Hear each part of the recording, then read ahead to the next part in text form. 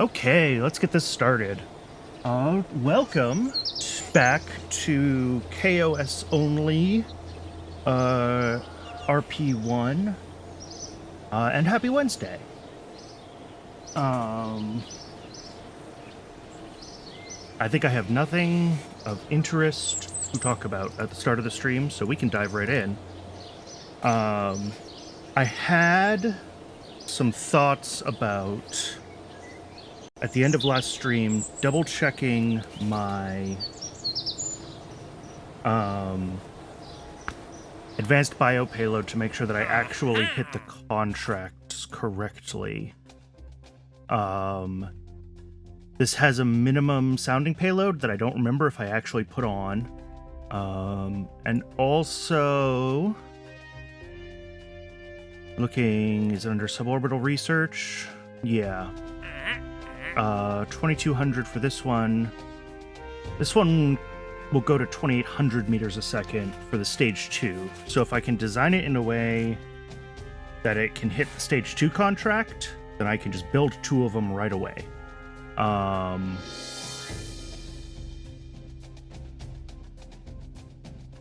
So let's see about that. Let's double check that design and make sure that we're going to be ready to go for those contracts. And then the other thing to work on today is the 5 megameter or 5,000 kilometer contract, which is the last downrange milestone. And then after that, it's going to be working on an orbital rocket for orbital insertion. Let's see, V2 bio.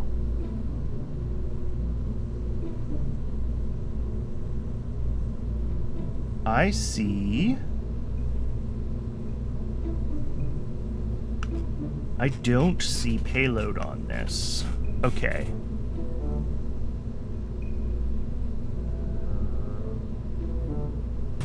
Is there a general way to see somewhere down here? Probably not. The oxygen. I wanted to see if there was a way to see all the resources on the ship. But that's okay.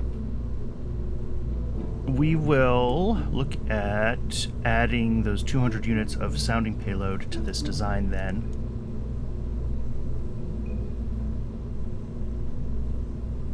I guess, right? Oh. I don't love that. I might do some redesigning on this. Let's compare this one to what I did for the catapult. Because, yeah, the catapult has this, this avionics ring, which I think is what I actually want to use in the other design. Because then I could make this part, which on that is just, this one is a procedural structure. I could make that maybe where I have the sounding payload for the advanced biocapsule. I don't hate that plan. And this is where I really miss the KSP2 editor, because it was so easy to just move bits and pieces back and forth between different rockets. Let's open V2 bio. It's fine. And then we're going to merge in the catapult. And then I have to do like that. And that. And then get rid of all that. Take this off. Put this on. Okay. That is the beginning of redoing this rocket, but we are not there yet. So we now need to change this upper stage avionics to just be a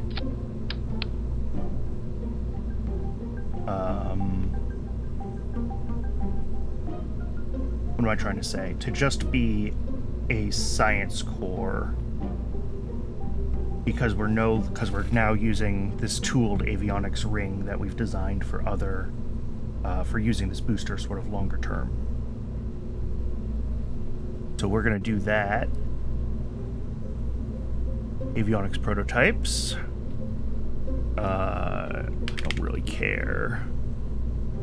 Yeah, it'll be tiny. That's what I thought. Minimum size. No surprises there.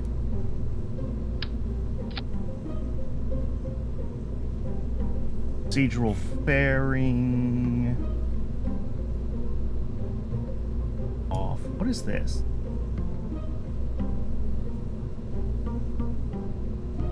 Oh, it's the RCS engines. Of course, of course, of course. Do we need those on this design? I don't think so. I'm going to take those off. What I will do is see if this has enough space in it for that 200 units of sounding payload that we need, and it does, so I can use the same tank that's already tooled. Awesome. So this is the new design of the V2 bio.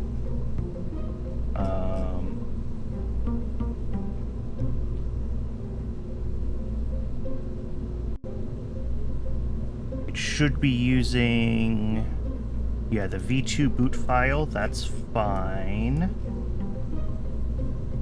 Okay, let's sim this and see if it's hitting 140 altitude and what its velocity is.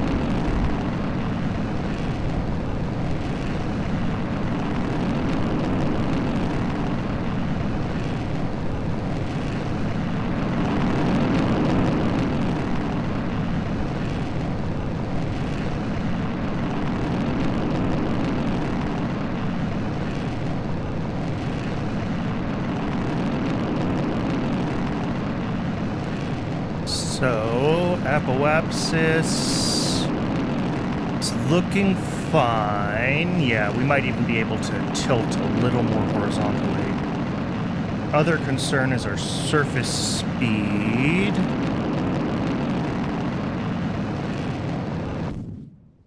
Okay, which hits 2200, but not quite 2800 meters a second. So this rocket, as built, won't quite be able to achieve the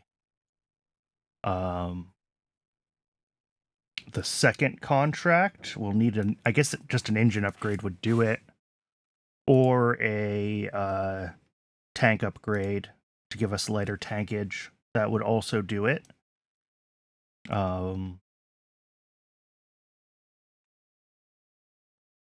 But we do hit the 2200, so this will at least complete the base contract, sort of as specified, which is great. Let's get this up to space. Okay, we do jettison. And then we've got plenty of electric charge. Let's see if this thing manages to re-enter safely and deploy its parachute. I just want to make... Oh, I didn't recalculate the parachute. Okay.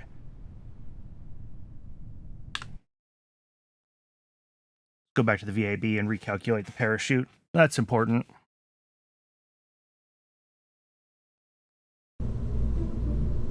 shuts all of this off.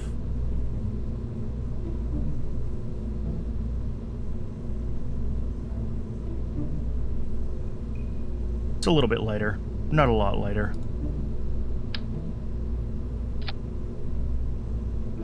And then I go in to this, and I just want a lot less power. How much extra DV do we get? 1 meter a second. Okay, not worth it. We've reached the point where our avionics are light enough that being stingy with power is not really a worthwhile trade-off anymore.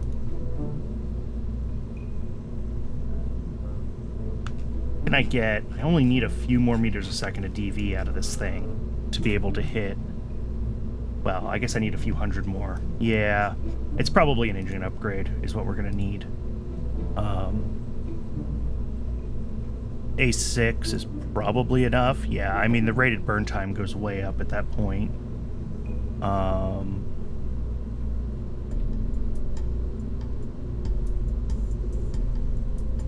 This tank stretch would be,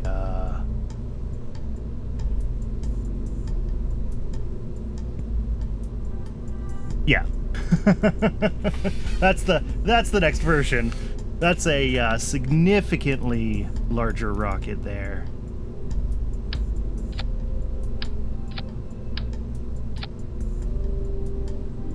Is that really right? Is that the rated burn time on this thing? 2 minutes, 1 second. Yeah. So, there we go. 8.8 meters, but probably 9, whatever. So this should be able to do what I need it to do. I'm going to give this a new name.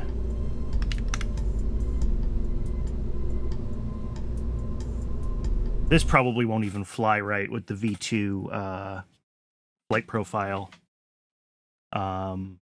Because it pitches over based on its percentage of fuel remaining. I expect it's going to end up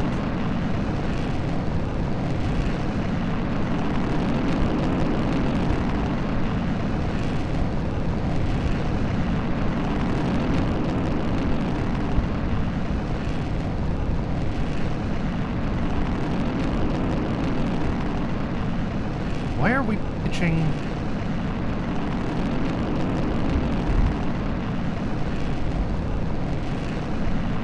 Oh, it's just confusing itself. Okay.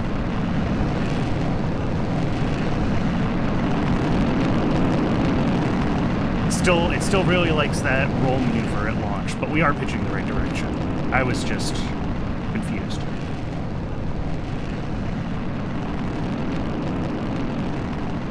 But since we pitch based on how much fuel is left, I think what we're going to find is that this is going to pitch over way too unaggressively, and it's going to end up being entirely overlofted.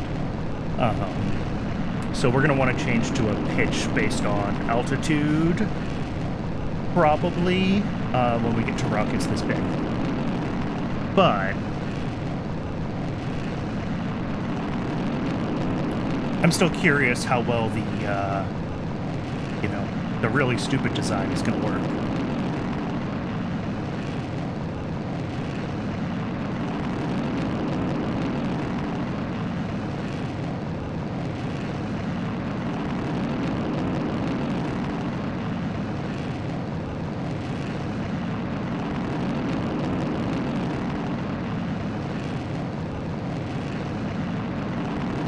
And then, because of the rocket equation, we're not going to see this hit performance targets that are...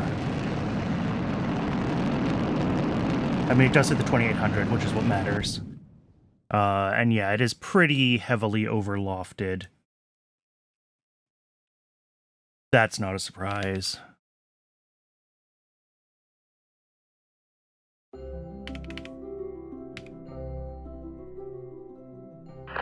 Up and over.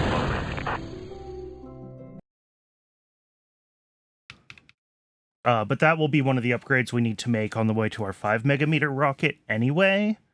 So if that, sort of stretched booster works right for this contract, and it does look like it will, we hit our 2800, and we are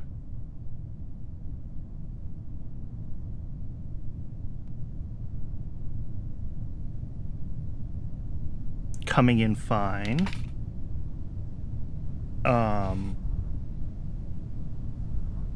Yeah, we'll be able to use this this design for sure. Perfect.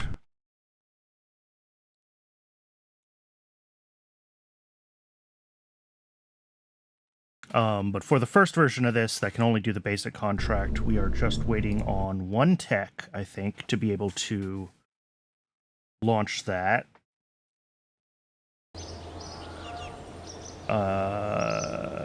Combined. Yeah, we're waiting for this early science tech. Okay, and then we have early materials science and basic rocketry. Early materials science gives us better tankage. Okay. And then does basic rocketry give us the upgraded version of the NAA-75? It does. This gives us the A6 config, although it also gives us the LR-43.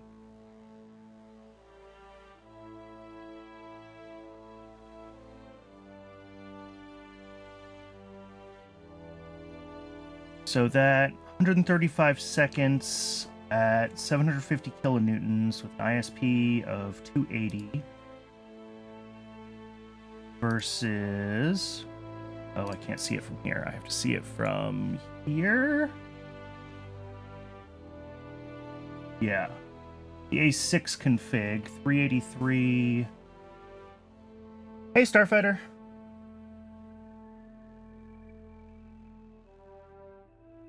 I think the answer is the LR-89 is a better engine, which makes sense. But I think the A6 is going to do what we need to do for at least some early flights.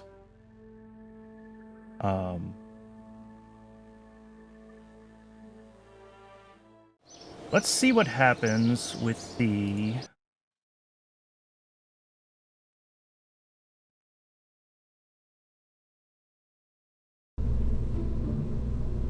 Let's check out the catapult, and I am going to do a couple of advancements to the catapult.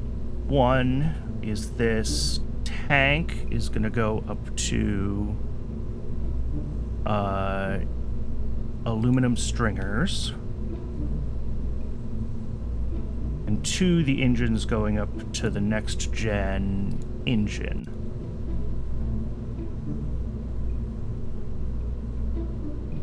And then I think I said 9 meters. Yeah. And then up here, same thing. Change the tank type to AL stringers. Fill with the Araby. Yeah. Although, I was just saying, talking to myself before you got here, the tyranny of the rocket equation means that, twice as much fuel for just a few hundred meters a second more delta V. But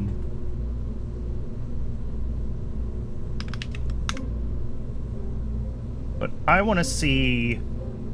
This is just basically waiting for the next engines and doing nothing else. I want to see how close this gets us to the 5 megameter contract, with just some basic upgrades.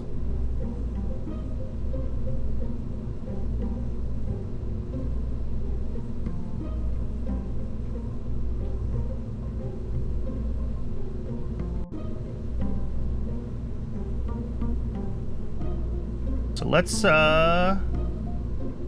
launch this thing.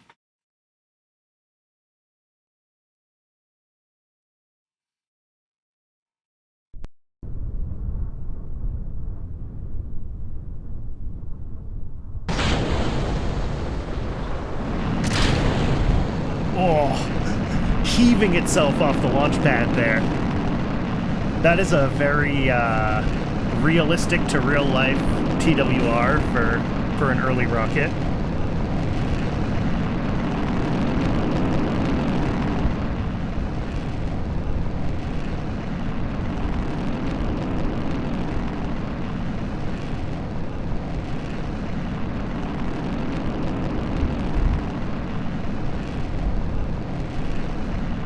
Even though we have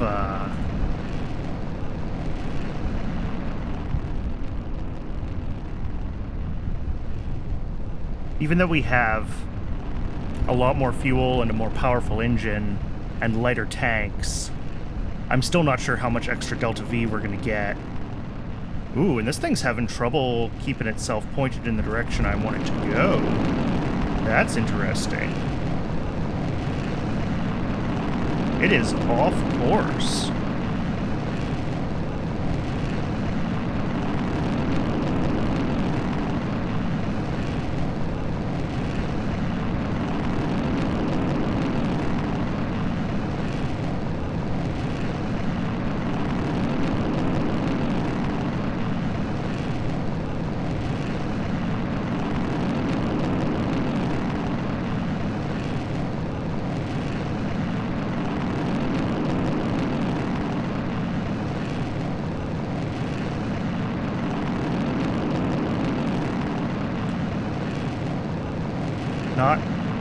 Not really sure what KOS is trying to do with steering this thing, but that's not good.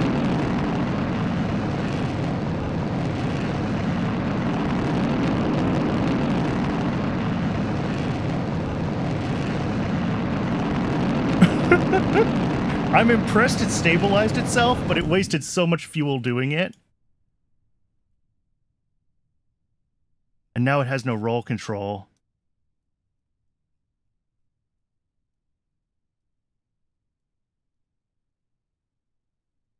Is it gonna get itself stable?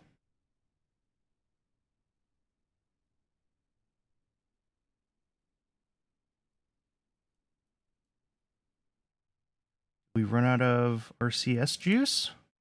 No, there's plenty of that.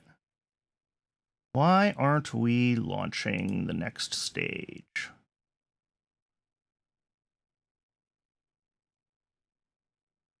Yep, that's fine.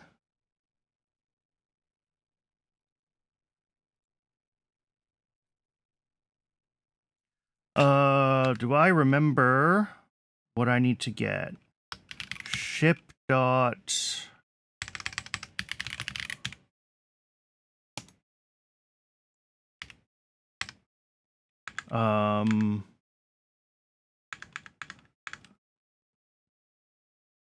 Angular vel, yeah. 0.01 on Y, 0.04 on X. And Z I don't care about.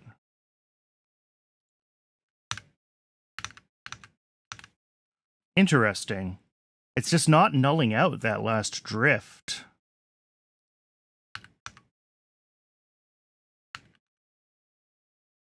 That's fine. I can adjust the thresholds so it's a little less aggressive. Because these are basically made up anyway. I already forgot what I said they needed to be. Less than 0.05. Okay.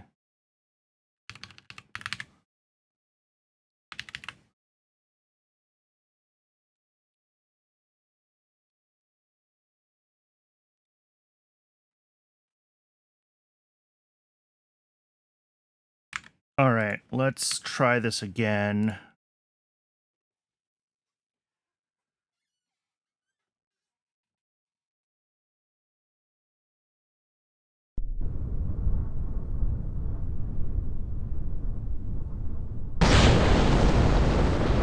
See how this does with the bigger thresholds for stabilizing itself.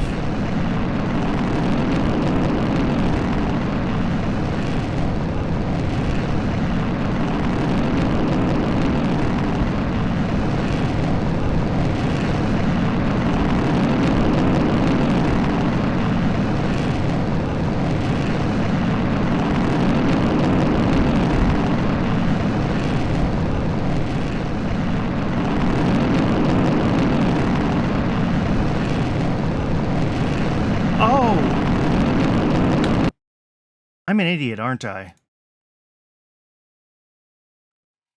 I just realized something. What's the mass of this vessel?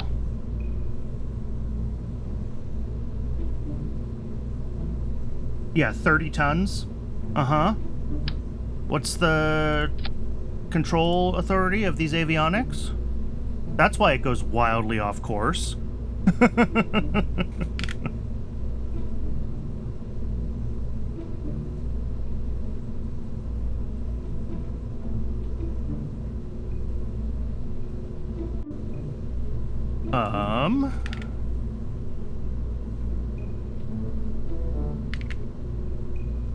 I fit it under 300 again? No, not really.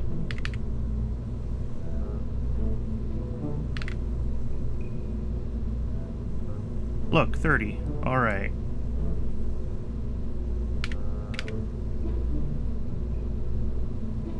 Yeah, 28. Okay.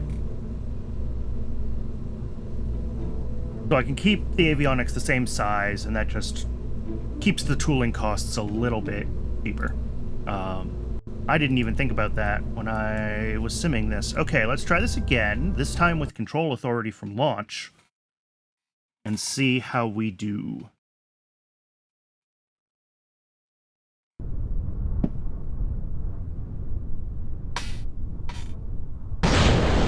I might be able to make the thresholds tighter again on the...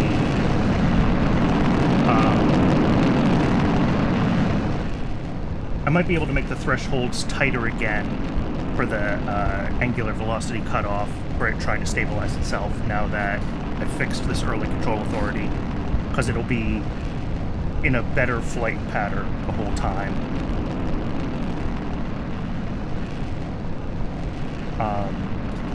I'm expecting this to end up pretty severely overlofted.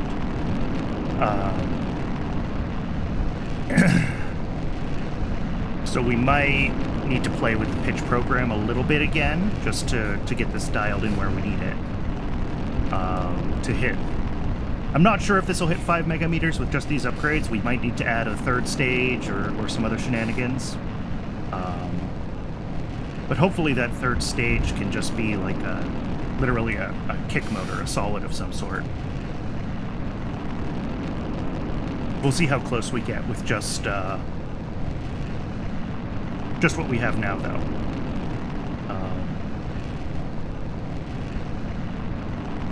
Yeah, and shockingly, we are now no longer wasting a bunch of Delta V on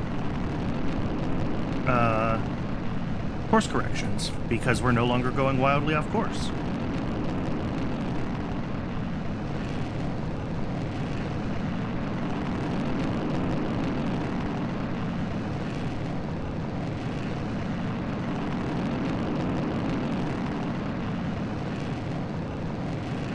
Alright, that's the one running the program. This is the booster avionics.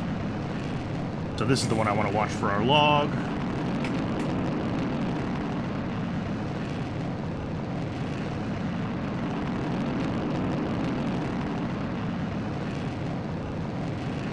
Looks nice and stable this time.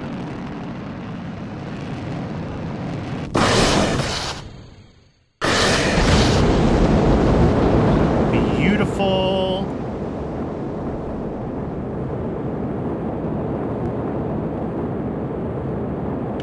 We can look at the map and see how far downrange this is pushing us.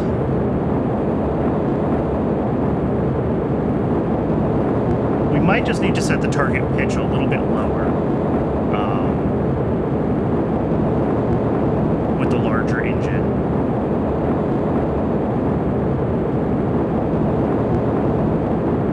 Because, yeah, we're going pretty high.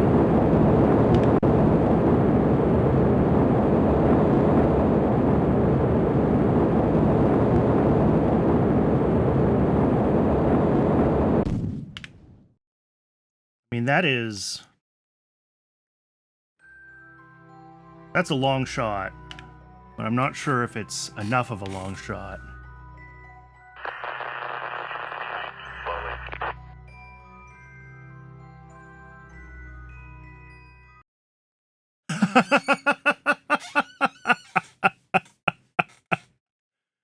somehow, we're not even hitting the 3. That's funny.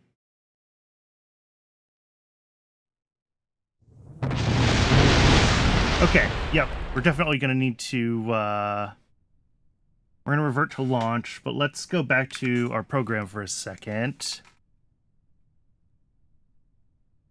So I had this set for 50.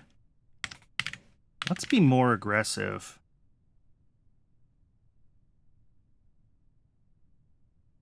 Let's try 60.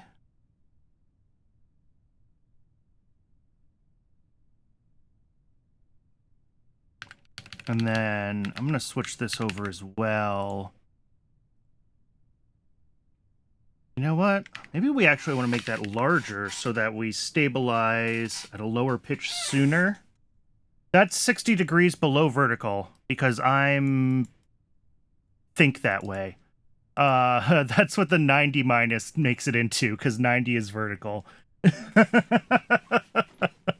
Because I wrote it backwards the first time, and I still haven't fixed my code to be not backwards. So that would take us down to 30, whereas before it was stopping at 40. So that'll just get us a little bit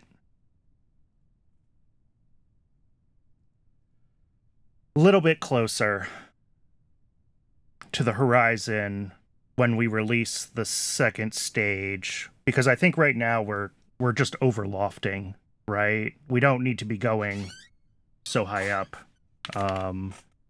And then I bumped this up, which means that we will hit that point a little bit sooner and stay flying at that 30 degrees in the first stage longer. I'm not sure if that matters. Maybe it's better to tweak that using the power here instead of this. Let's find out what happens.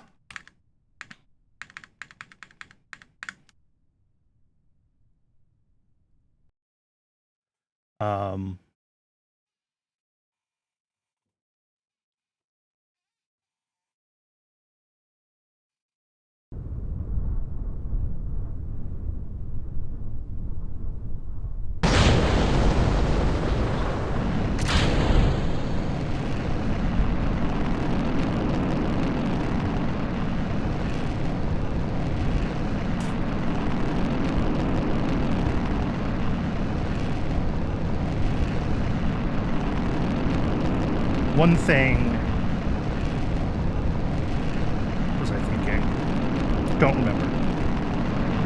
It would still be nice at some point to understand heading well enough that I could stop it from doing the unnecessary roll programming, but...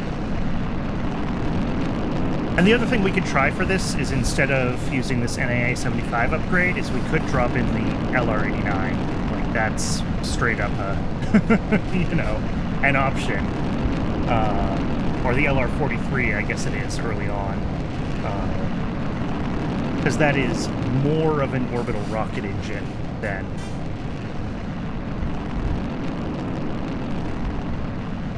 this one.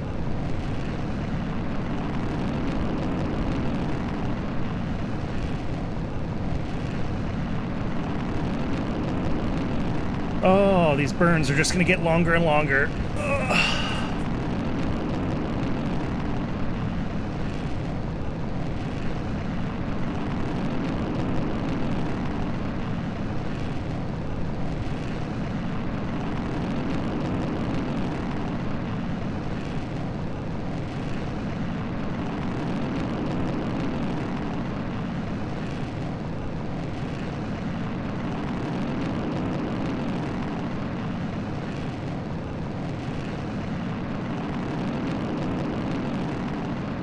Yeah, we're pretty low this time, I agree.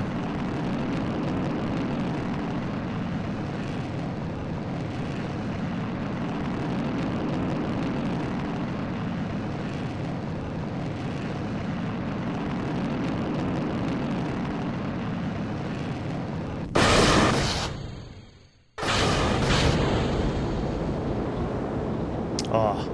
I do love the way this stages, though, with, like, the 3 different, events. It's really cool.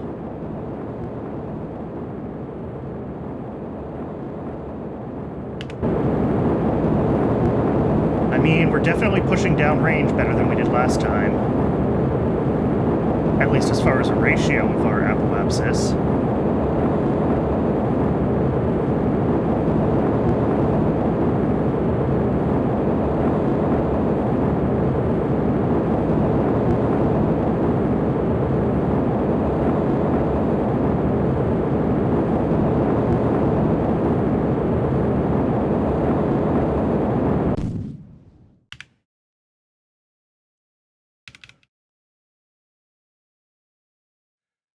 Oh, the Kraken really loves this spin-stabilized stage. All right, let's go on rails now.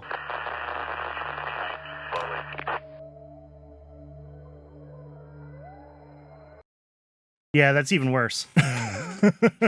Ah.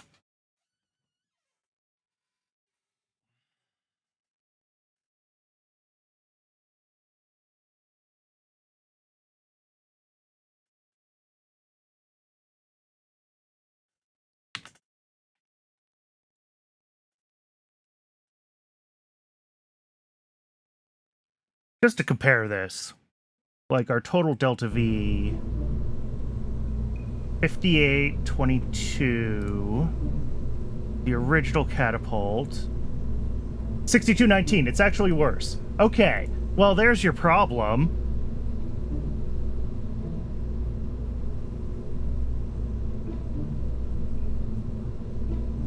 Yeah, that's...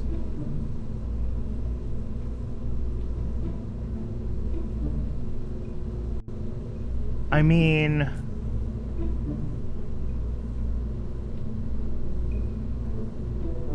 I don't think this better engine is necessarily...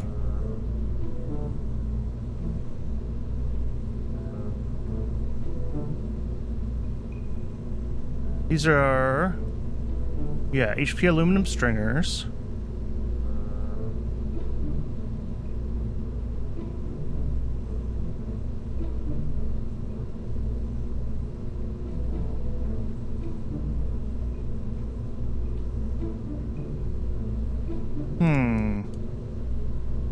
The other thing that we get at this tech level, instead of this NA75 upgrade, is LR-43.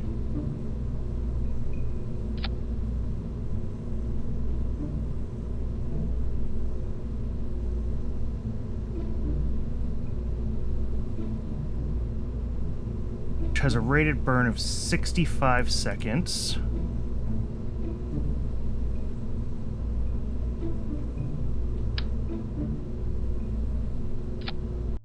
And, oh, right. Of course. Groundlit.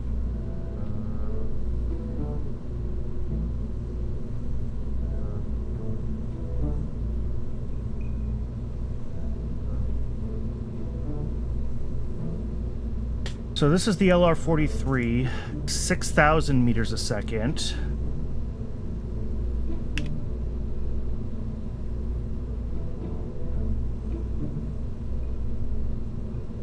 Still worse.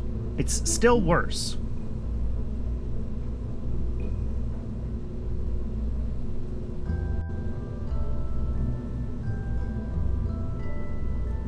How did I achieve that?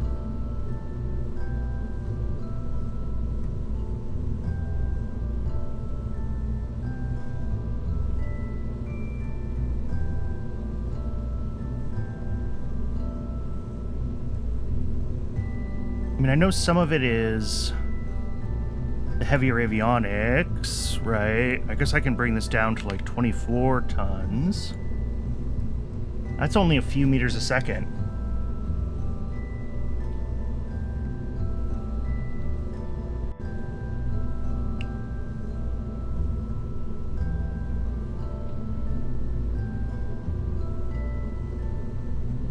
This does have a much better TWR than the Redstone rocket, though. The Redstone engine.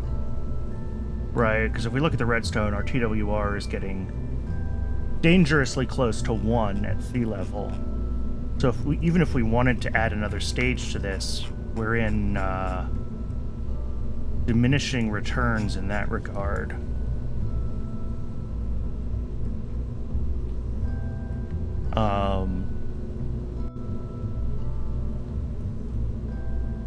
The actual, yeah, was the A6H.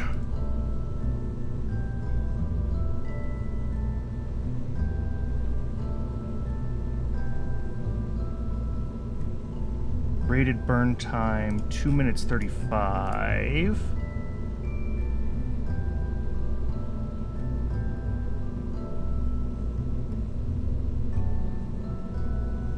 Can barely heave itself off the launch pad. But even this variant with the A6H is still just too heavy.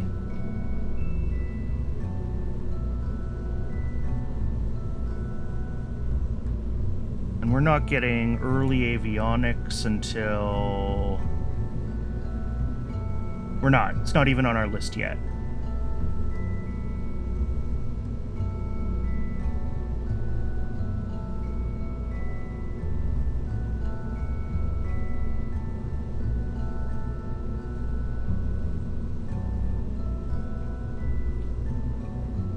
I was really hoping this basic rocketry tier would be enough for us to get 5 megameters. And I think it will be. I think I just have to figure out the right combination of stuff.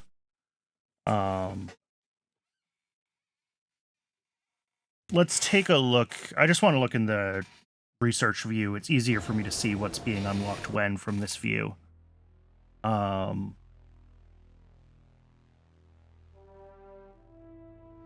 What else do we get here?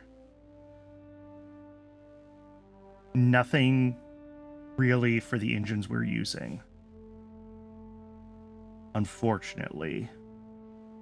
Yeah, we've pretty much got the A6 or the LR-89. And we get the aluminum stringer tanks.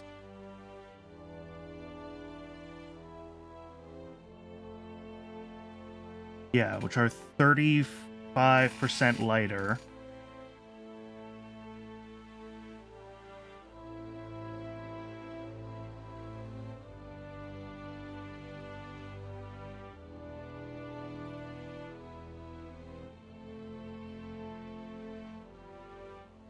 So then what's going on with this config versus the original? Same thrust.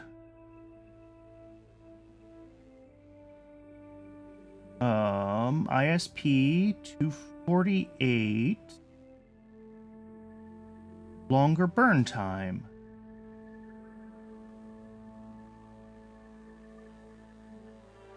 Something is messed up here.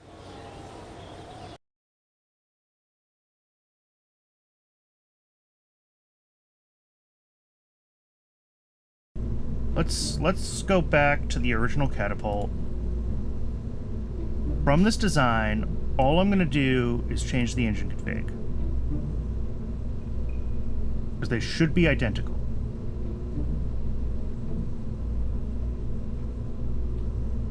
And they are.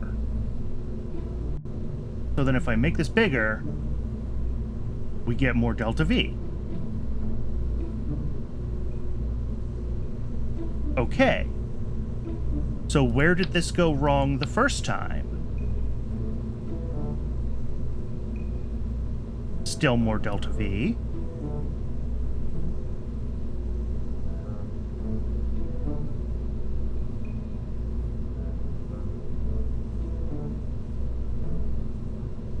So, wait a second. I know what I did. I'm an idiot. I know exactly what I did. Let's look at what I made this tank type. The answer is it's a high pressure tank. It shouldn't be a high pressure tank. And now, oh look, there's all the delta V I expected.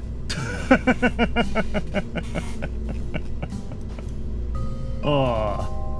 All I changed up here was I made these the new tank types. I didn't make this longer. But no, this is what I did wrong. I made this high pressure tanks. I'm an idiot. Alright, so now this thing weighs 24 tons.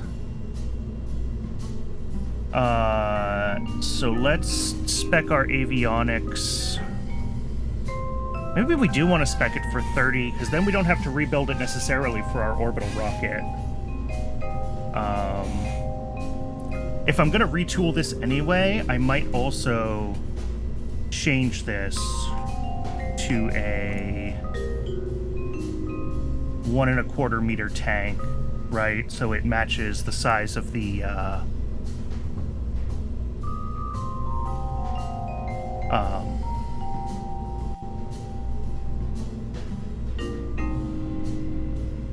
what am I trying to say? Like the upper stage of the bio, this is the 1.25 meter. So I can kind of standardize on this size for my upper stage, and then whatever I do with solids on top of that as kick stages for the first satellite contract will be fine. But for now, let's try this with its proper delta V amount, and any tweaking that I did before with the script is going to be wrong because our everything is different now.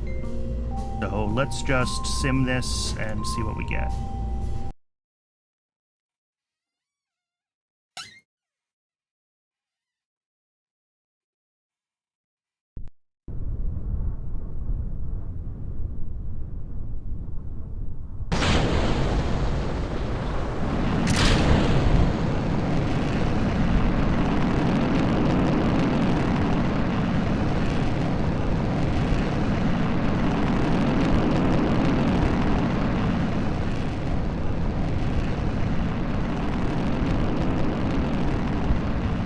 That really is very, very loud.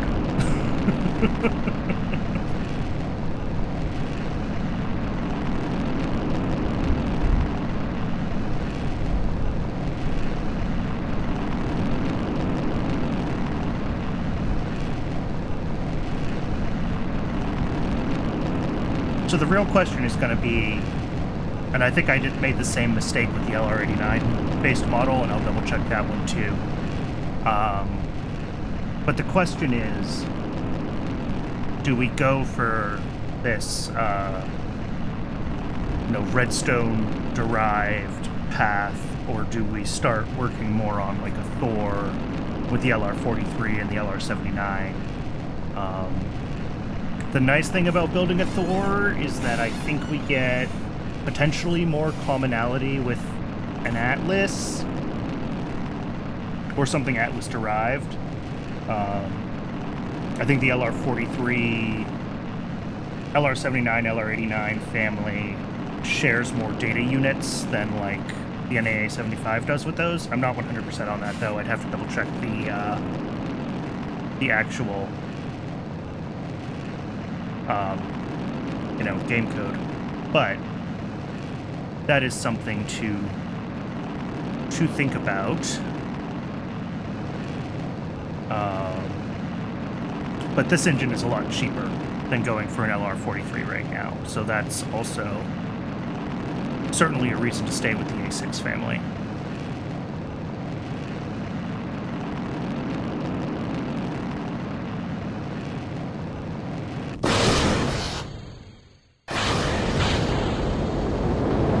Alright. And now this guy... I mean, we should just be going that extra, 1,000 meters of a second faster. Oh yeah, to begin with, look at that. This stage has barely even started, and our downrange is already looking much, much better. I'm not sure if this profile will quite hit 5 megameters. We might need to tweak some things, we might need to play with some things, but we might still want to think about a kick stage for the 5 megameter design.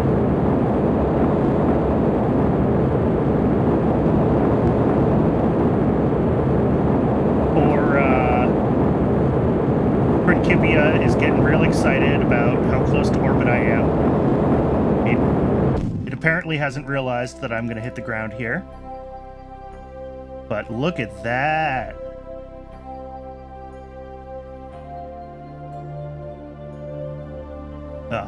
This is... Principia simulating me getting slingshotted around the core multiple times because for some reason it doesn't know that I'm colliding. It's having a great time.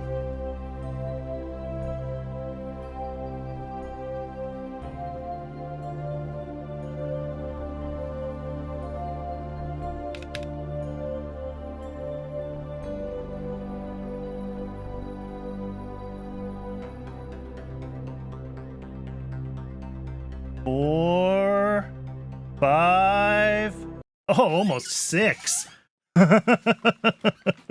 Yeah, no problem hitting 5 megameters with this design. Cool. All right, so we're just waiting for 2 techs then for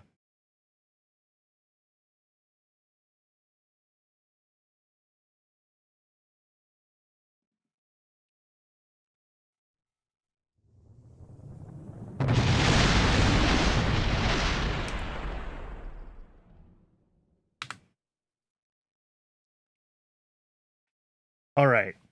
I'm not going to touch the downrange script at all again. This version works for this launch. So I think we just have to wait for the techs for this, which is going to be the engine tech and the tank tech. In the meantime, I don't know. I'll figure out either some other missions to fly, or I will just... Well, we've got at least one more mission we can fly in the interim.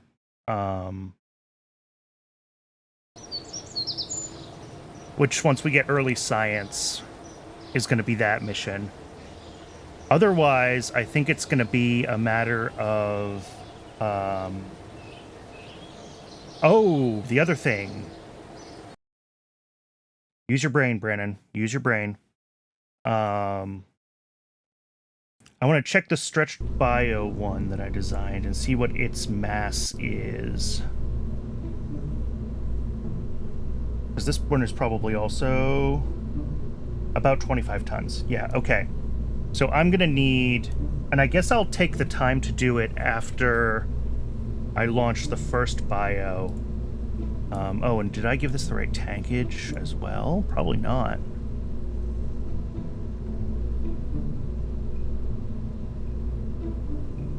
Stringer tanks, please.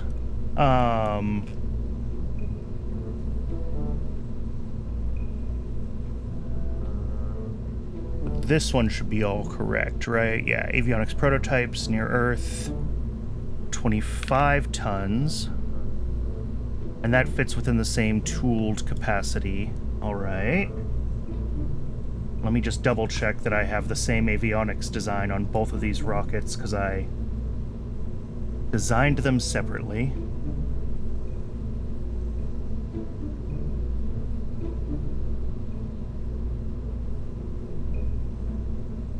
Figure, 25 tons, 200 battery, preserved dimensions. Okay. So when I tool one of these avionics, it'll be tooled for the other one. When I tool the tank, it'll be tooled for the other one. I wonder if I can get away without retooling the upper stage.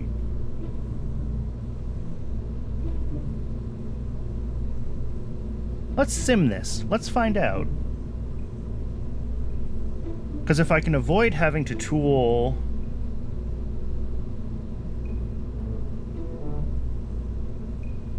Yeah, so we have our little tank here. And that's going to be the same tank tooled across nitrogen for here and sounding payload for the other one. The long tank, obviously. And then the updated avionics for 25 tons. Maybe I want to make that bigger. Maybe I want to think about tooling that for space. That's something else to keep in mind.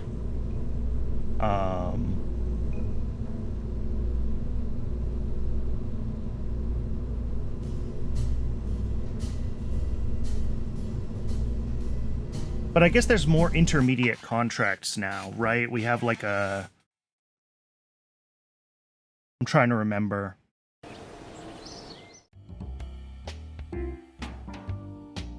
early satellites.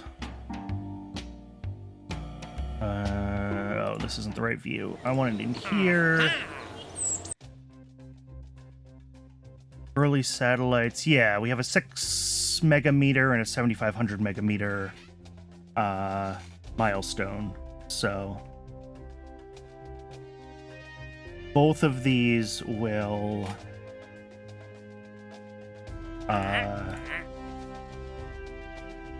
be opportunities for us to upgrade our tech, etc. So I'm not going to worry too much about them.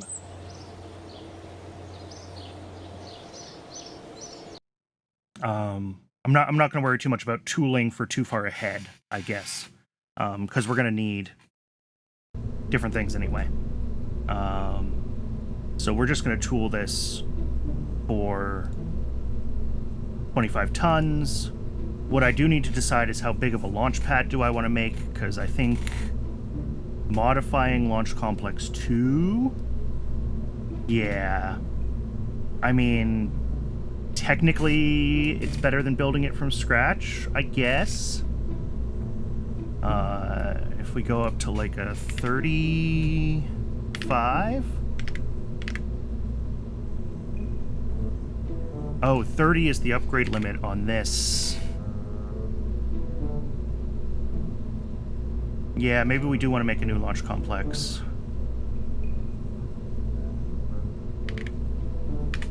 Up to 33 tons.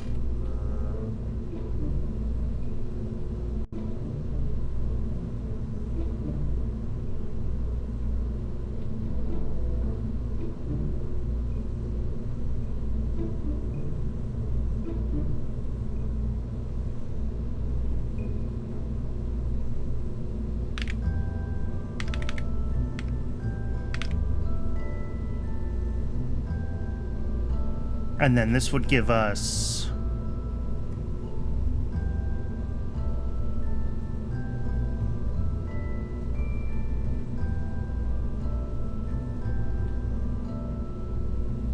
a little more headroom on growing and stretching sort of our rocket designs here as we push to orbit. I'm not sure if 33 tons is going to be enough, but this one will upgrade for up to 66. Whereas the other one capped out at 30, and I know 30 is just going to be pretty limiting, especially once we want to start launching satellites. So I'm going to say we're going to build this. Except it's not going to be called Launch Complex 2. It's going to be called Launch Complex 3.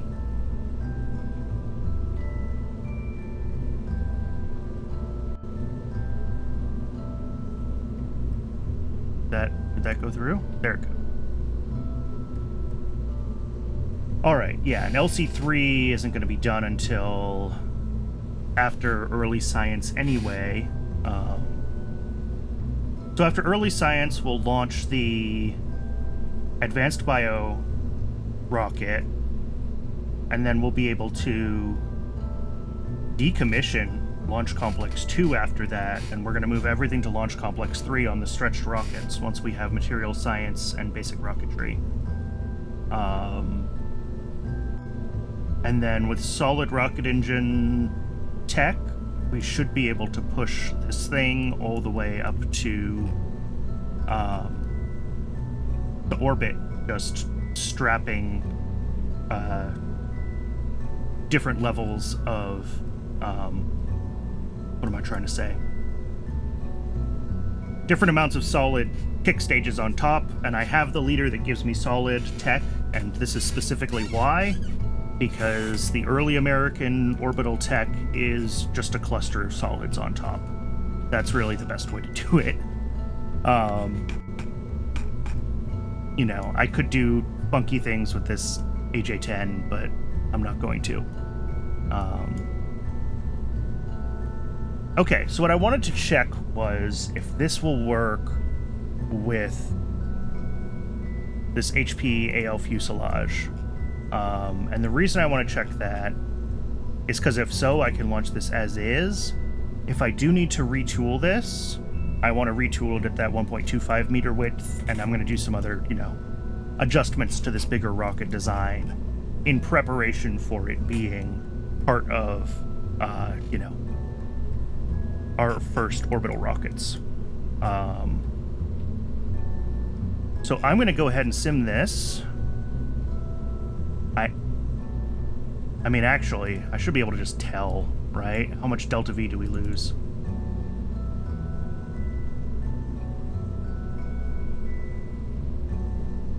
$73.17 versus 71.35. Okay, that is significant. That's like 180 meters a second, so...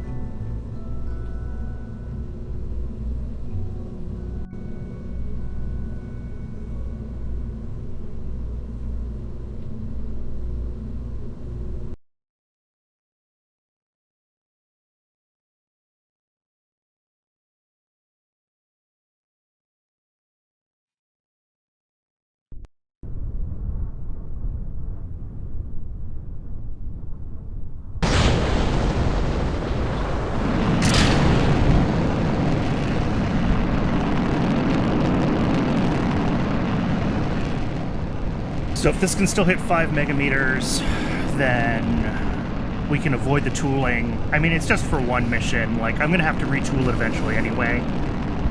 But we're rolling through pop-up and the green and red. Oh, I'm using a UI mod. Yes.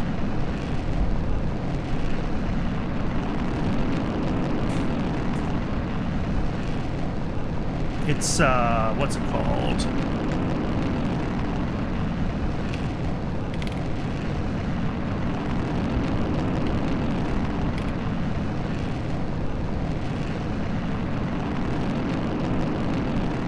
Yeah, I think it's Z-theme. Yep, that's the one.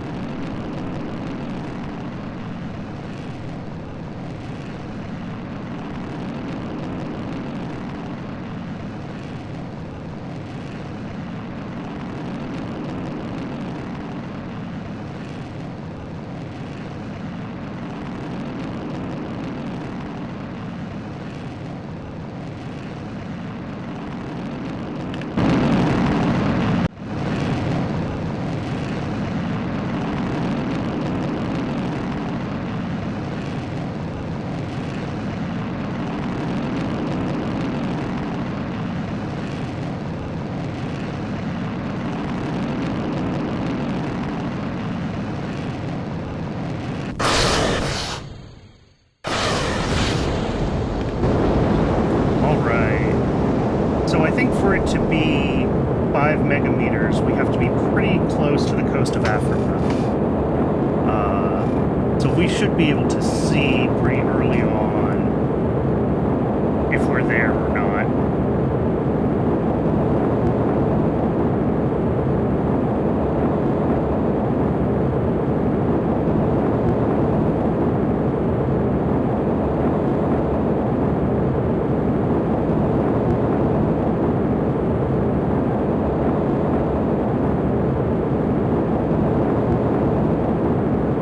As always, Principia is very excited about me slingshotting my way around the Earth's core. Ooh, that's going to be tight.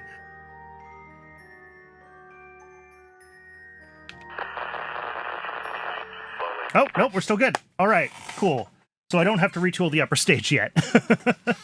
I'll deal with that when I start working on the orbital rocket, but the stretched version of the catapult is fine.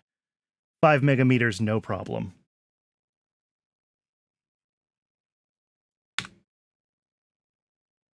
Perfect, then. All right, so I think we know our tech upgrades for the next couple of missions.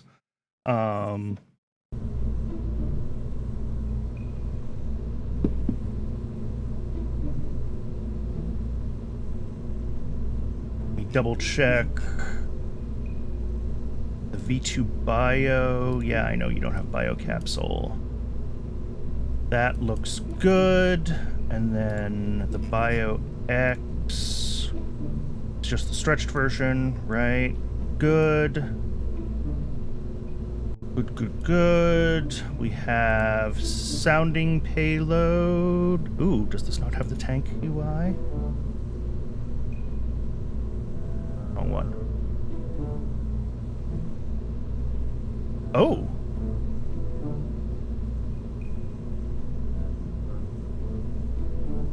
Right, these are stringer tanks, right? This should be...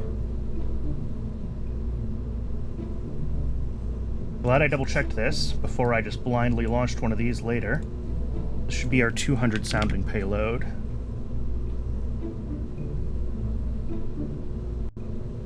Cool. Alright, so that one is good. Now I'm concerned about the first one. You should be... 200, not 230. Thank you. Okay, that's good. This has the advanced biocapsule, which should be waiting. That's important too. I'm making sure that these are saved in the state that I want them saved in, so that I, like, can actually make sure that I... Yeah, there we go.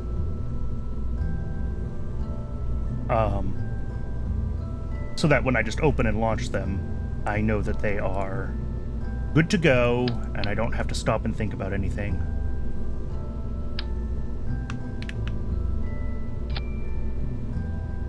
All right. I think those are good to go. Other than maybe turning on one more science experiment if it becomes available. Early science does give us the mass spectrometer. Okay. This I think is a pretty slow... Yeah. 2 hours. I'm not sure if this is worth running or not.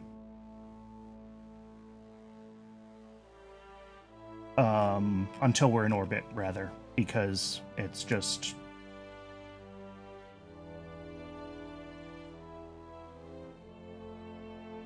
It's a slow experiment. It needs a couple of hours to run. What's our flight time? Yeah, if that. 10 minutes, if that. I don't think it's worth it. If I remember to test how heavy it is. Yeah, I'm pretty much wrapping up the sounding rocket stage. I've got just a couple of the last contracts. And then I'm going to be moving on to satellites. I mean, hopefully later on today. Because before we get satellites, we just need this advanced biological and this 5 megameter contract, and that's the rockets that I've been working on designing. So those are actually good to go.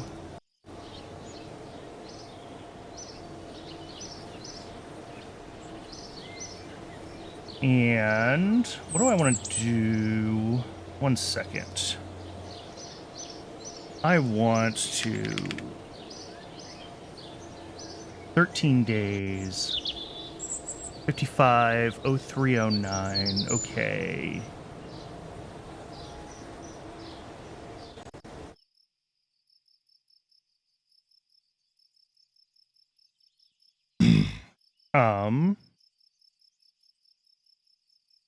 Oh, but I have unused engineers right now, so I need to be careful about yeah.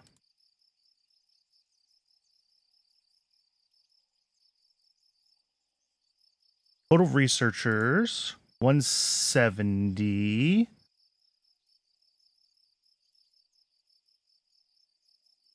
If I hire another 10.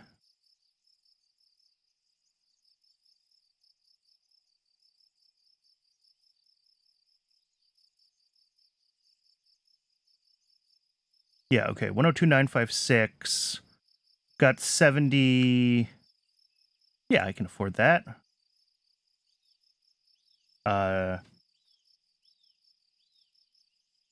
That's my biggest bottleneck to getting my next 57. Yeah, that's why I'm trying to get more researchers in. I'd like to see us... If we can get at least the basic solid rocket engines tech, but ideally the 56 to 57 solid rocket engines tech by earlier in 56, I think I should be able to hit Sputnik.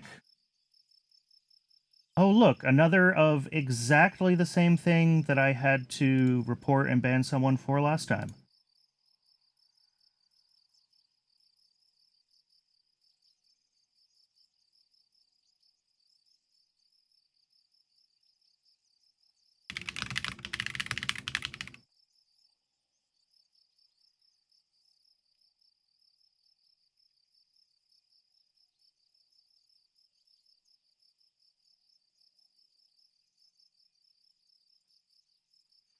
Ugh. Yep. No, it's just, it's a joke off of Sputnik and starting it with a K, and kaput meaning, broken.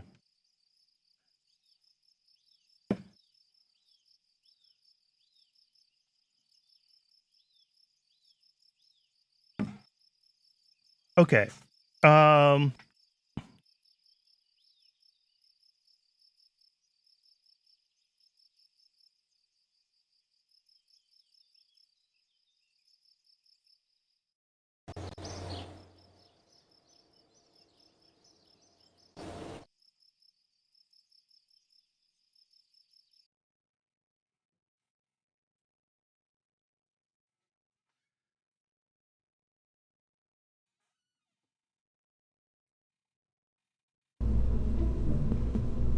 All right, that's the science tech I needed for the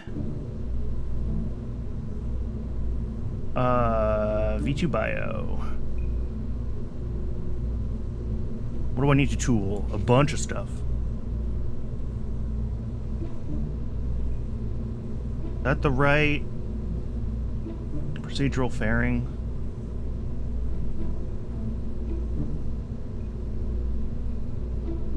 I hope so. Are you... Oh, that's the... Right, the science core that I'm tooling there. Okay, that's fine. Yep. Tool all.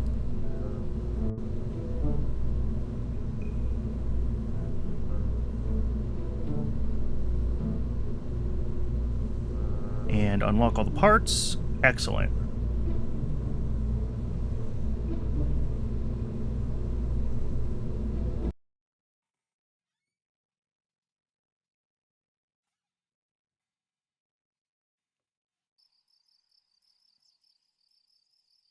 LC2, V2 Bio.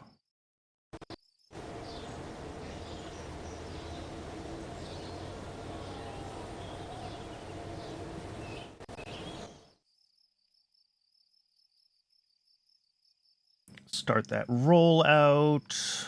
Hire another 10 researchers.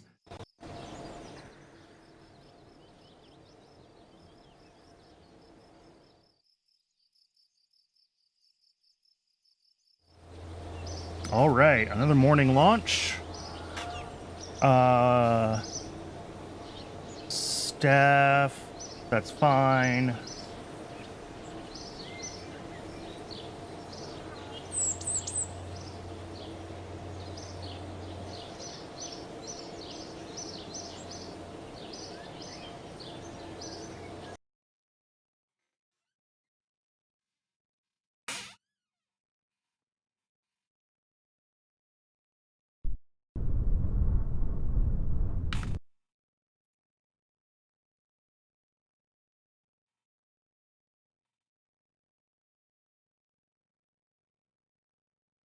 I forgot to grab the contract.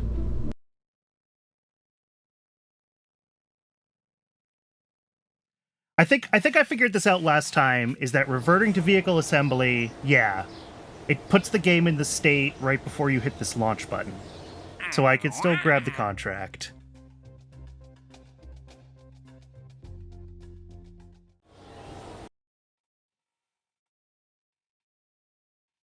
It opens the VAB, but that's okay. As long as I don't actually change the rocket.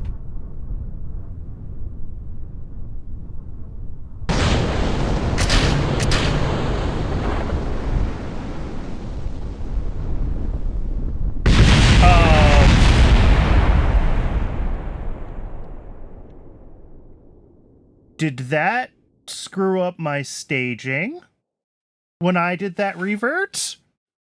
Am I going to have to try to quickly fix my staging before this rocket launches itself in 3 seconds? I could change the countdown timer, obviously. No, that all looks right.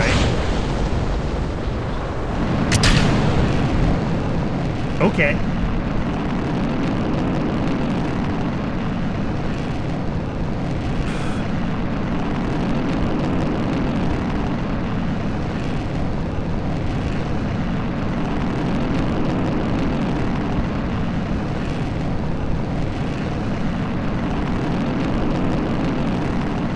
I don't know. Lists doesn't sound very Kerbal to me.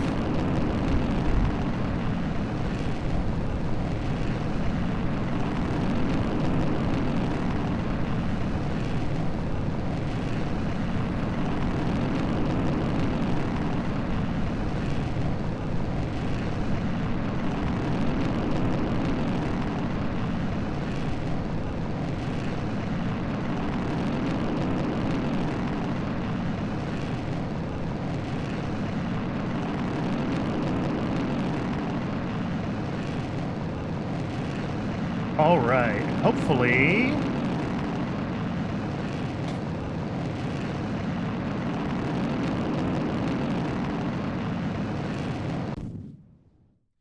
Ooh, that's something that I didn't think about. Because we're slowing down a little bit from air resistance. I didn't double check that we were still above 2200 when we hit 140. Ooh.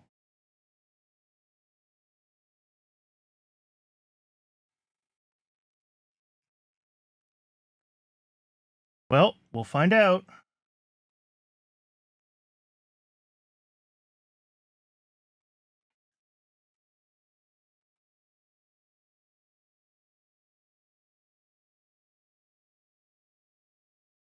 Yeah.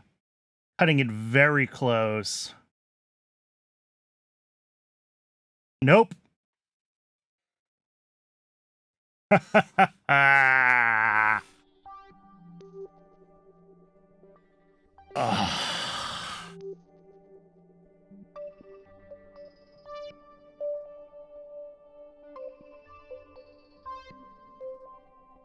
I mean, I'm still going to get the science at least, but...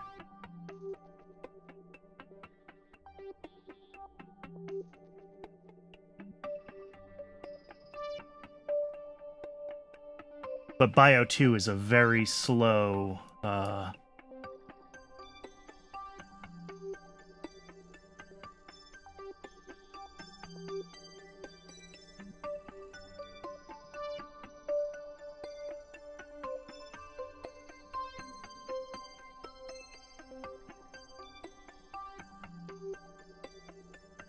Yeah, they came out looking real good. I like this rocket. All right, well...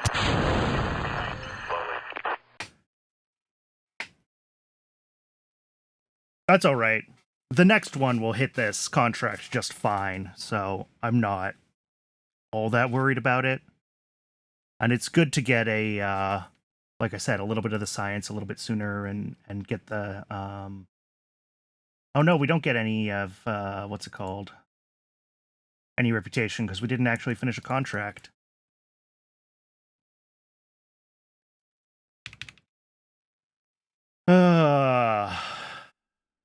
I forgot you had to achieve the 2200 and the altitude simultaneously.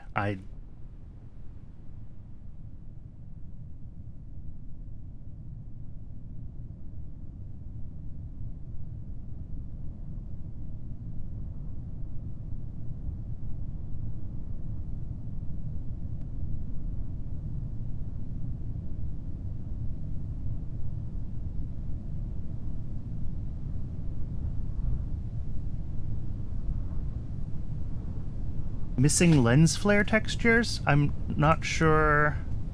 They look like they're there.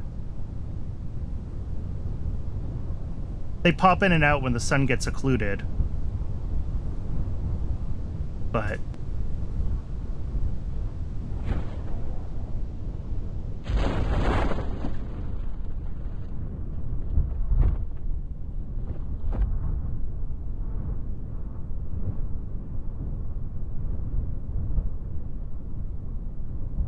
huge rectangle. Oh! That is funny.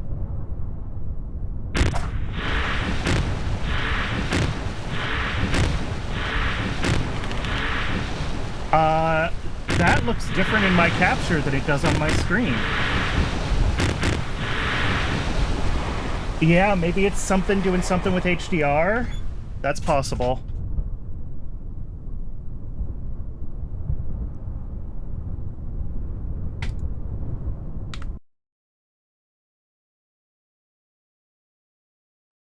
What am I doing? Space Center. Yeah, I'll have to look into that. See if I can...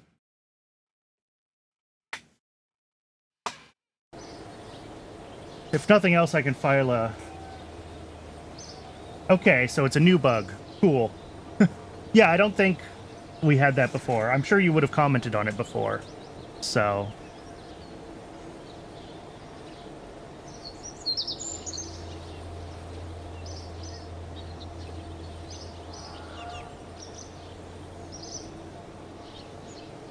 All right, let's dismantle Launch Complex 2, since the rocket launched from it can't hit. Well, that's a question. If I keep LC2, then I should be able to try again at early materials science, just retooling the tanks. Give me that little extra delta V on exactly the same rocket. Or I have to wait until basic rocketry.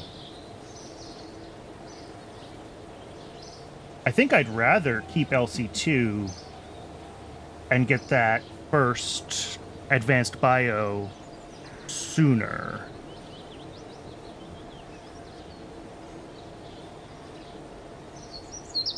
That's the other thing to check.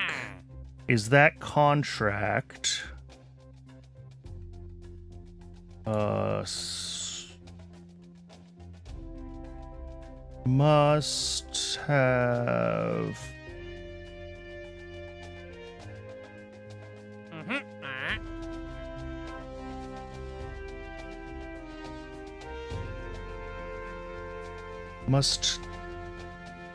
have active program suborbital research. Okay. Which means that as soon as I complete suborbital research contract or program, I lose access to this contract.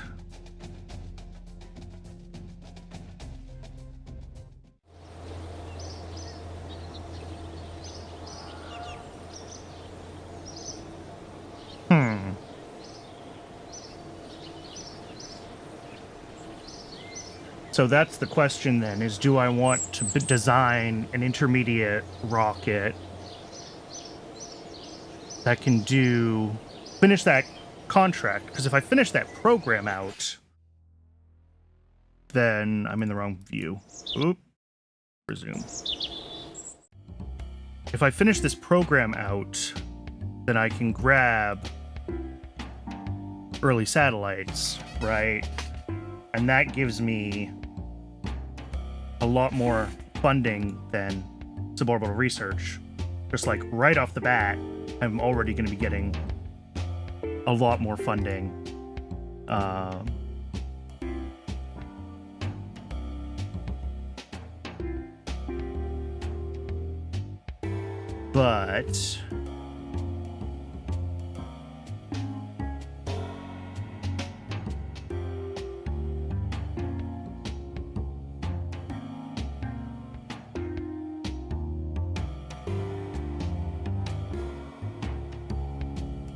But then I lose that ability to run that last contract. But really, that last contract is just for more rep, right? So, I'm gonna do it. I'm gonna do the intermediate launch, and then we'll see what we're looking at.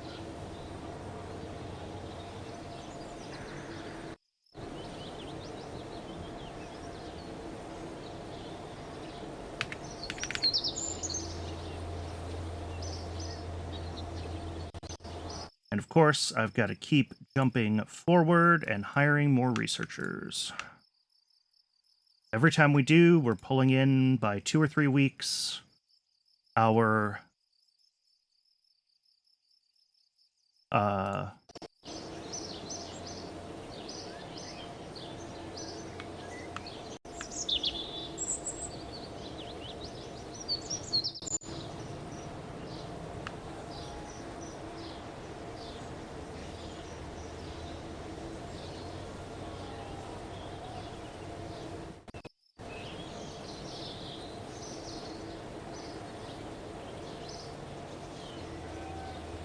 engineers. Let's see. Launch Complex 2 still has 77. LC3 has none. That's fine. Okay. Whoops. I want this open for researchers. Hire 10 more.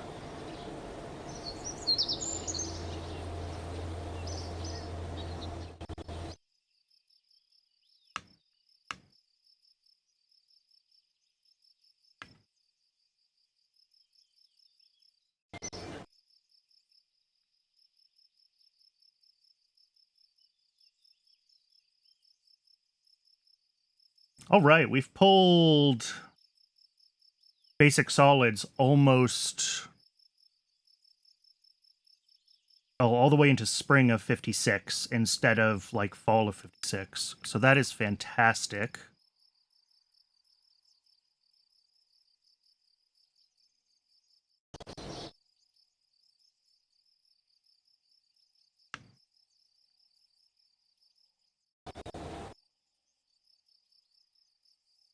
All right, let's build our slightly improved version of the V2 bio. This will just be using the lighter tanks. That's it.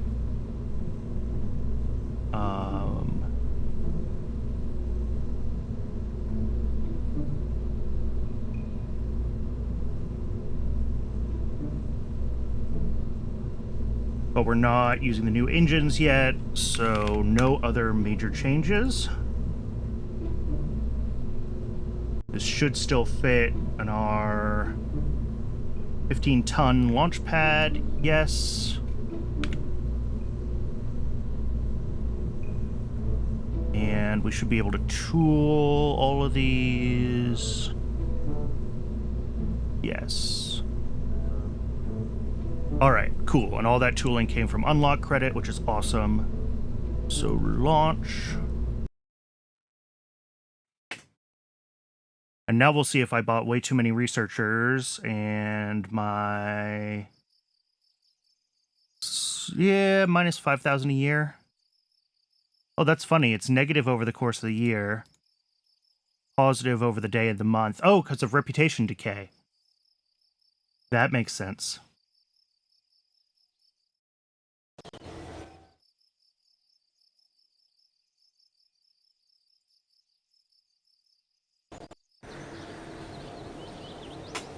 Okay.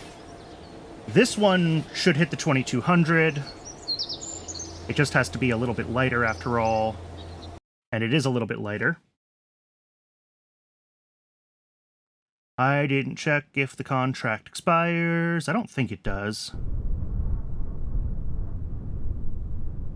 I think it's a RP-1 mechanic, but your reputation here goes down over time when you're not flying contracts and missions. And you get additional funding when you have high reputation.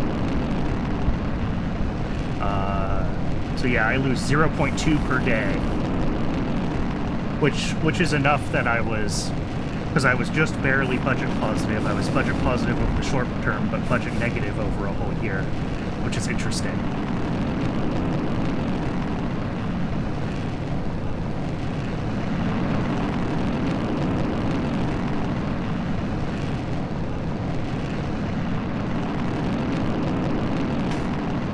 This thing is booking it.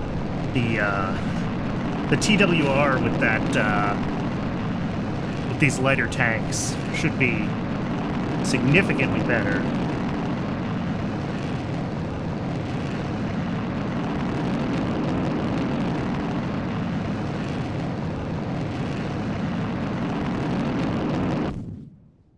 All right. Oh, but we're tumbling. Now we wait and we see if we stay above 2200 until we're in space. I didn't actually sim this. I just assumed, because we were so close before, that a slightly lighter rocket with the improved tanks would do the job.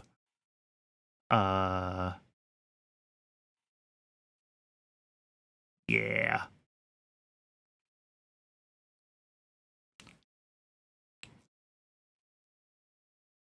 But we're tumbling a lot more than we did on previous flights, and that makes me nervous.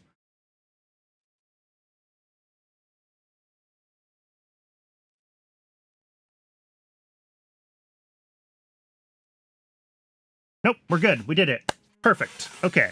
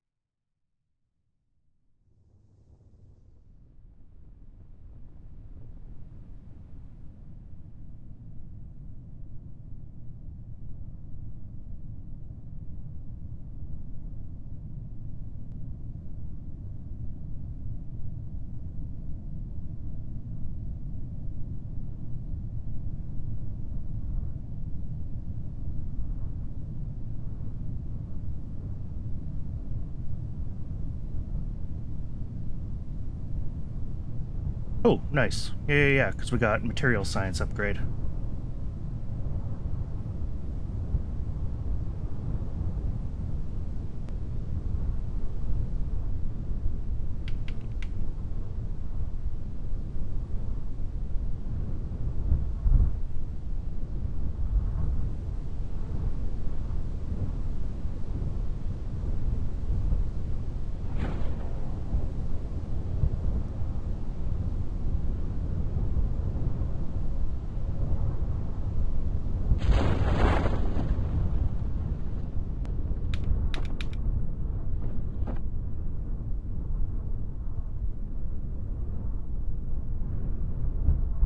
Looks good. We're not going to get a ton of science, but that's okay. We don't really get the science from the advanced biocapsule until orbit.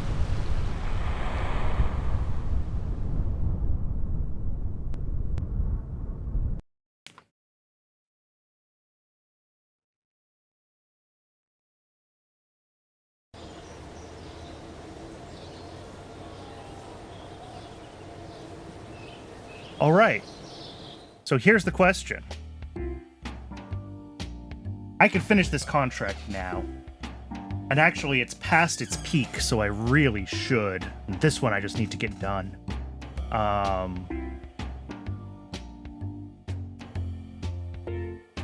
Oh, and we get reputation for finishing a little early.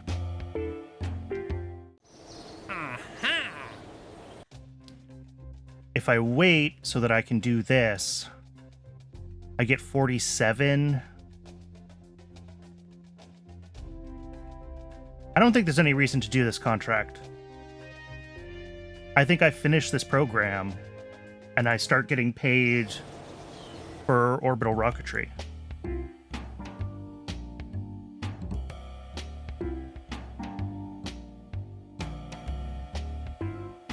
All right, we're just going to do this on fast, which is a 4-year program. If I do breakneck, the 3-year program. Yeah.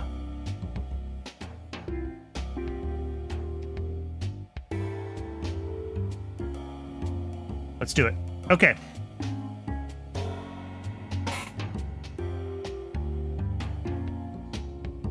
So our deadline is 1960-0208 to finish all of these. But once we get our first artificial satellite, the other ones should follow pretty quickly with just a couple of tech upgrades.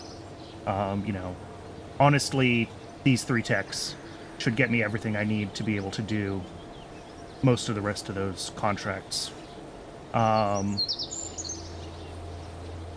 All right, so I am going to dismantle LC2 now. That's it. And I should now be making a lot of money. Yeah, so we're going to hire more researchers.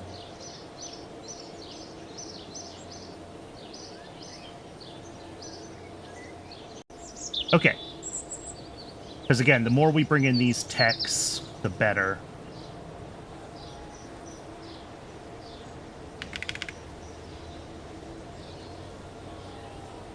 (23rd Feb, 22nd Feb). Okay, so we want to actually stop here.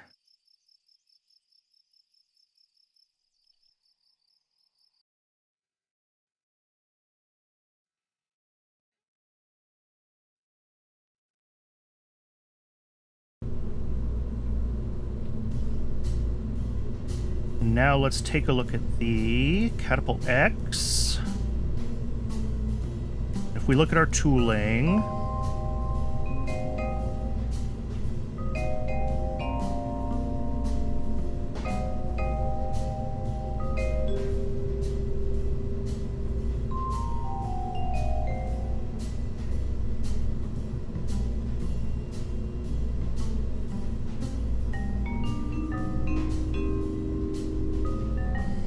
why is this?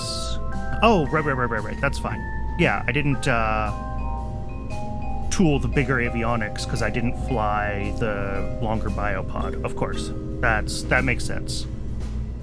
And then modular tank. This is just a stretched version of the other tank, so it's not that expensive to tool. That's why I didn't feel all that bad about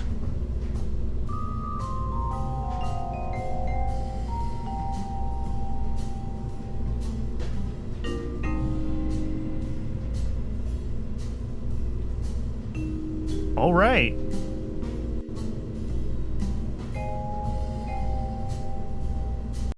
So that is a Catapult X ready to hit that 5 megameter contract. Did I not actually launch it? Why did this not launch? What did I do wrong?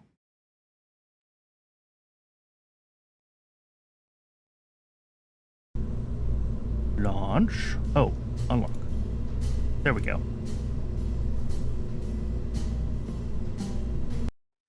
And I need to staff up LC3 as well.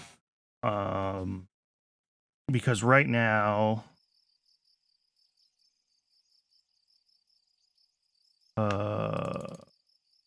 there we go. I mean, all 77 of them.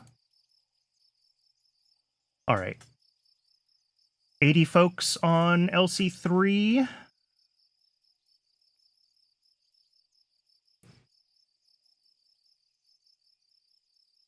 But it'll hold up to like 140. So I can make this a much, much more efficient launch complex as I go. If we think about trying to get to orbit using, well, not exactly this design, but something like this design.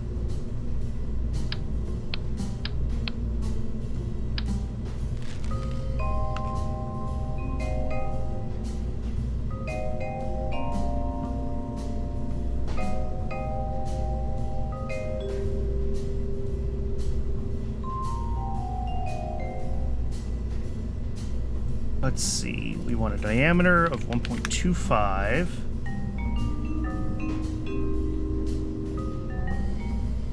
We want to use our high pressure AL stringer. This is going to be a much, much shorter tank, obviously.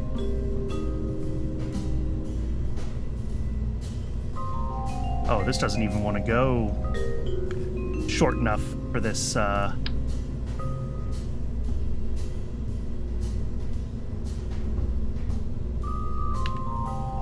Why are those rotated? I undid that rotation.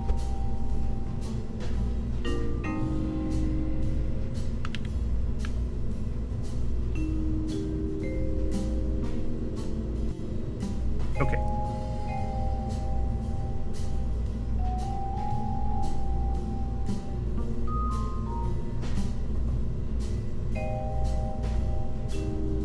So this would be our actual, well, part of our upper stage. And then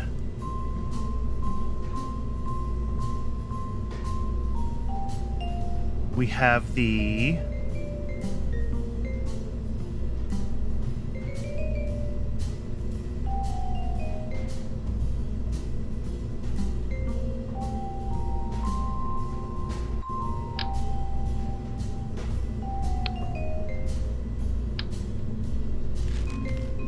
place this after placing and attach the 11x cluster to that. Okay, let's see if I can figure this out. So first, we drop a baby sergeant as our centerpiece. And then we add the 3x cluster decoupler. And then we add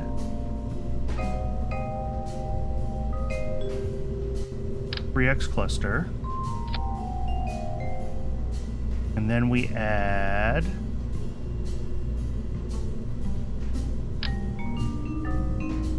(11x). Then we add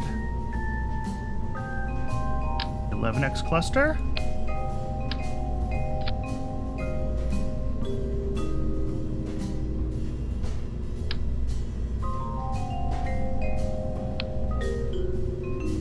And then, well, we need a decoupler here.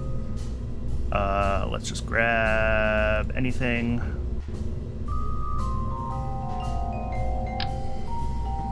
Where's the generic ring decoupler? There we go.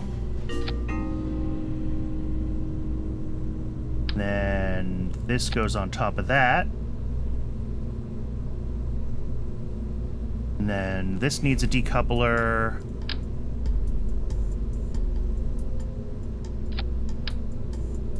Okay. I'm curious how close to orbit this will get.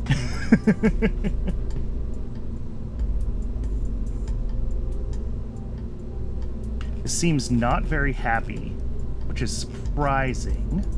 Oh, but all my staging is screwed up, so let's fix our staging first and foremost. All right, we have that. And then we need this decoupler.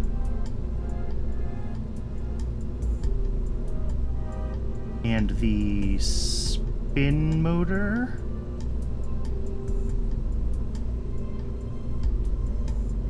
The same time. And then our foliage motor. And then our upper stage, or our second stage. And then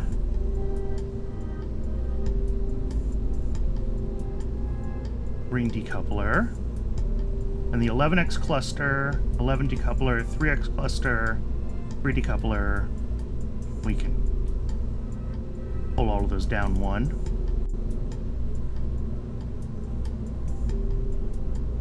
(9,800 meters a second).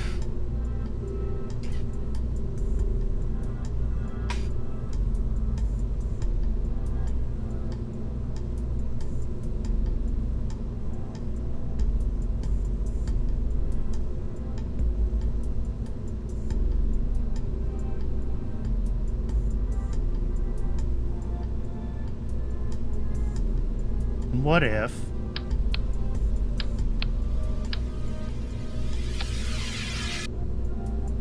okay, 8970. So we do get some kick out of properly having second stage.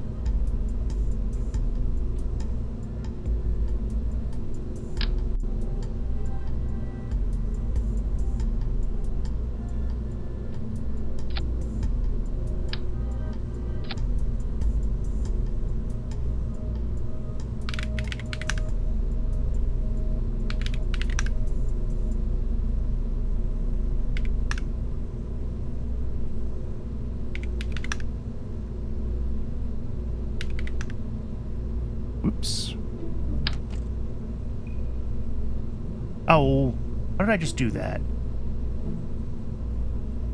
New route there. Okay. 0.5. That looks pretty good.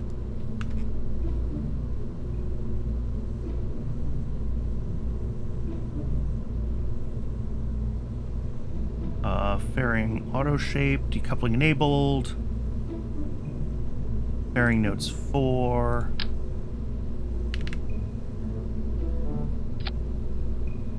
Okay, well that's funny. Let's make the fairing shape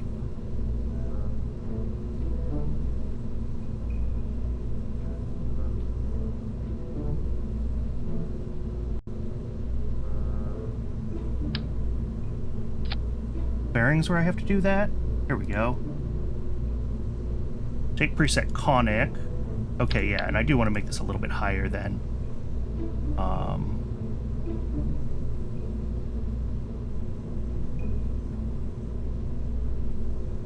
Just so that it looks less stupid. And then these don't decouple.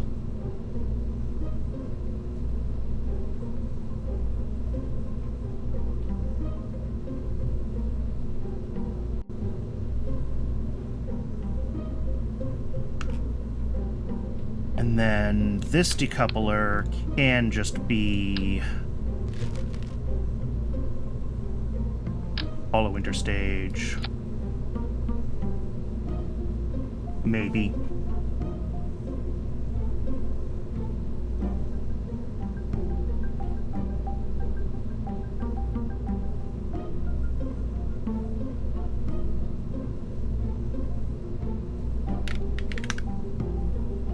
You know, that scale isn't awful for 1.25 to whatever the baby sergeant cluster diameter is.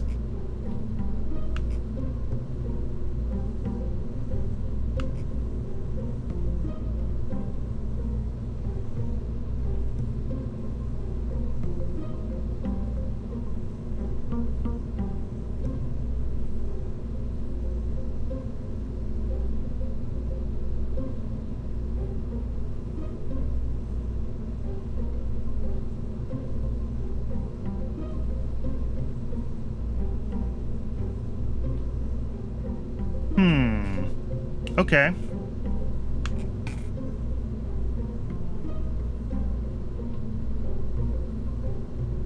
Obviously, diameter of this needs to be brought in.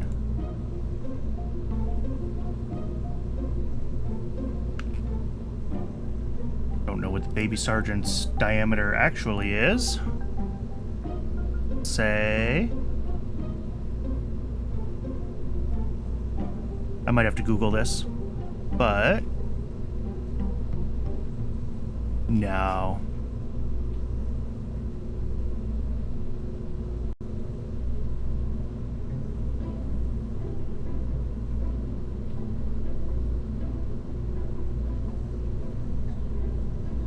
Eight kilonewton, ISP 200 to 220, 6 seconds.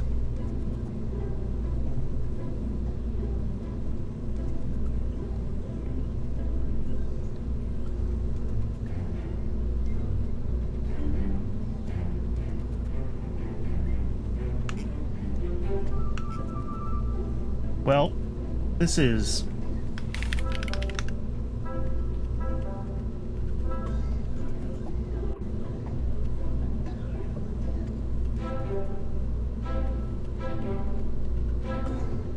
something like a Juno. It has an extra stage. The Juno didn't have a second,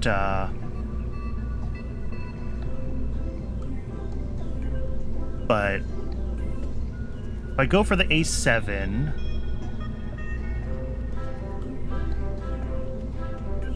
we stretch this again for those 143 seconds. So that's like 10.7.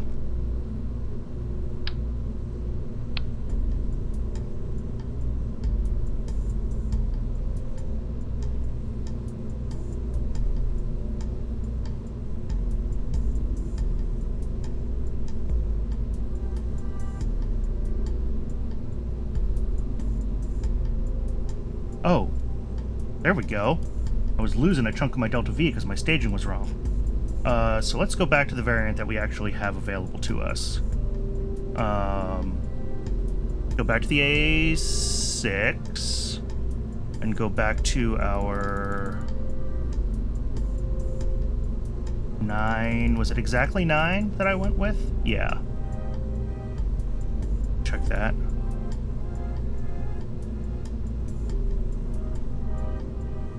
Yes. This second stage is definitely overburning at 1 minute and 12 seconds. That is not ideal.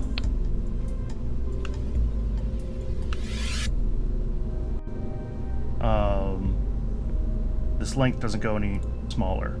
At least, yeah, not with this tank.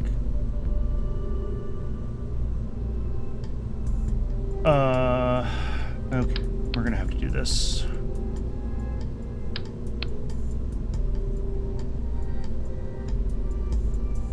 Other thing is I probably do have LR101, AJ10 early.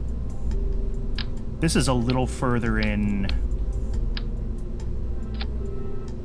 the line of engines. I think I need the 56 to 57 rocketry tech for this one, but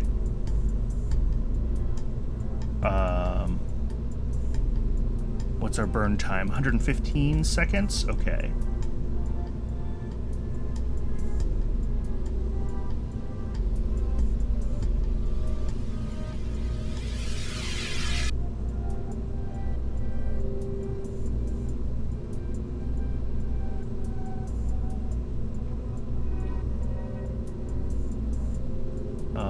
Still needs the ullage motors.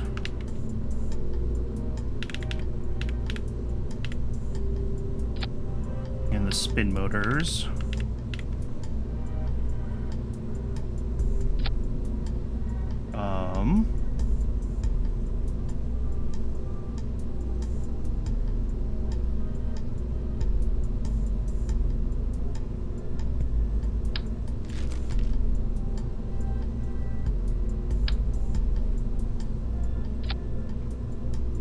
this needs more extra height now.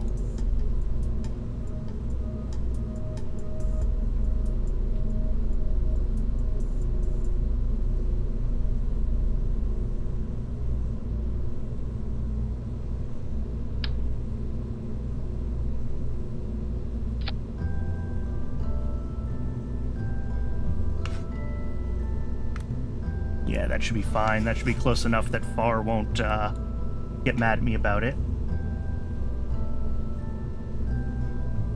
Okay, but this is 10K delta V, which should be more than enough to get to orbit. In fact, I'd expect to be able to do this even without this intermediate stage. And again, I think the AJ-10 is... I mean, let's give this thing a name and save it, and I'll double-check the tech tree, but I think the AJ-10 is 56 to 57 orbital, and if I'm waiting for that tech, then I can definitely get to orbit. I'm going to call this Orbiter 1 for now.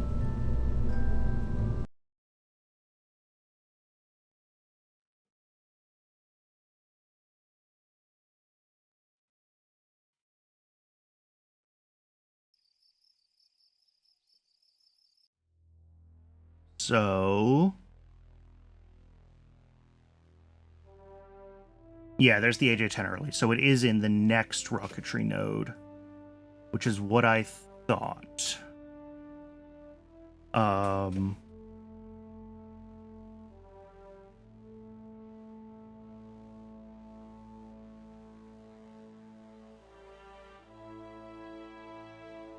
Okay, so if I do this without the AJ-10 and do what really was basically...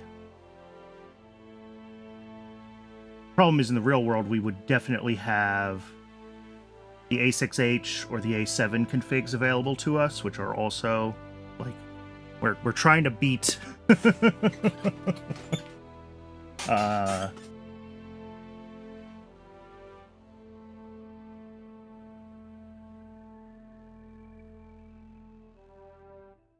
What's our tech looking like? Yeah, 570831. So I really want to be able to do this with my current tech plus solid rocket engines.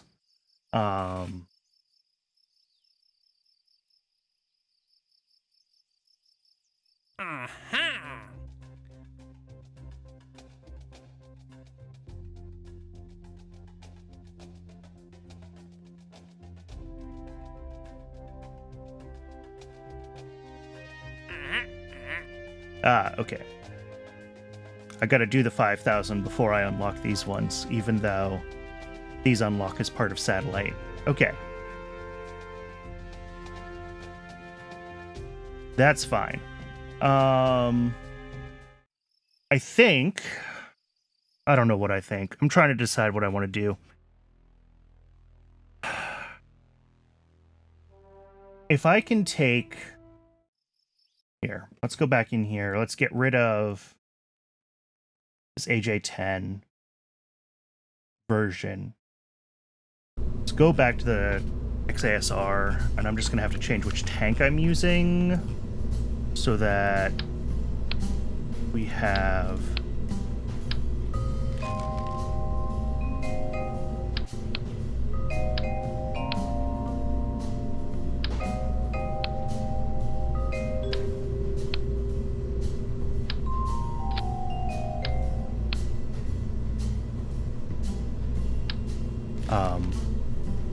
the smaller, the other tank type, where is it? Conventional, yeah. These ones I think can go shorter.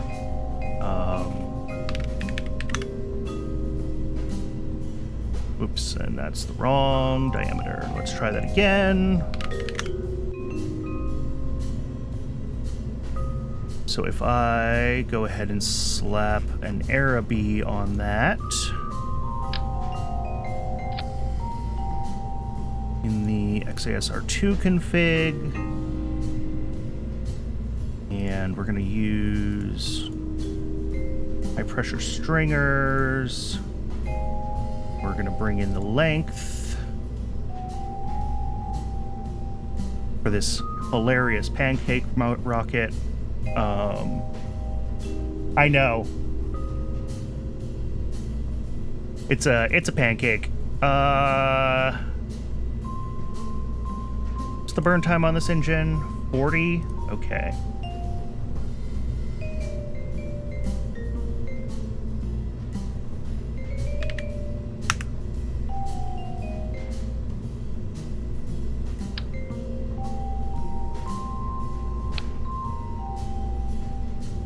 Let's see. Let's bring up height a little bit and extra height way down.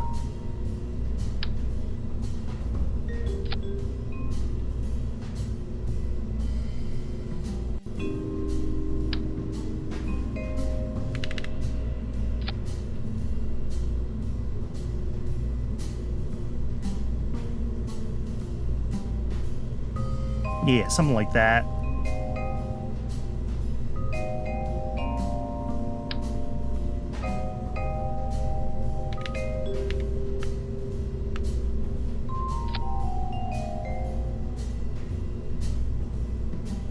Interesting thing with this one is going to be getting the ullage motors the right place. I guess that's fine.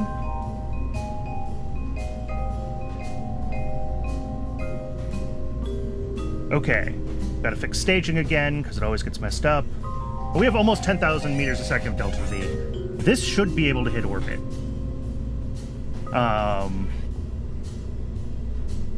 We do need that 56 to 57 solids tech, but not the liquids tech.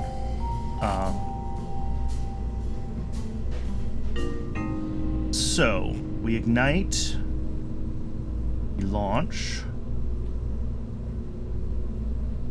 then we separate with spin up, ullage, fire, then each of the solids go in sequence.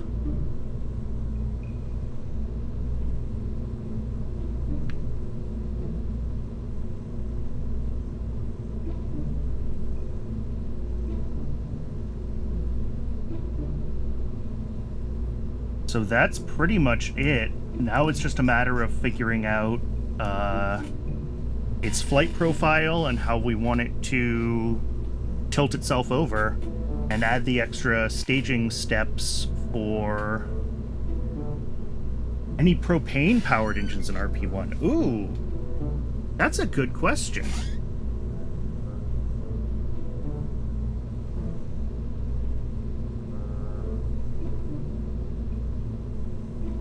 I don't see propane as a fuel.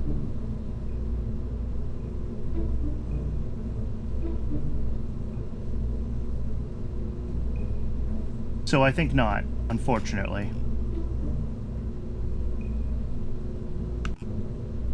Ooh. 13 hours. That is 4 in the morning for me. I might check that on YouTube afterwards.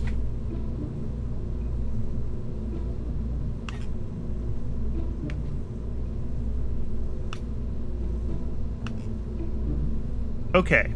In theory, this should be able to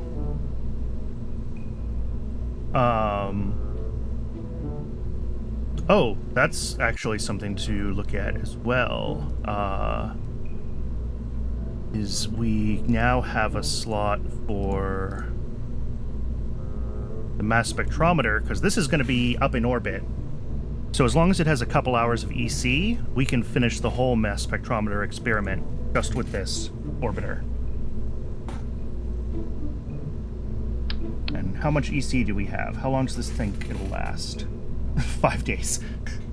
Okay.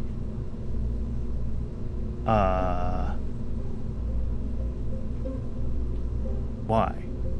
You say there's 0 EC. That can't be right.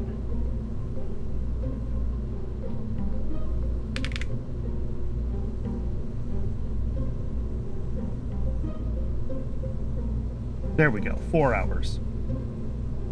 And I also... Oh, I need to fix my communication.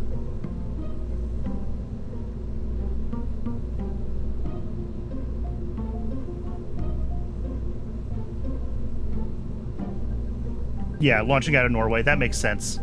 That's 8, 9 hours, depending if Europe has changed to...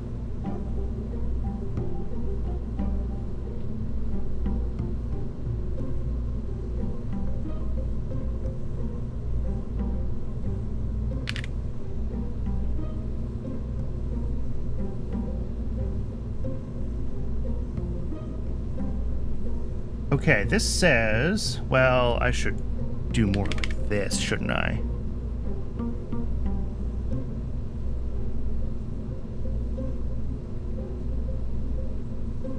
Okay.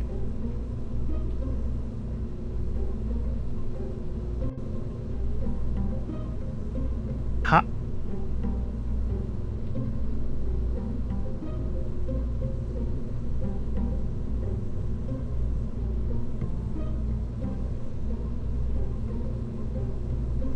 There we go. It's curious that we're getting max distance before min distance. But we want to switch to the UHF band anyway.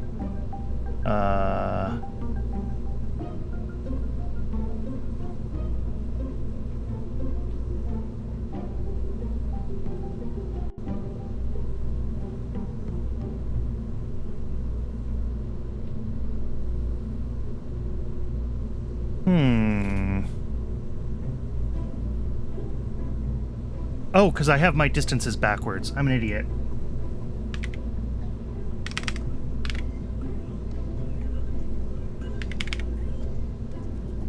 Okay.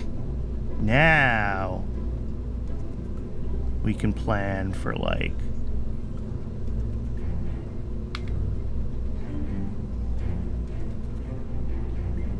minimum connection at 1 megameter altitude and assume that we'll be able to transmit science as we loop around. That's fine. And that still gets us... Yep. But the only science we're really doing, I mean, maybe some pressure or temperature isn't done in space yet, but 1.1 bits per second for mass spectrometry. And we should have signal most of the time.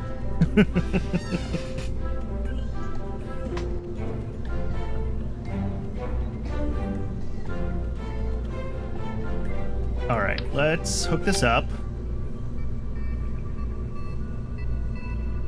Double check the staging.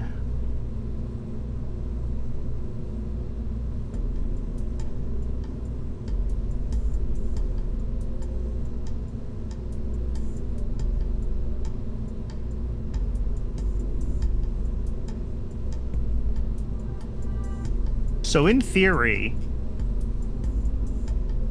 here, let's go back to some code for a minute.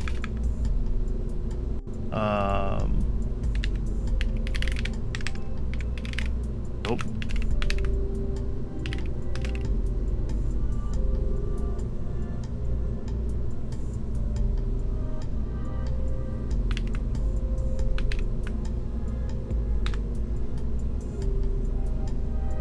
Fine. Do it the hard way.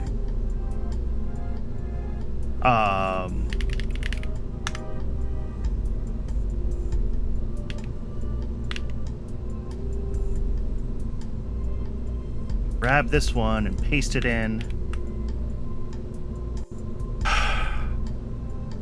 Okay.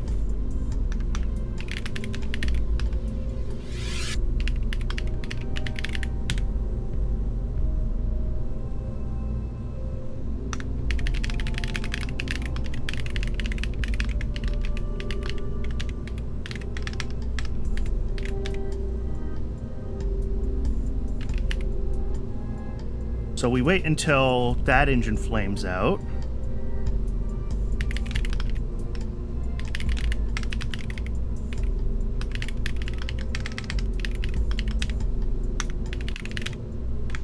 what's the burn time on these? 6 seconds. Okay.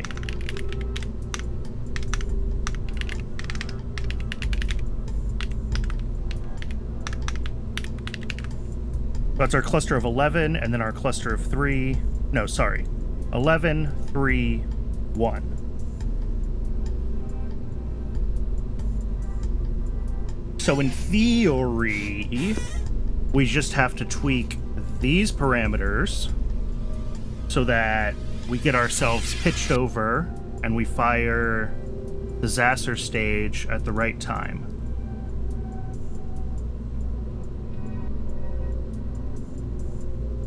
Because there's nothing to do for the solids except, like, stage them in sequence.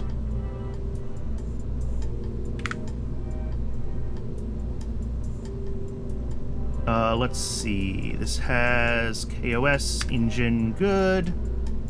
And I didn't tag this one, I don't think. No. That should be the only one that needs a new name tag.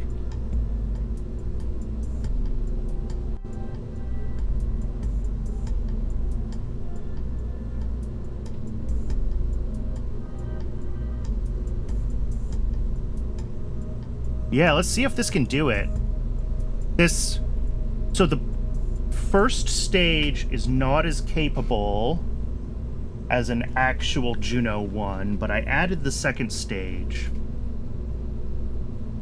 I'm curious how much we lose on the first stage by carrying the mass of the second stage, though.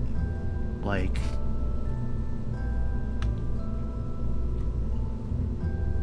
what are we at? 9638.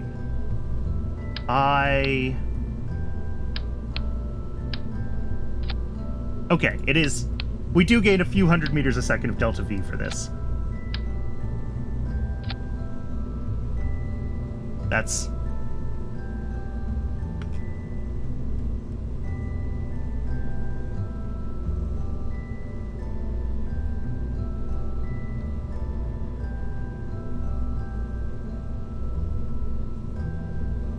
Alright, let's sim it. Let's see what happens.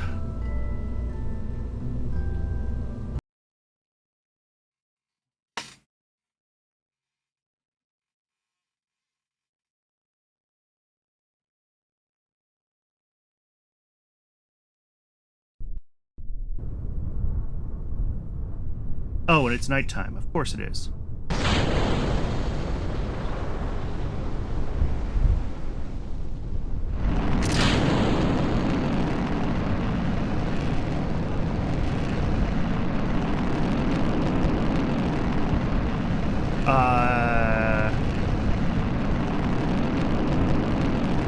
This is exactly the same ascent profile as before. I'm going to revert this to the daytime so I can actually see what I'm doing.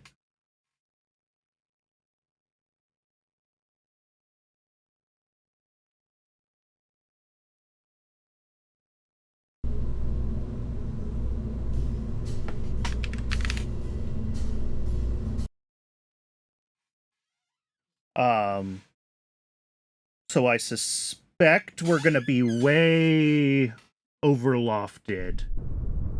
I think we're probably going to want to have our final pitch be closer to horizontal, but increase our exponent so that we tilt over later. So that we get more altitude, and then the upper stages are all adding horizontal velocity.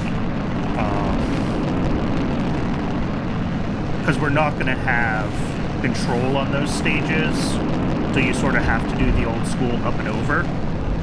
You know, ideally when you have control through all your stages, you do a nice, clean gravity turn, but we're not going to have that, so this is going to be overlofted for sure. It could still hit orbit. Explorer 1 was in a very eccentric orbit, and it was launched from this style of launcher, but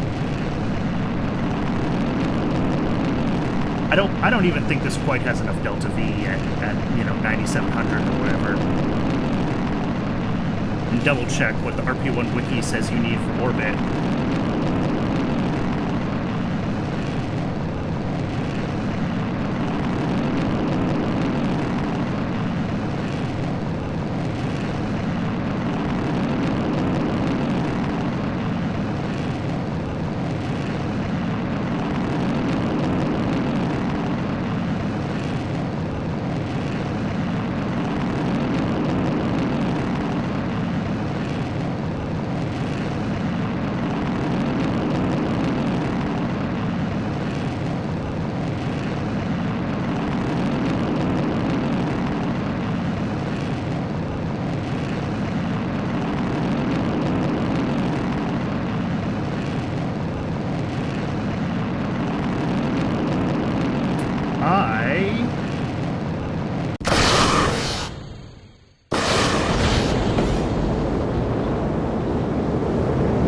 Don't know.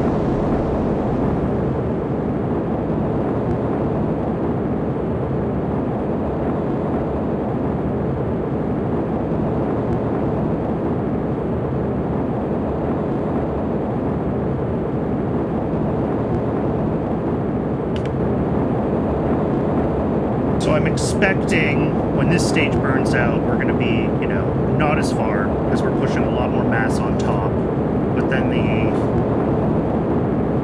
solids are going to propel us quite a bit further, in theory.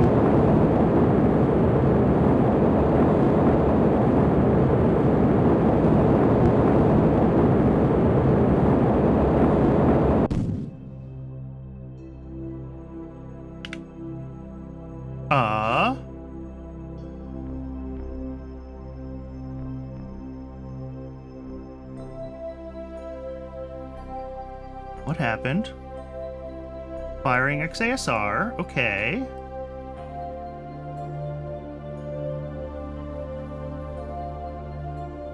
That's a good question, why no go? Wait until XASR flame out. So it doesn't think that it's flamed out?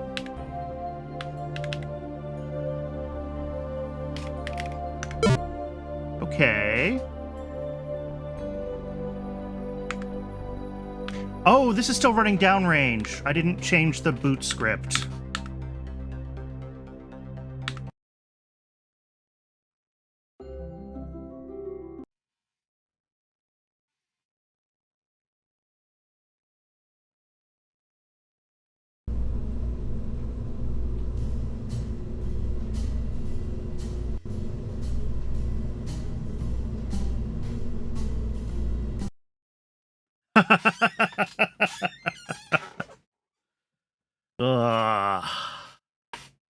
Yeah, maybe.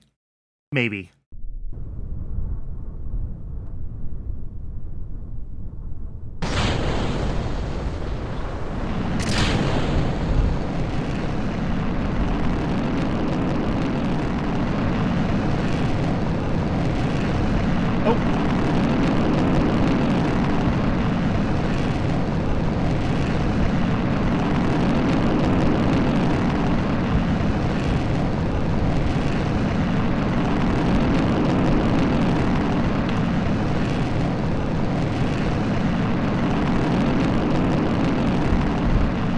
Let's see what this does this time.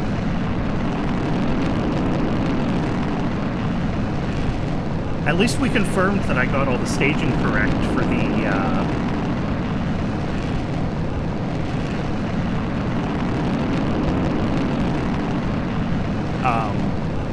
or at least the first 2/3 of the launch.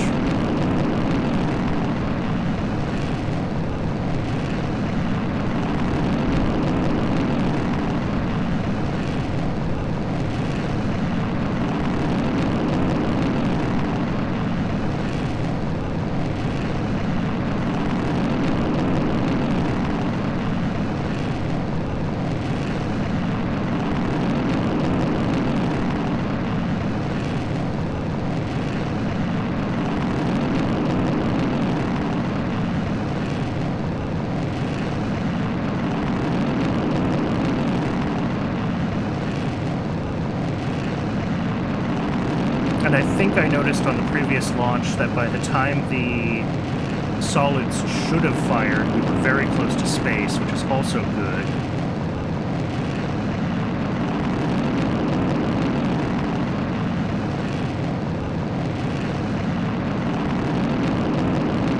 But yeah, we can see our apoapsis is already basically 140.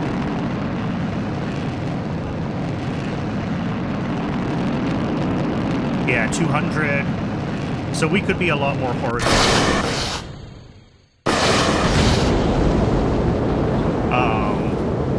We could be a lot more horizontal by the time we're firing these engines. I mean, we do have some control of the other stage. We could have it set its target pitch and introduce a delay before we fire the upper stage. We don't have to do a constant burn like this.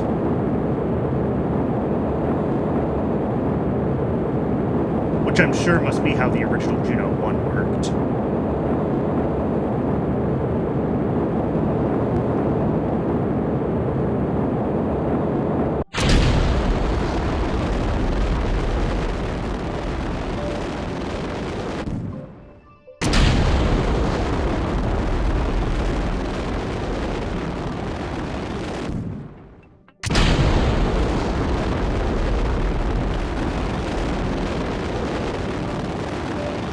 Oh, that is...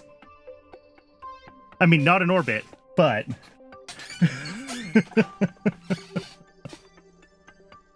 I think we could do it with this ship. I really think we can. I mean, look how ridiculous our AP is. All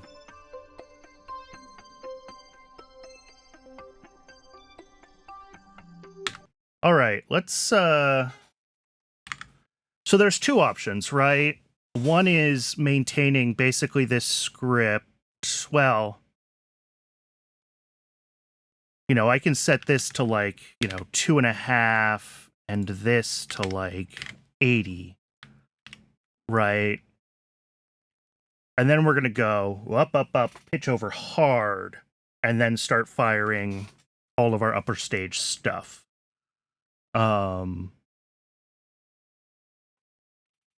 The other option would be to introduce a delay here, right? Where we lock steering to ship facing. We actually want to set a new target heading, add a delay here, and then release the upper stage. And that would get us into, higher altitude. We can wait until we're like in space, right? So we're not burning against the atmosphere with the upper stages. And we can set our, our facing to whatever we need it to be.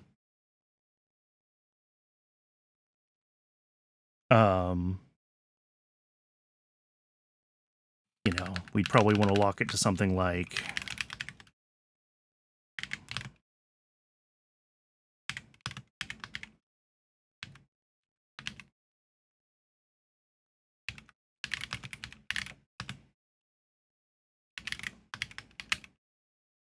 Is it altitude?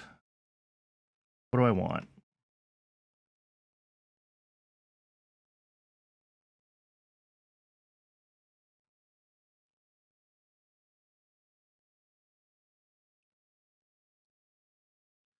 Oh, yeah, that's true. We do still want that.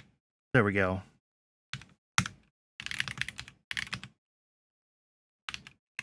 We'll do the RCS at the very end as well, actually. So we'll do like wait until ship altitude is greater than 140,000.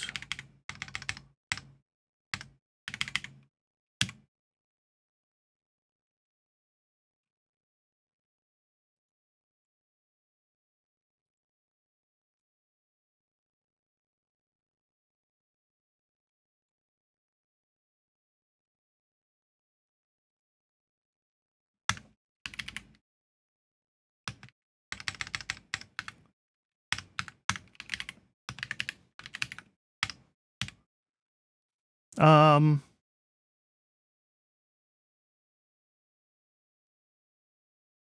know what? No, I'm going to do it here. This way we start trying to point the ship and stabilizing things early on. Yeah. So we should be able to keep this being less horrible during flight.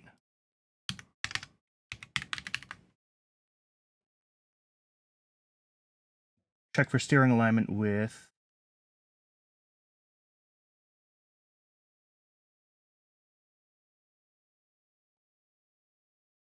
Ah, there we go. Perfect. Thank you. So that means that we can wait until we're in space, align ourselves, wait until ABS of pitch minus ship facing pitch less than 0.15. I'm just going to steal your constant because that seems fine to me. That's 0.15 radians, whatever that is in degrees. Oh no, pitch is in degrees. Yeah, okay. So that's fine. And then it'll stabilize its angular velocity. And then we stage.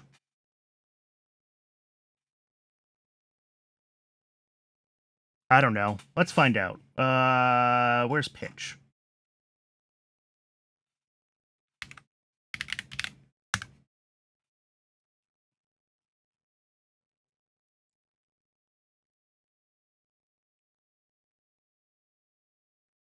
Oh, ship-facing pitch, yeah.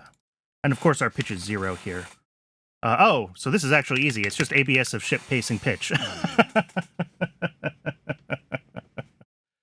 Yeah. Facing, which is a direction, and pitch is degrees, yeah. Cool. So... yeah, we drift upwards, we turn on RCS, tilt our nose down to horizontal, and then start firing everything. Does that sound reasonable? And then I think the initial launch profile for the first stage is still fine, right? That's doing fine things. It's getting itself mostly out of the atmosphere. I don't know if I want to mess with that too much. I think it's working. I don't know.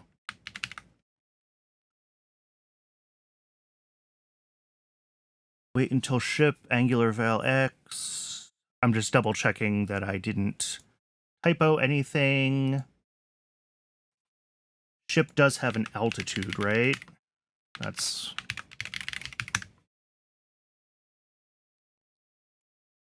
no, it's not altitude. Or is that part of Orbital? Yeah, it's part of Orbital. Okay, I already checked this. I'm losing my mind. Sorry. Okay, let's give it a try. Let's see what happens.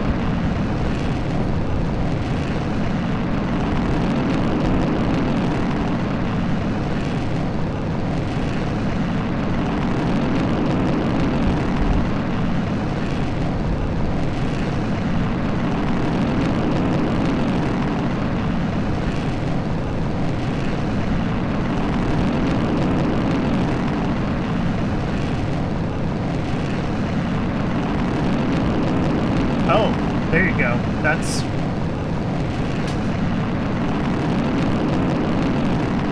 probably the better code.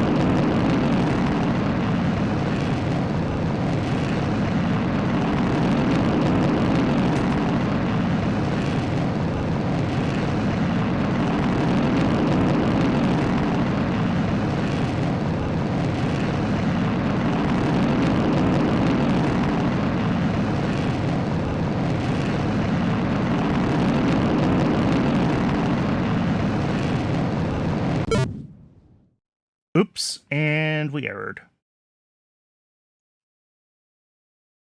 What's wrong?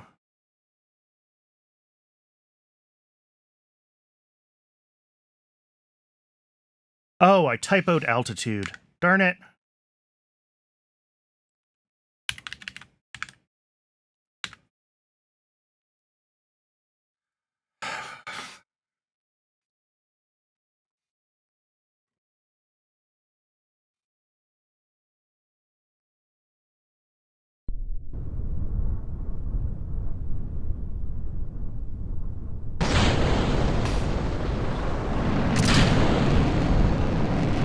And now we have to wait through the whole first stage again because we actually care about the dynamics of this, so if we do time warp, we're going to mess up the physics.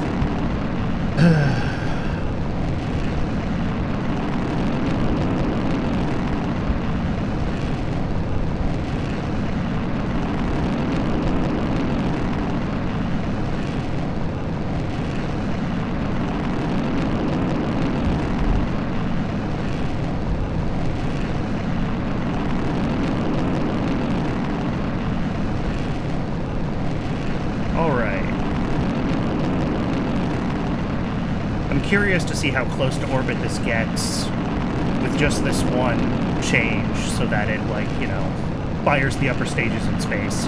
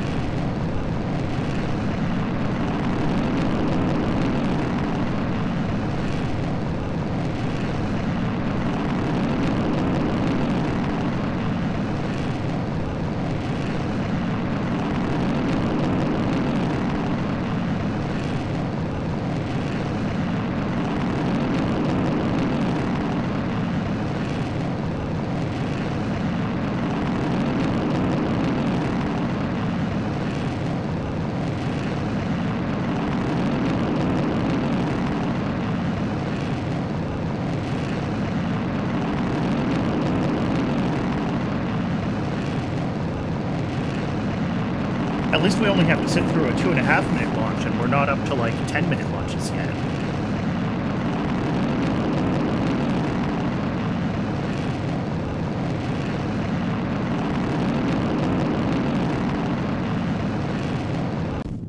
All right.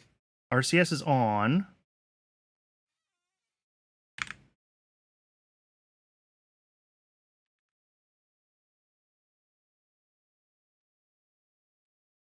Which is weird.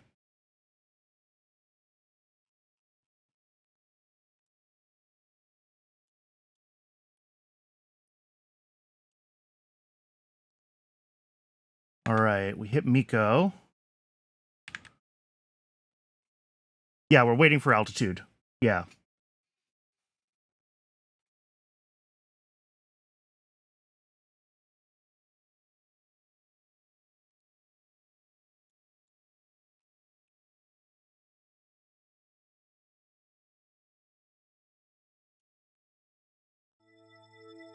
There we go. Oh, and we're firing. We fired something.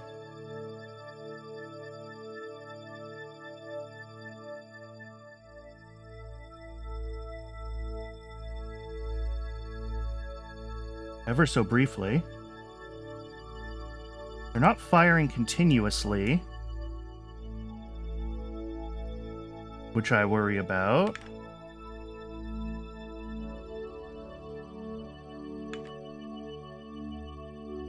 No. We've got plenty.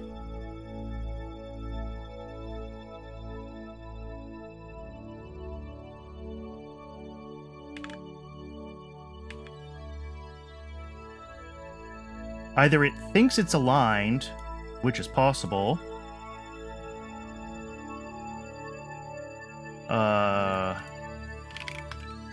Oh, there we go.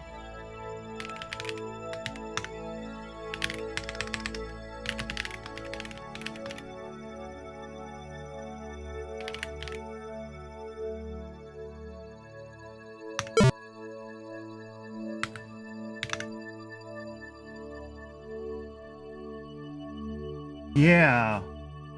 I saw that. Well, that happens when I'm typing. Something is turning on and off, which is bad. But I'm not sure which thing it was.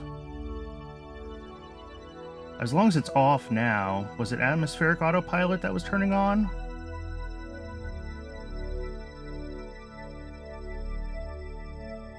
Disabled. There we go.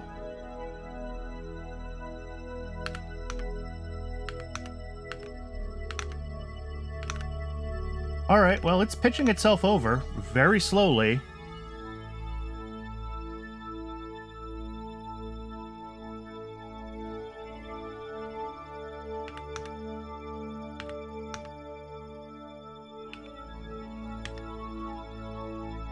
Yeah, okay. Yeah, that's atmospheric autopilot. I need to turn off that hotkey.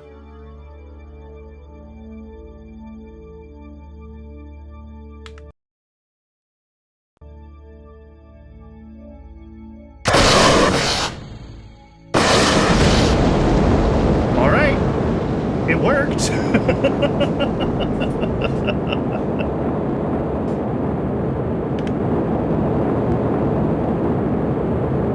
We're burning horizontal. Yeah, go ahead.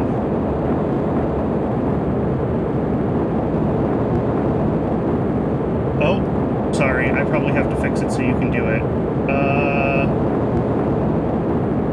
How do I do that?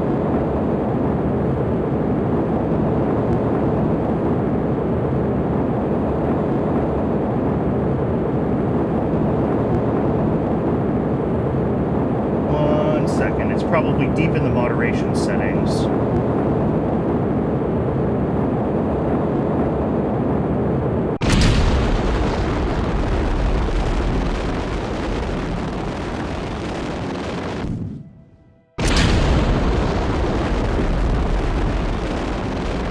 There we go. I think you should be able to do it now.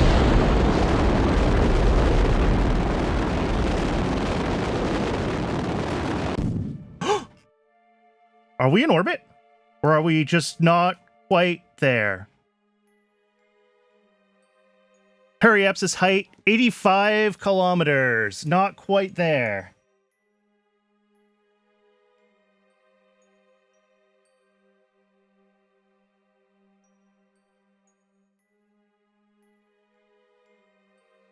Ah, okay.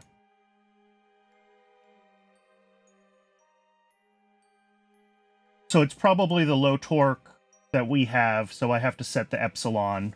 Yep.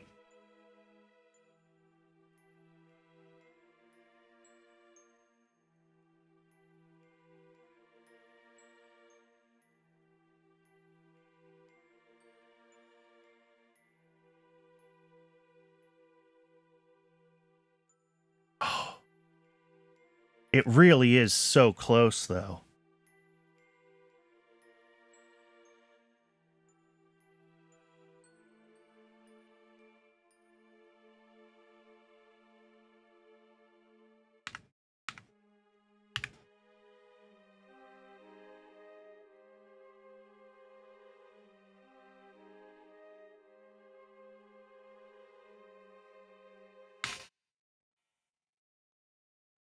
Okay, let me go through this troubleshooting doc and see if I can get this fixed up.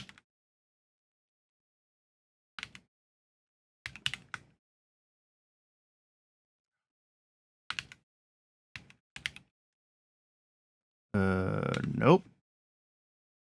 None of those are what I want. I want this one. There we go.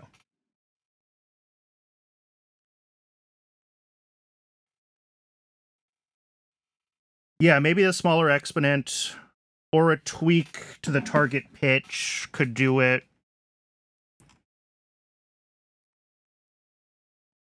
Like, I don't know if we need to be pitched over this far, right? Because we're going to pitch more later on.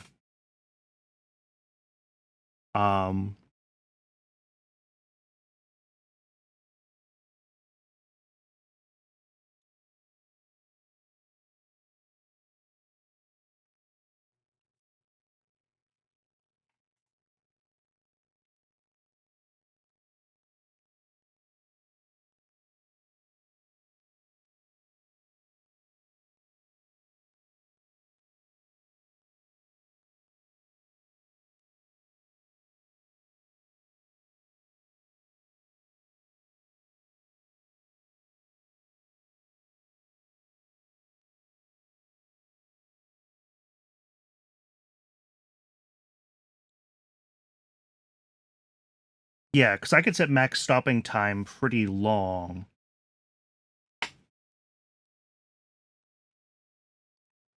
So we'll do it after Miko.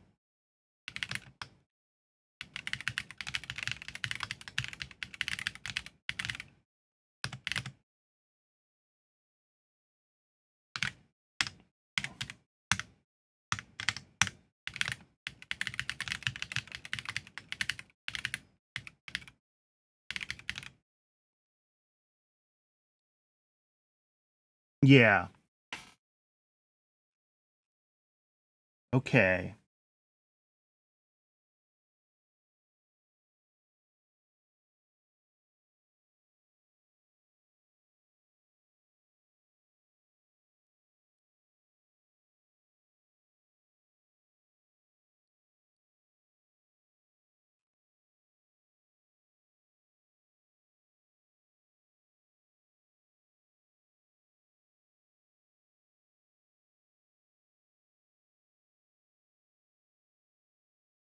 I might not even need to adjust to epsilon. Let's just start with the stopping time and see if that's enough to get it to sort of more aggressively pitch itself.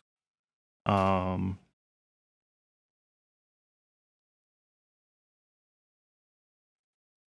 it's going to need to, and I mean, I could set this even higher. Like, it could accelerate until it's halfway through and then start decelerating. I don't really care. For max stopping time, I'm not sure.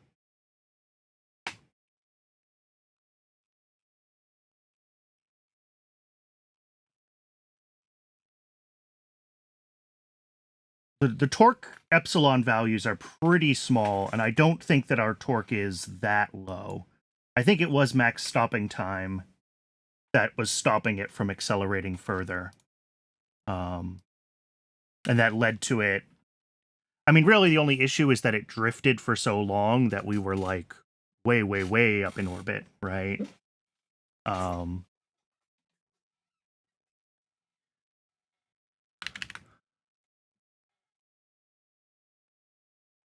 as long as it has some idea of the better max stopping time, so it can more aggressively adjust itself, then we're fine.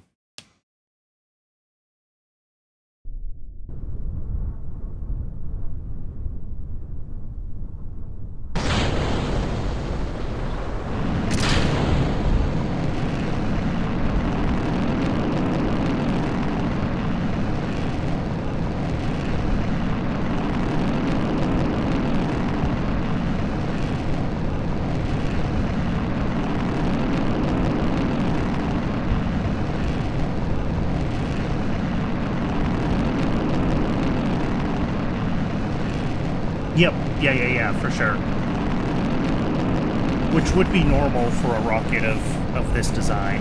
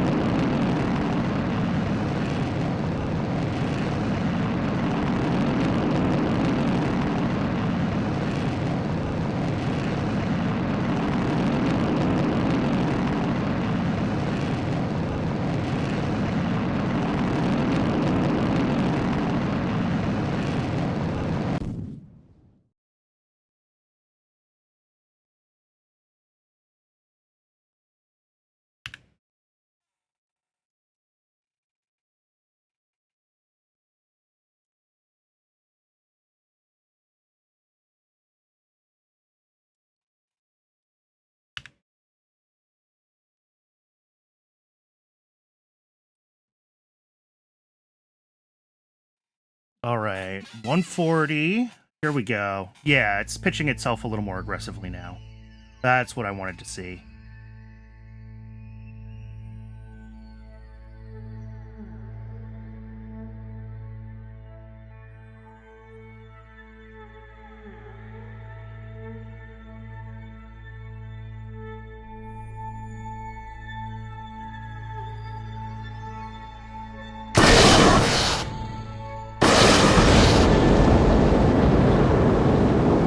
Okay, we might need to make that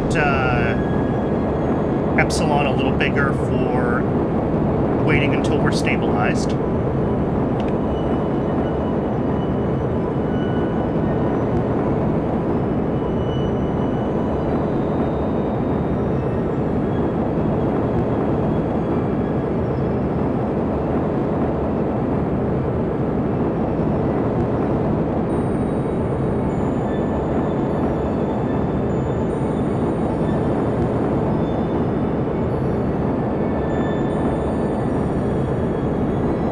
Yeah, max stopping time, or like I said, our own epsilon for waiting until we're stabilized, our rotation rate. Because I had set that bigger earlier, testing some stuff.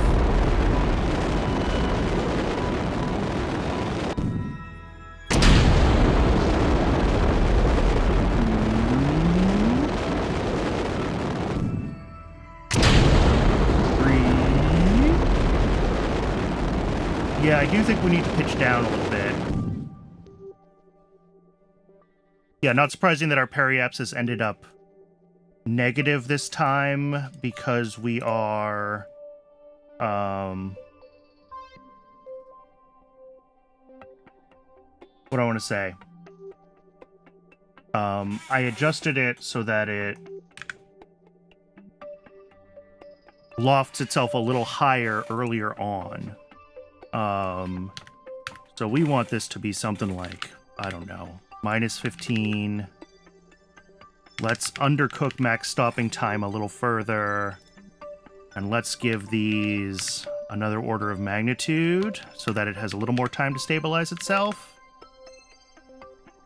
Those all seem like reasonable tweaks.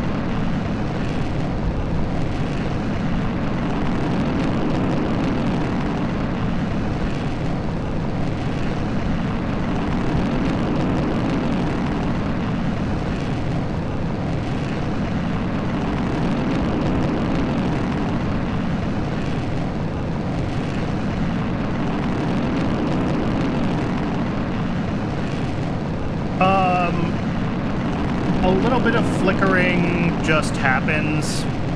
I don't have TUFX on, but yeah, there's always some flickerings with the LODs and stuff like that.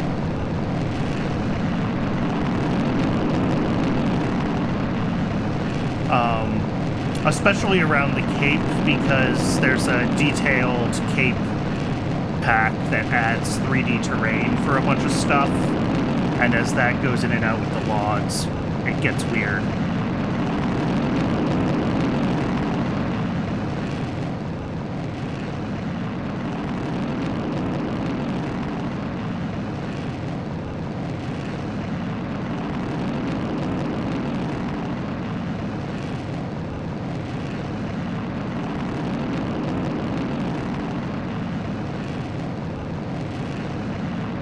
All right, Miko. If I wanted to use deferred, it would be a hassle for me. I'm playing on Linux, and the deferred mod doesn't support Linux natively, so I'd have to switch to running the Windows version of KSP in Wine, and that's just which might be worth it because, like, I know a bunch of stuff is improved with some of those mods, like deferred, but I just haven't messed with it yet. I haven't wanted to spend the 2 hours of my life that it would take to get that all working.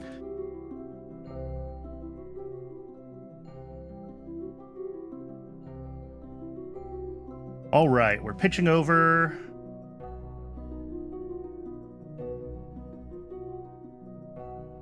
Yeah, there we go. It stopped pushing.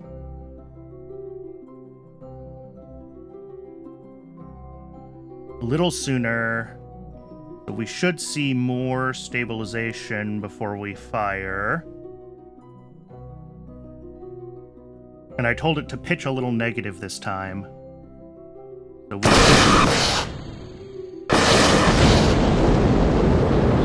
Oh! No, I didn't. I made a boo-boo.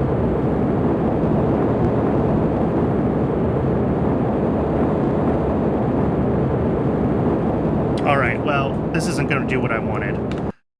Let's fix the code, because I just realized what I did. This. Here, let's do this. Set target. What am I going to call this? Target circularization pitch 2.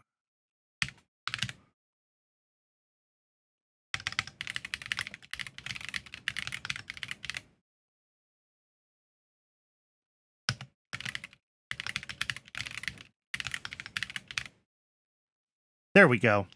This should be what I want to do.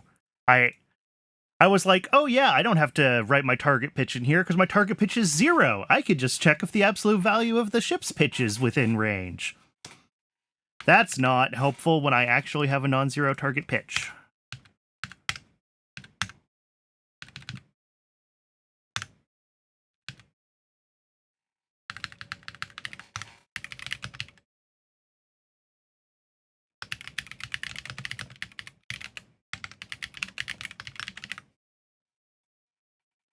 Yep. Okay. Let's try this. Did I spell circularization the same way both times? Looks like it. Yep. Okay.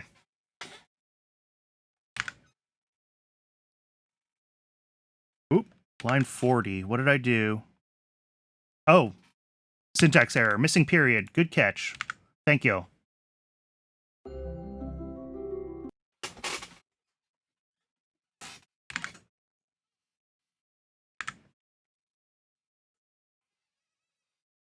I mean, I figured since I was already doing this, like, KOS only thing, I may as well go all in and add Principia to it as well.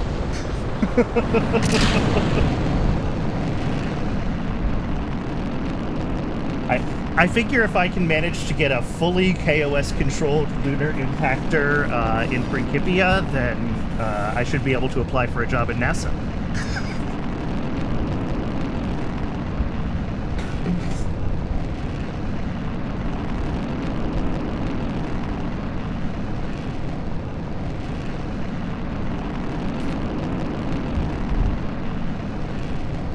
Exactly, a person of principle.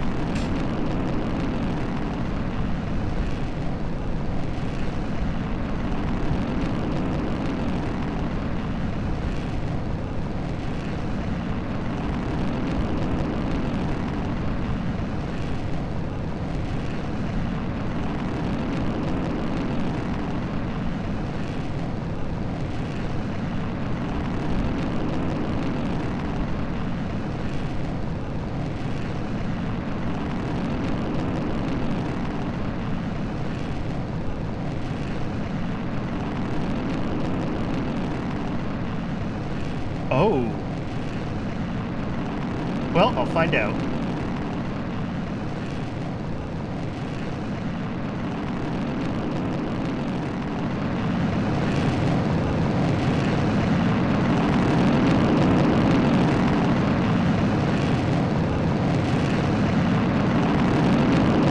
Is ship pitch going to come out as negative 15, or is it going to come out as positive 345?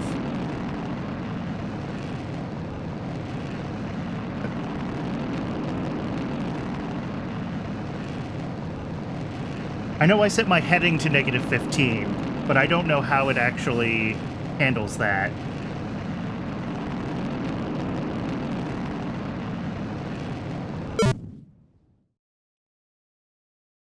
Oh, and it also just failed on me, so that might be what it just failed on, is me trying to set a negative 15 pitch. What's our error?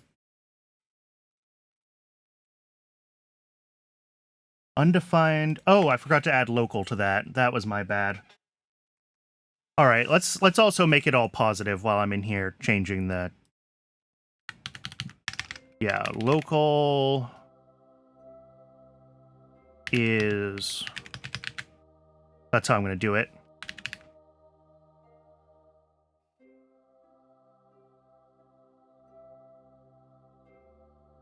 Yeah, the heading function could take negative values, but down here, where we have ship-facing pitch minus this, that's probably going to be positive, right?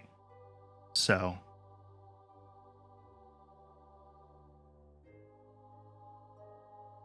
Yeah, so we'll just set our target to 345 and trust that the cooked steering knows that 345 and negative 15 are the same, and I'm sure it does. I'm sure it's already doing that mod 360 somewhere in the...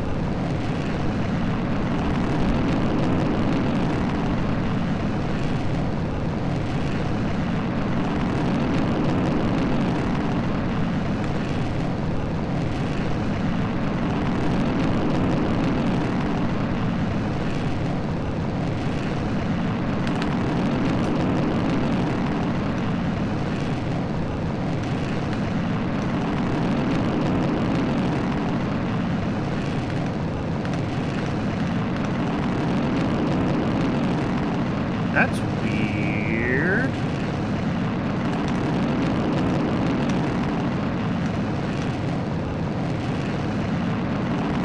It's 340 at...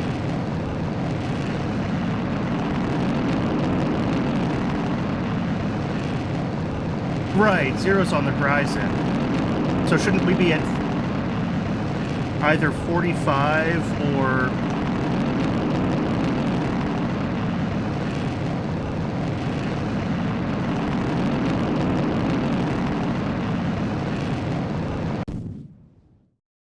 I don't know. I'll figure out where it orients itself.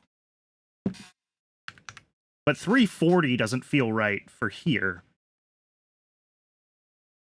Oh, but it's right here. Here we go. Yeah.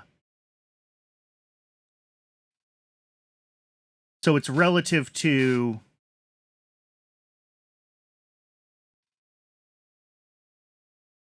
Yeah, two different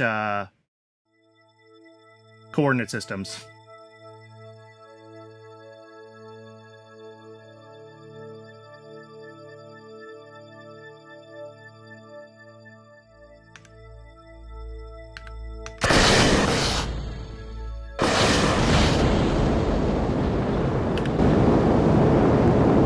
Well, that's wrong. That's definitely burning upwards, not downwards. So we don't want 345, we want 15.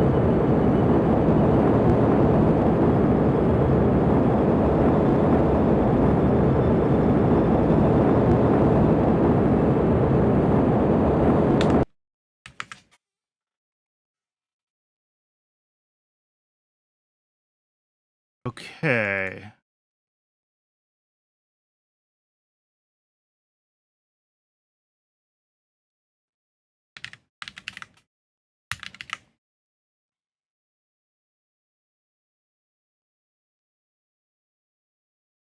Is that just because we're in space now, so the meaning of pitch changes? Because here we're at 45. That's true. I could just compare the heading function result. Maybe I should do that.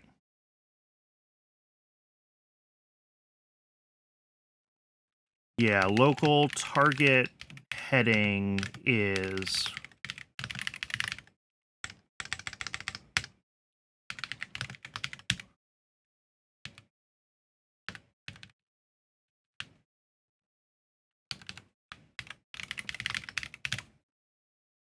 Of course, it's not an equal sign. And then we just want, what? Ship facing...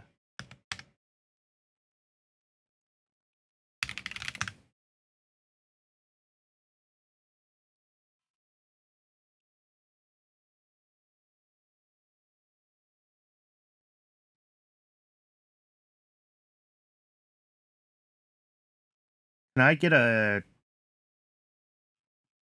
dot product or something of these?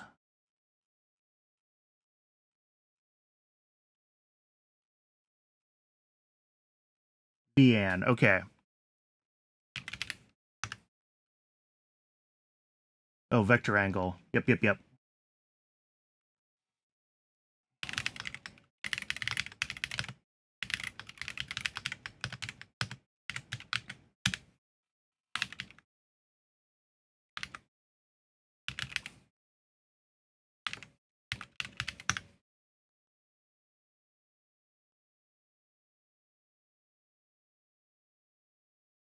Cool.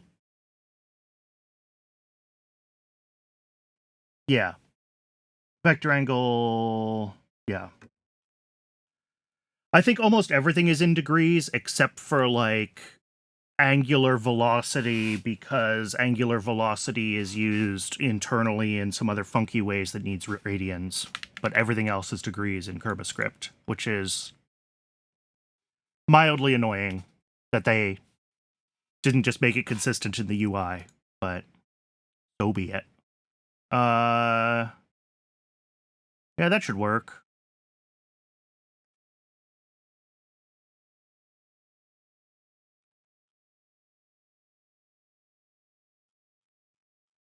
Because we shouldn't need roll, right? That's the important part. This should work.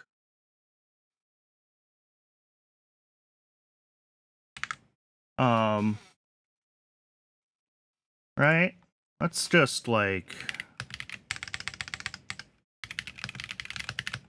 Exactly, we included roll, but we don't change it. Local...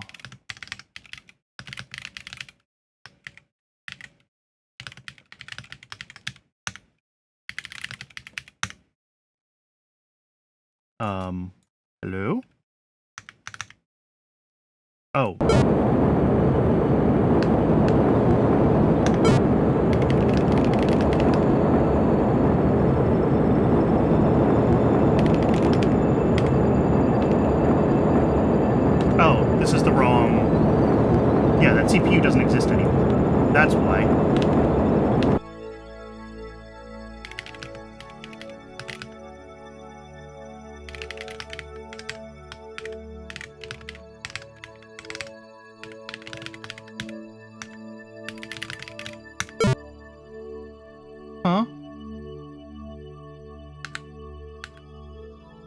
Did I not just set that?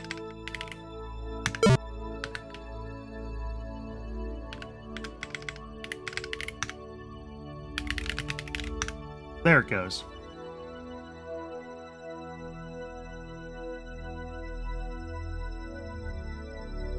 Yeah, it doesn't like local here. And then if I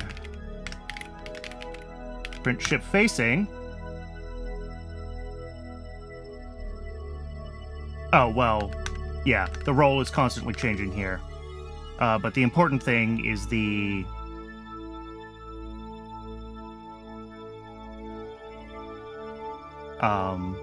pitch.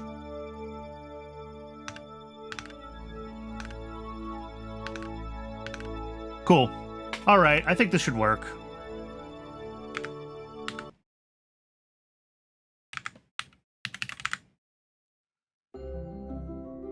I was just trying to get an idea for how the heading compares to the ship facing and like what the coordinate system is, but I'm going to have to reread some of the coordinate system docs for KOS.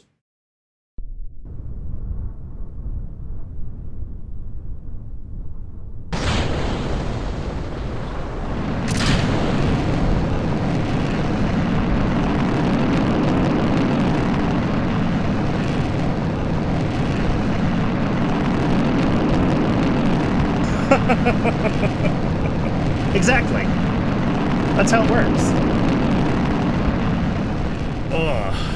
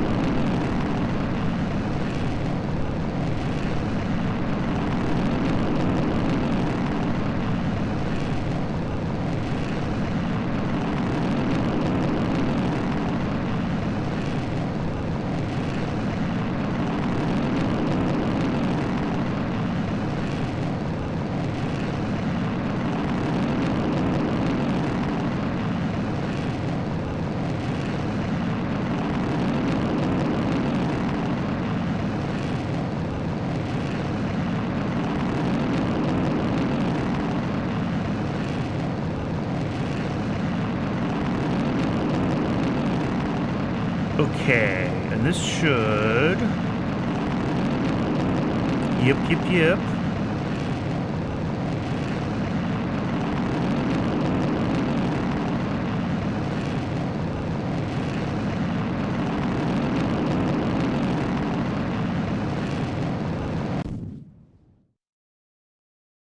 Now we drift up to 140.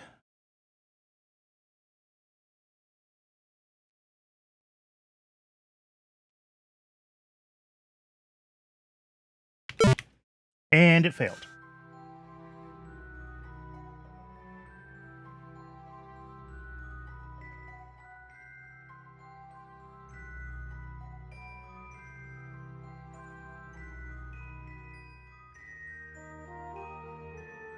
Oh, fun.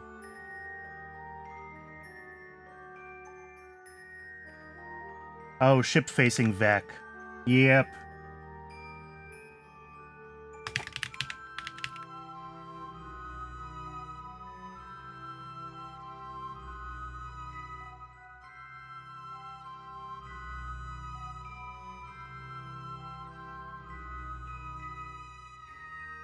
Actually, what I probably want to do, because I want to make sure that we're not worried about the roll at all. Let's just use the 4 vector.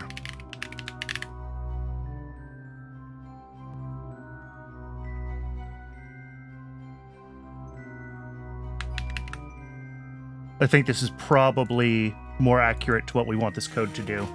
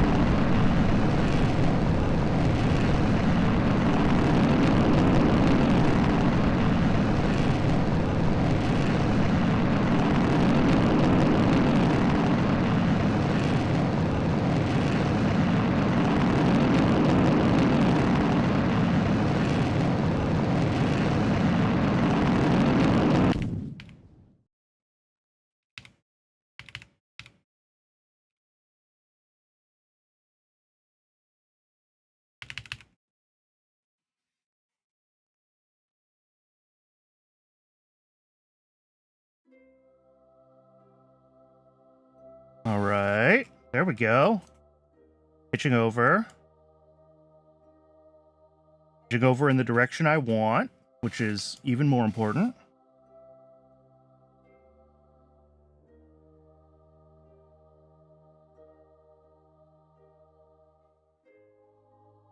Yeah, maybe it's with time warp. I don't know. It's heavily modded KSP. I have come to accept a certain level of jank. I don't even notice stuff like that anymore.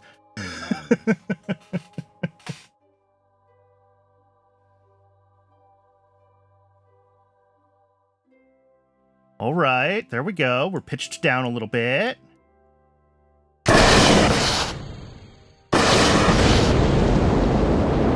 There we go.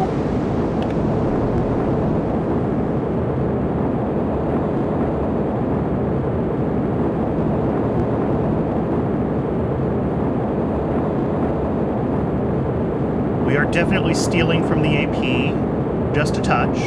That's okay. We have extra.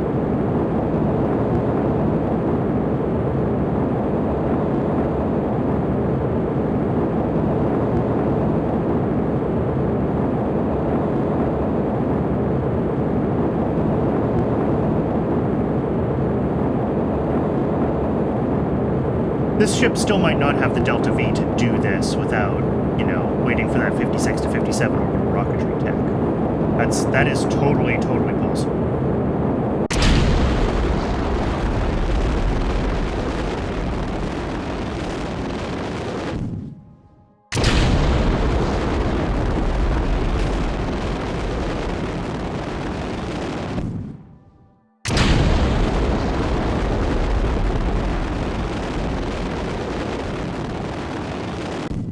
Yep. Somehow, this is even worse.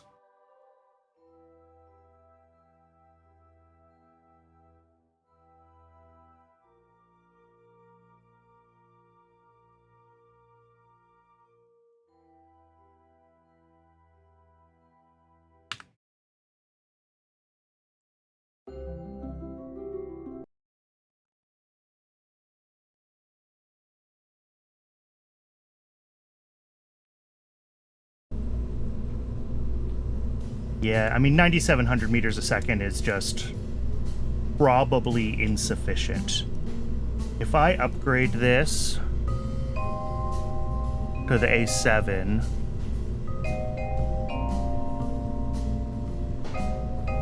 and stretch for its rated burn time, that's fine. Well, I mean, I could set the heading, I guess, to 28 north. That might help. Just a little.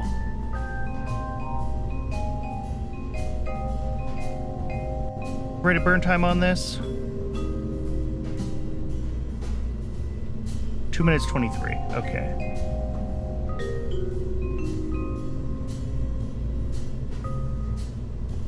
Is there a function for me to get my...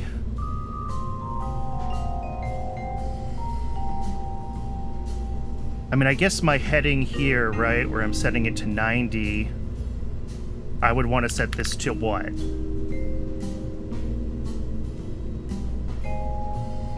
The maths are bad. Yeah. I mean, is it like 62? Is that right? I don't remember what your, like, minimal inclination to...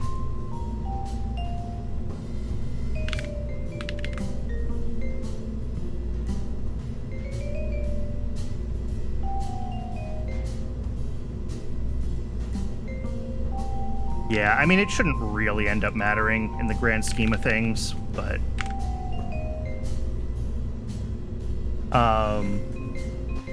I want to see if this stretched stage... I mean, it only adds a couple hundred meters a second more delta V. But if we're waiting for this tech, we could also do the bigger AJ-10. And that will definitely hit orbit. I mean, maybe I should build it just so that I can prove to myself that I'm capable of flying an orbital ship. But... what's the burn time on this? 115 seconds.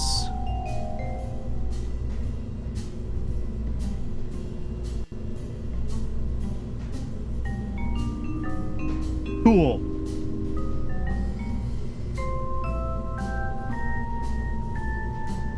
Yeah, I'm not going to worry about that.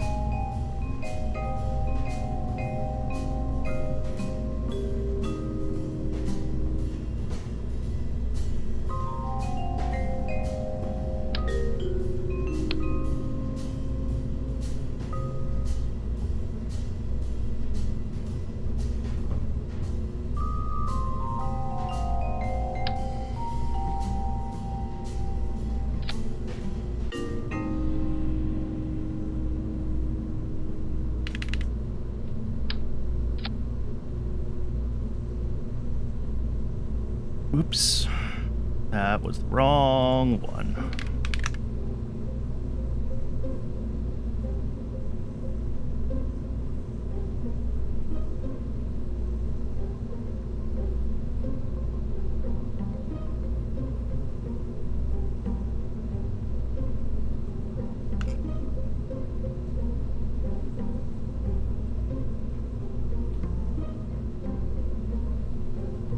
So this adds a good 300 or 400 meters a second more delta V to this thing. Let's, oh, I need to retag this engine. I almost forgot. Name tag. I know it's not an XASR anymore, but that's what the script expects, so that's what it's called. Let's see, staging, setup, launch, separate and spin up, ullage, fire, then the solid clusters. All right, that all looks fine. This should definitely have more than enough DV to do this. It's just... it's overbuilt. And if I'm waiting for this tech, I could use an LR-79. That's the other thing I could try, actually, without going to the 56 to 57 rocketry tech. Is, I could try the LR-43 instead of the NAA-75.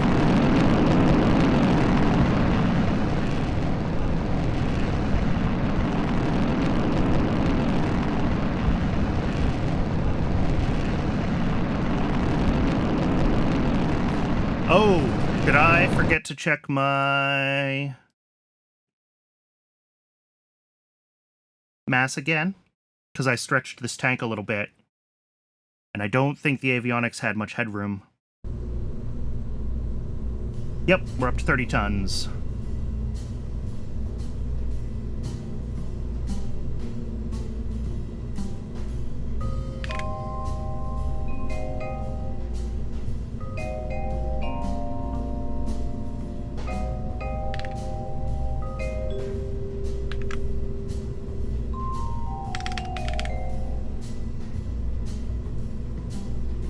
Sure.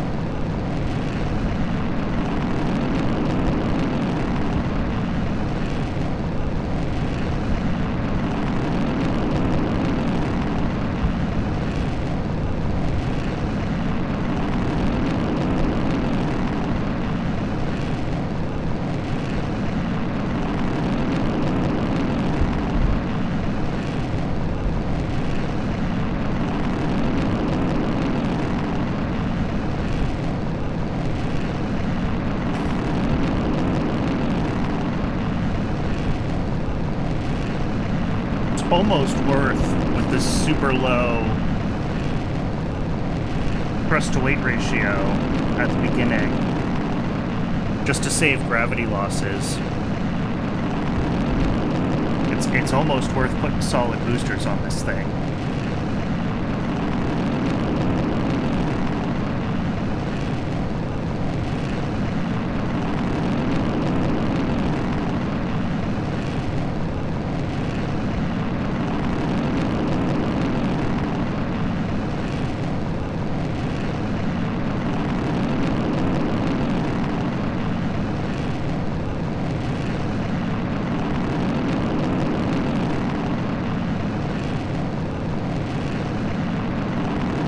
Hey Dumbaradu, thanks for stopping in. Yeah, definitely take care of yourself. Don't feel like you have to stick around or anything.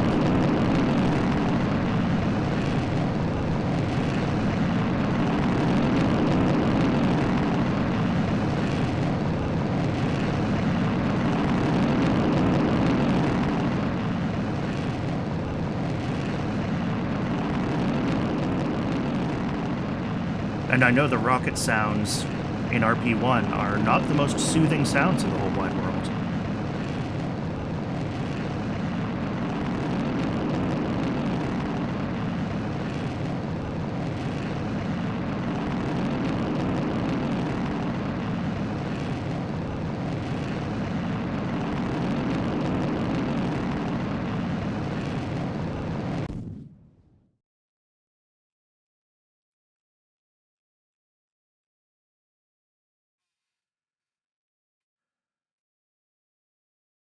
I mean, in general, it's always going to be the same shape because your gravity losses are proportional to your time spent.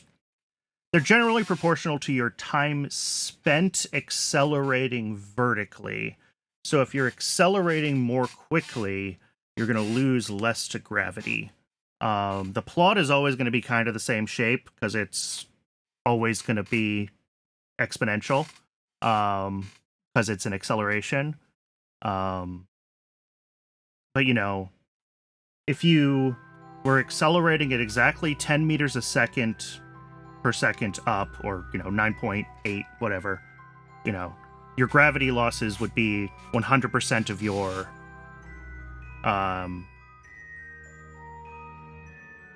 velocity, or of your dv, right? So the faster you can get up so that you can be moving horizontally, the less you lose to gravity. Did I explain that well? Does that make sense?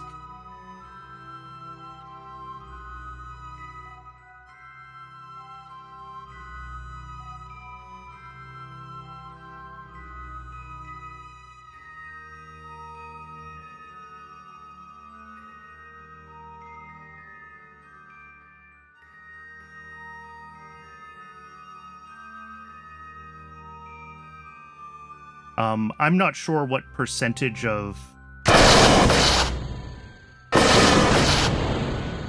delta V is like normal for gravity losses in a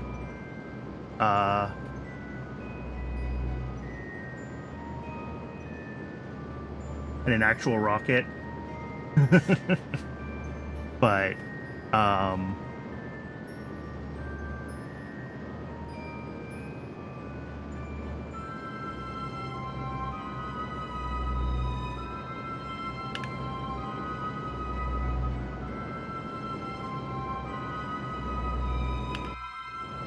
we're probably actually tilted a little too far down, or we need to tilt down more aggressively so we can start this burn earlier.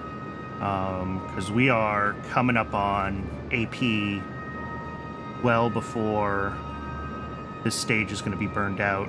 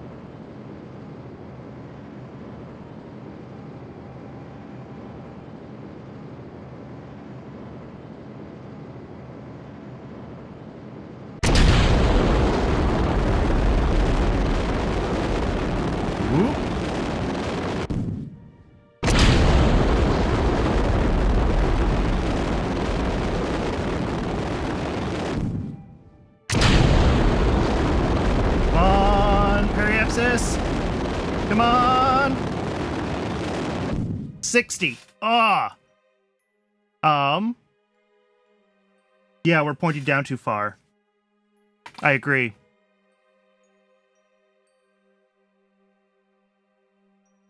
All right, let's tweak that. Let's try just a very slight, because we have a lot more, what do I want to say? We have a much longer burn now, because we have the AJ-10 upper stage, so yeah. Let's try this. I don't know. I'm just guessing, as always, but...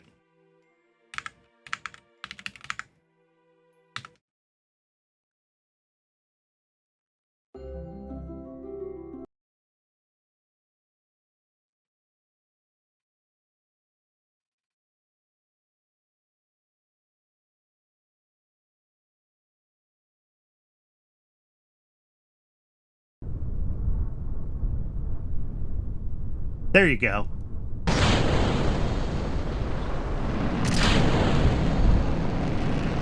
Yeah, and I still think we might get some mileage out of some boosters on this, just looking at how much it heaves itself off the launch pad. But that's another test. Try to only change one thing at a time. And I'm going to time warp this. I'm not too concerned about the exact values we get. I just want to see the shape of, you know, our burn and how that relates to our apoapsis time. And I don't think that's going to matter too much if we time warp through the main engine phase.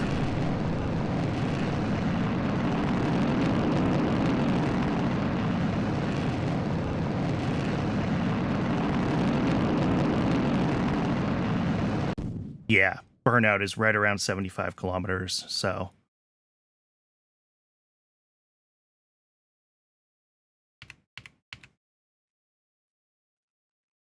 All right, and this should start its pitch over now. Yep.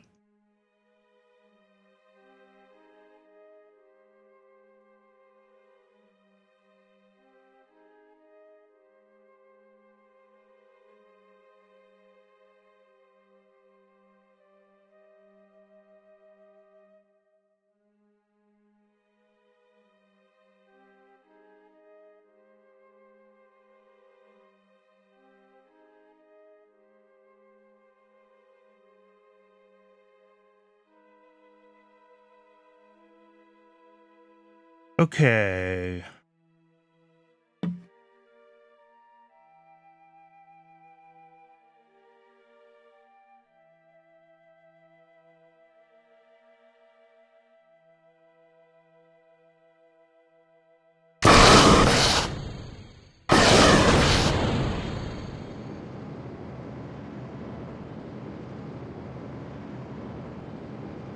And now we wait for this whole stage to try to burn itself out.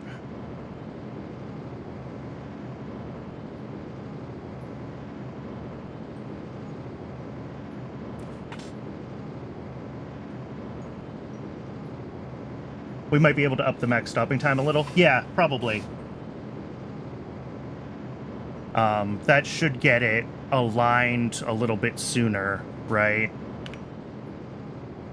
Because we want to be, you know, burning vaguely in the direction of forward when we're vaguely near AP, right? Yeah, I set it to just -5, so it's pretty close to horizontal.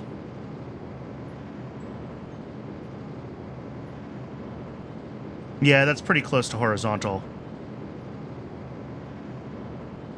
Although we've also traveled, you know, so many degrees around the planet at this point, which also changes our...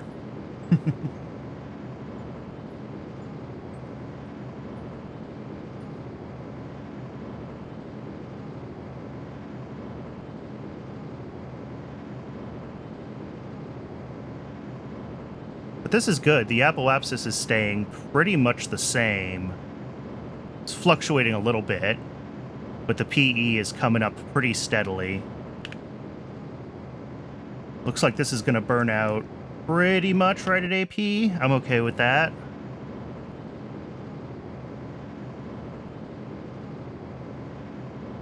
If this doesn't do it, I'm giving up on rockets forever.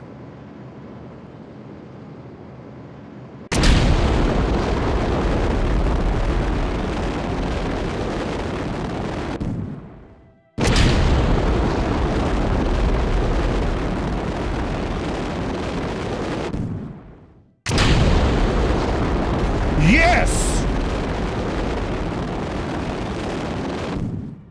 Beautiful! Absolutely beautiful!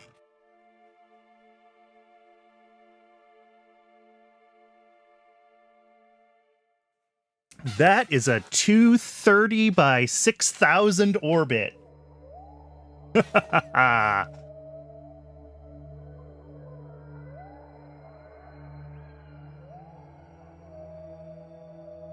All right. Now we just have to wait for the tech for this thing.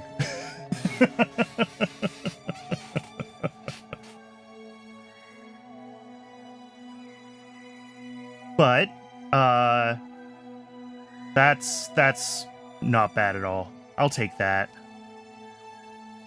I'll just tech my way out of the problem. That's fine.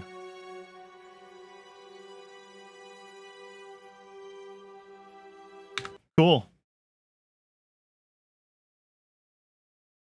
So we do need the 5657 tech for this, though, unfortunately, because we've got the AJ10 and we've got the NAA 75 A7 configuration.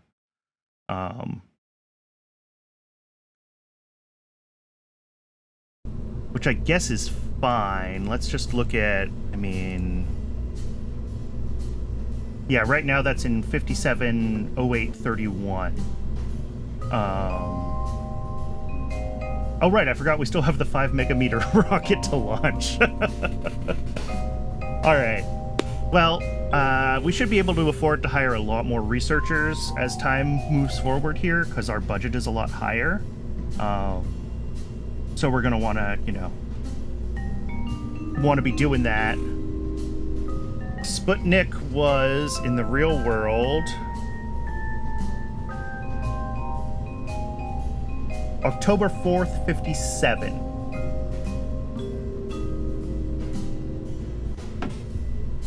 Yeah, I agree, Dumbaradu. This is not the most excellent design in the whole wide world.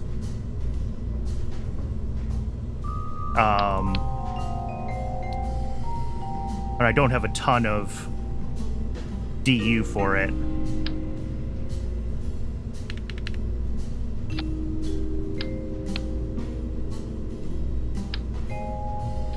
And I also know that this rocket is, like, super overkill. Like, I'm pretty sure if you set up MechJeb to fly this rocket, it would hit orbit. Way easier than mine. But, you know, without using a more sophisticated algorithm for my orbital insertion or,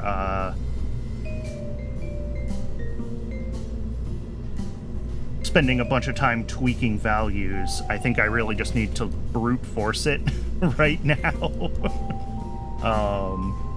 You know, I do eventually want to switch to better algorithms for getting to orbit and things like that, but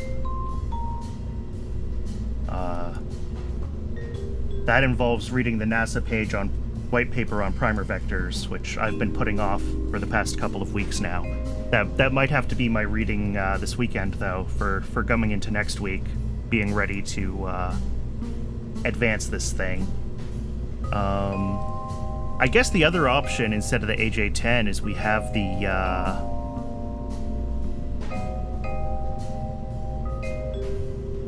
oh, maybe we don't have it until let me find the link.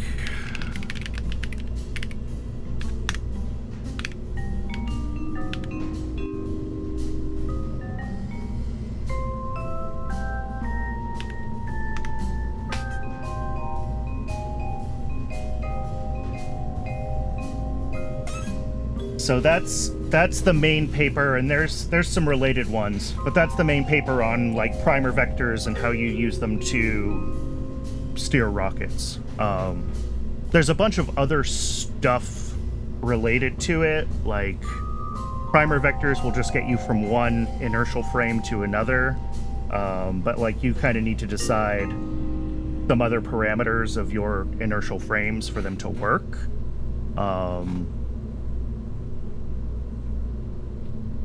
But, yeah.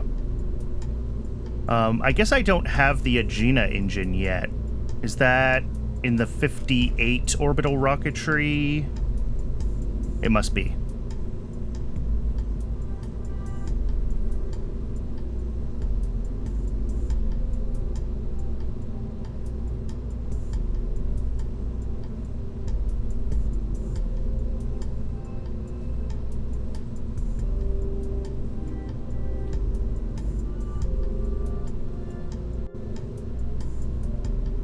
I don't see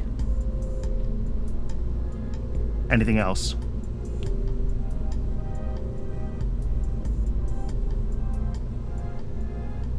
XLR-25, yeah, these are all spaceplane engines, LR-79.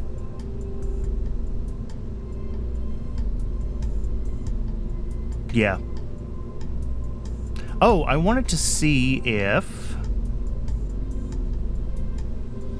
the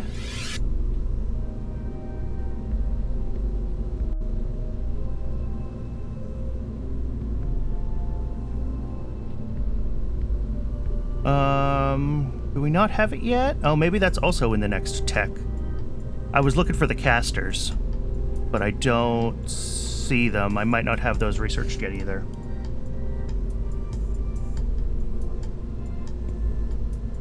How tall did this rocket end up being, by the way? 22 meters. Okay. If I look at this thing... Height limit... Okay, yeah, 94% commonality. We do need to make some tweaks to this to get this rocket to fly on it. I think it's the height limit.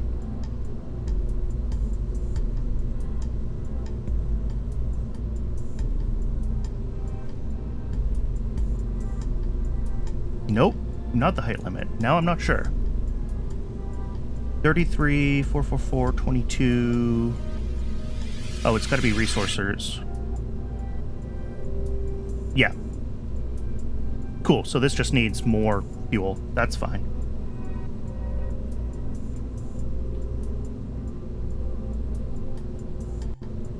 Whoops.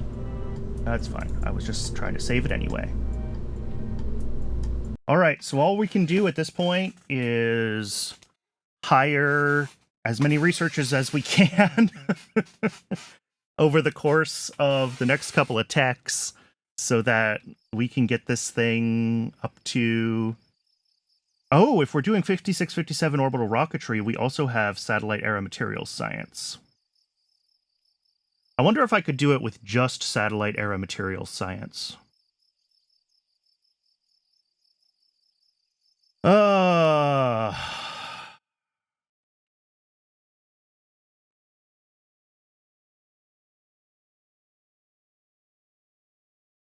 Now I need to, like, redo this whole design if I want to test that.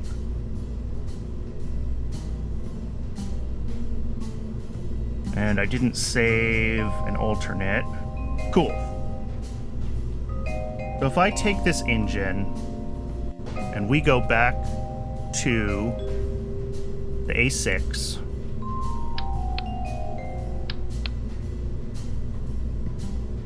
Save our... Whoops.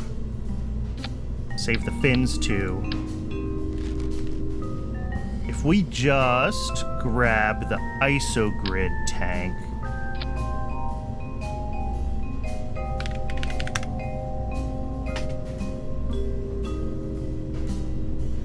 What was the mount? Oops.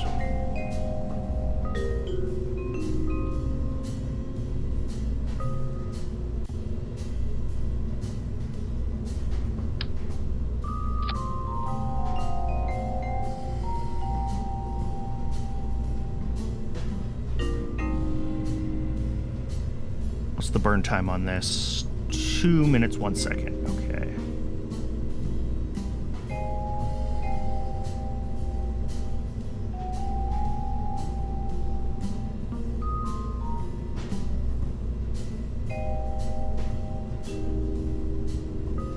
.1 meters.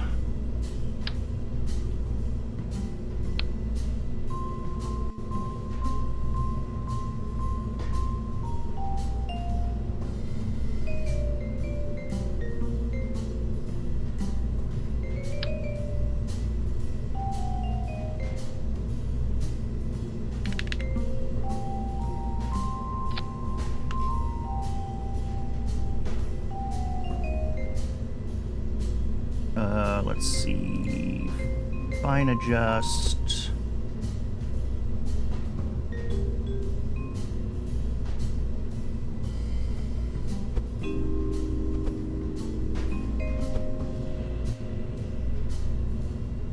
That looks fine. All right. So this version, we are once again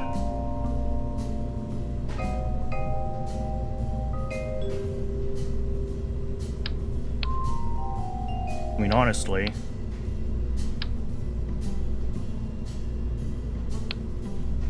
I'm curious if I can make this work with just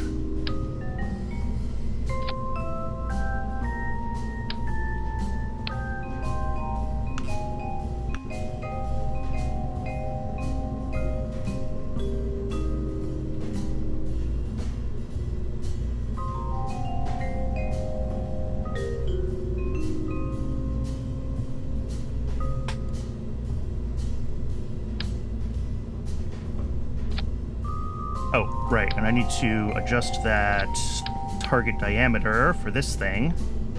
Don't know what it is. But it seemed like it was just about the same ratio. 1 second.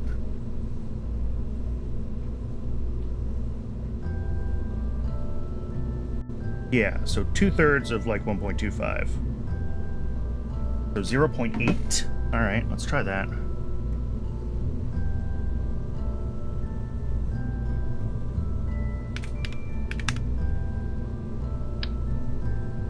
How's that look?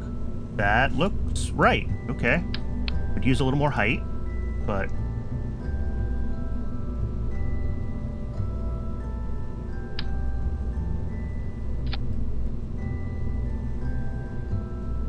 Okay, yeah, this is only 93.25. So we're still nowhere near where we need to be.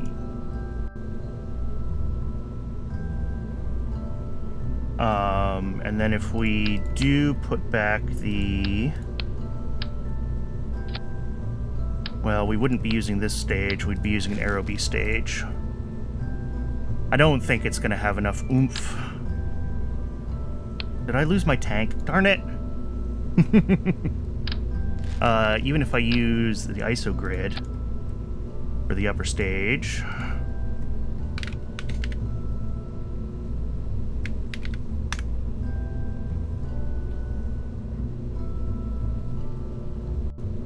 High pressure... Fill for the... well, not the Whack Corporal. Whoops.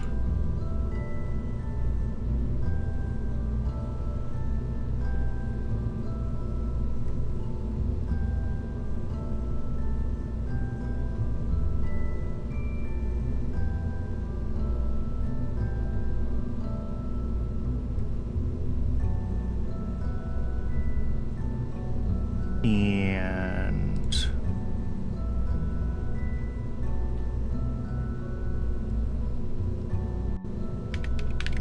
how's 0.25? That's overburning by a while, but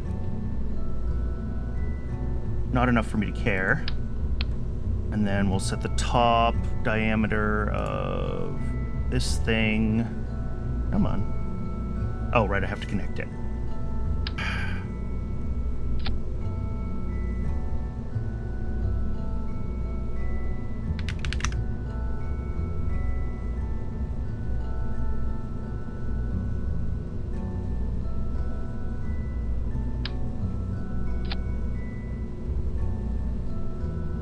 So this gets us over 10,000. This uses the new tanks, but not the new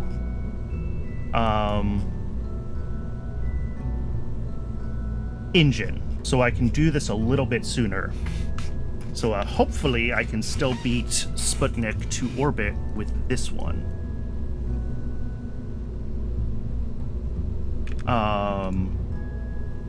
Let's see. My engine, nope. Name tag, engine, good. This needs its name tag. XASR. Okay. Let's give this one a test to see if we can do this with this config. And then, obviously, upgrading this to the A7 at potentially bigger upper stages will give us more payload capacity. But, for now, I'm just curious if this is going to be sufficient. And it would also help if I put our control thrusters back on. What was I using? These ones?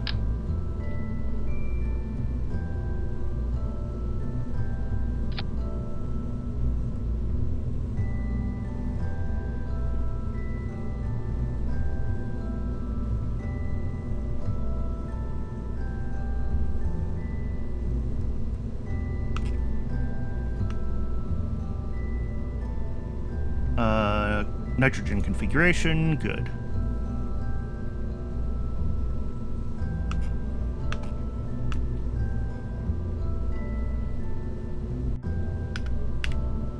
And did I already overwrite the old one? Probably.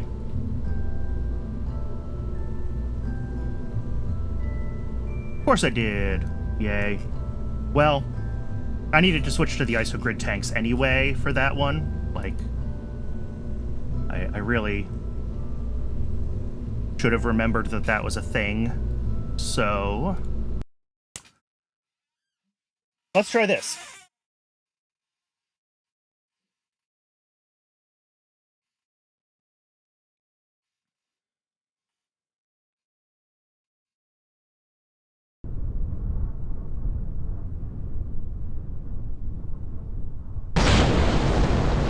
Oh, nope, this is wrong. I didn't put my spin and ullage motors on.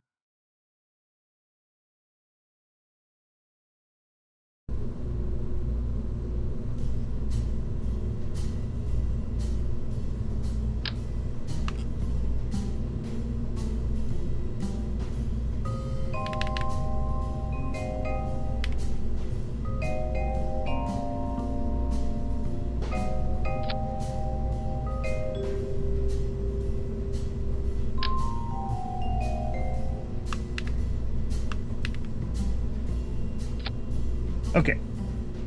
So these ones fire here. And then those ones. And then the Aerobee goes.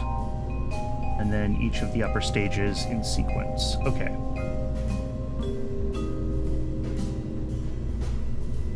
Needs 1958 solid rocket engines. What do you mean needs 1958 solid rocket engines?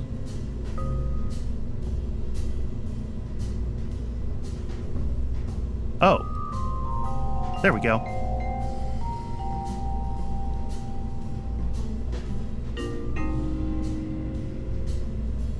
Yeah, so this just needs the material science node instead of the material science node and the engine node. And it does have over 10K delta V. Oh, nope, not quite. 9932.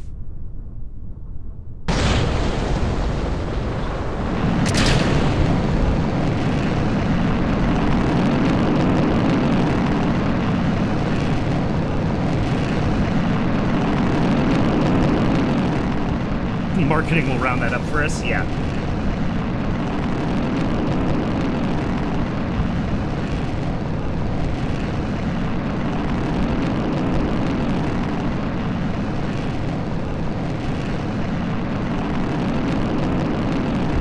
If I can get this dialed in with, like, just this tech level, then I think we can definitely beat Sputnik to orbit. That's the important part. That's all I care about.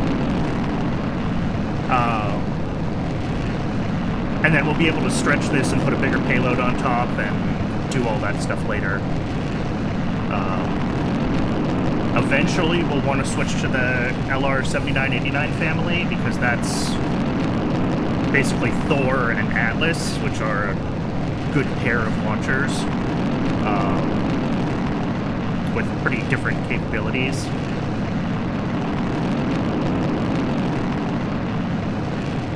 For different sized satellites, really. And Atlas, of course, has the capability to put humans in orbit, so we'll want that for that.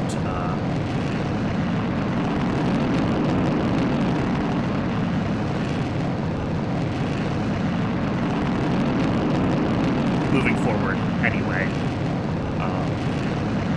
You know, we could do a Mercury Redstone flight. This is basically a Redstone, but I'm not sure if that's worth it compared to just, you know, getting Atlas developed and, you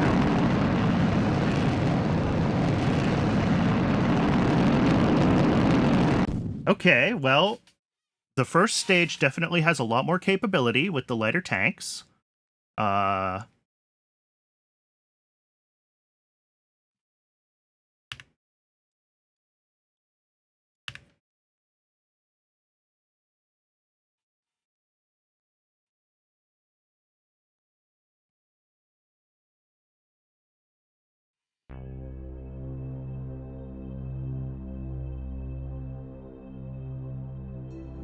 We should be doing our pitch, yeah.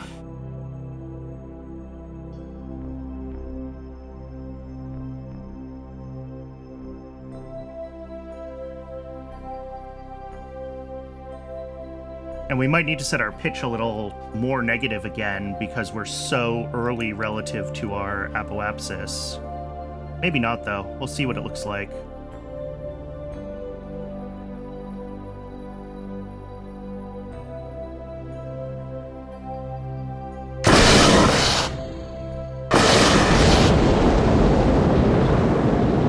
Stage 2.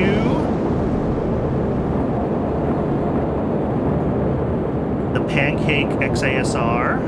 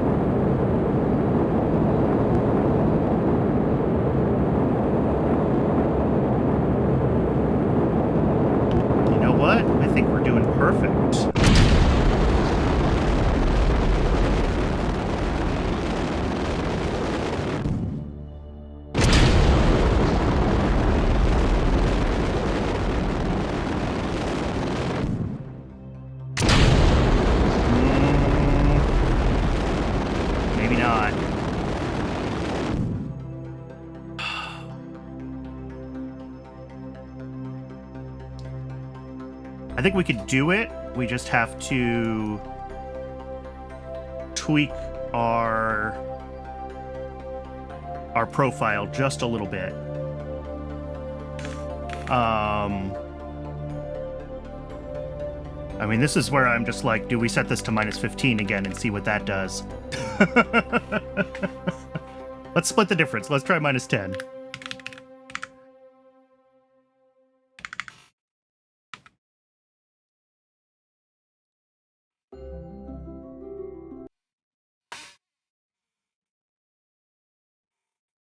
And the other thing we might want to look at, because we are so...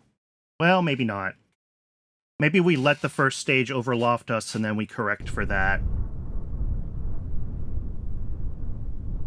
I was going to say we could set the first stage to pitch over more.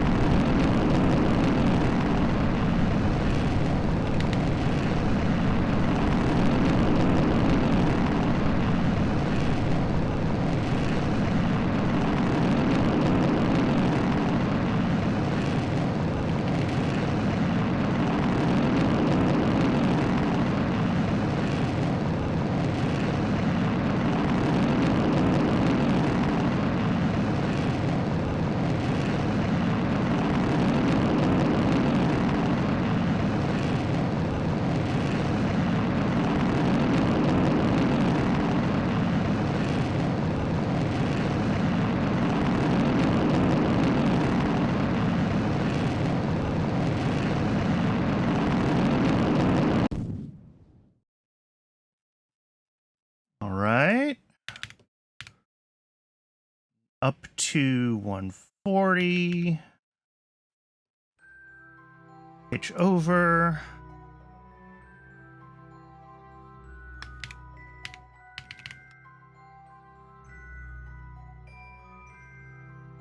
This is going to pitch itself much more aggressively this time.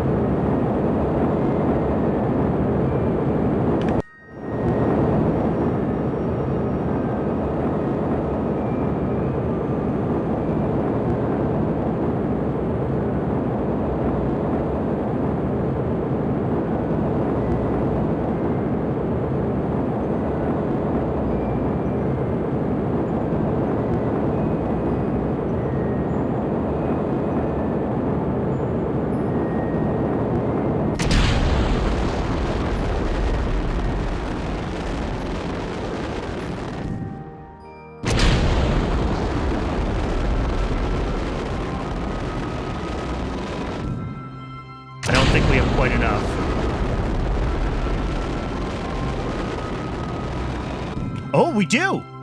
Yeah! Okay, cool. So we can do this one tech note earlier. Perfect. All right. 260 by 500. That's great.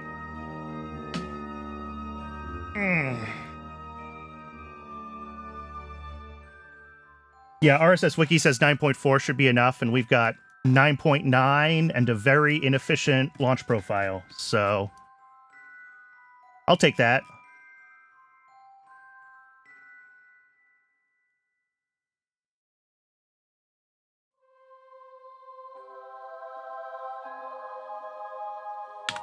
Perfect. All right. So now the question is, well, one, what's this going to cost to tool? All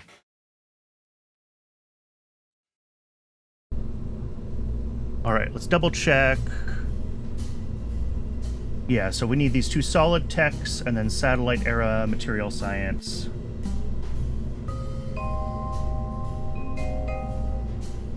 Yeah, for Cosmic Ray and First Size Sat, I'm hopeful that with a stretch to this, with the 57 orbital rocketry tech, I mean, I need to unlock those researches even. I haven't done those yet, so.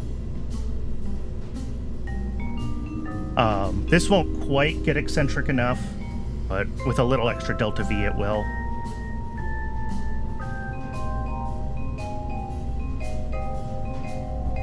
Okay, so yeah, we want basic solids and 56 to 57 satellite materials. So we have everything coming for that. I think I can just tool this thing. What's our current mass? 23.7.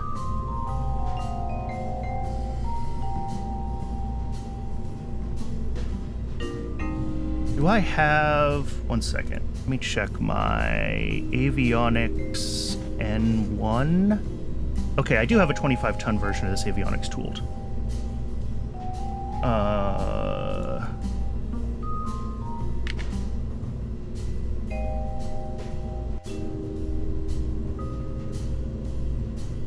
What is this? N1 at 0.3. Okay. Yeah.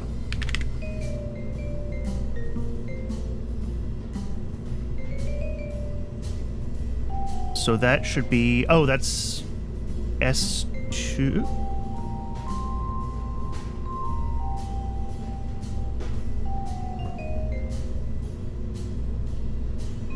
Oh, that's the upper avionics. Right. That's fine. That is a new design, because that's shrunk to fit this. Keep finding yourself hitting Alt-W in games that aren't Kerbal, but it never works. Yep. Alright, so we have the new fairings. That's fine. Because I don't think I have anything tooled as fairings at that scale. I guess if I make these fairings taller, I can support them for future upper stages if I just tool them now.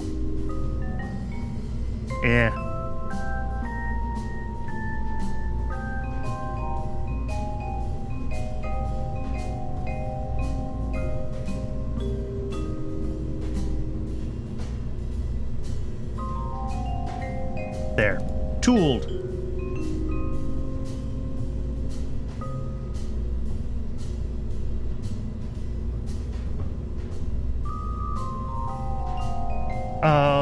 I could spend some time getting this painted up, and I should do that, but for now I want to get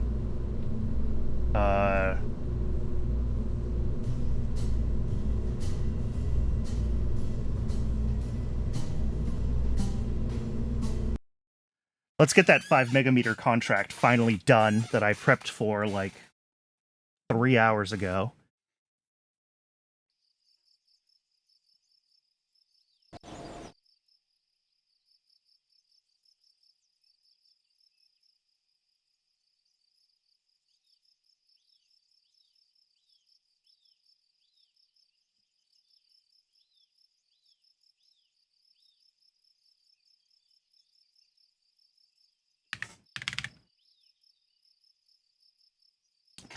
March 56. Yeah, that's fine.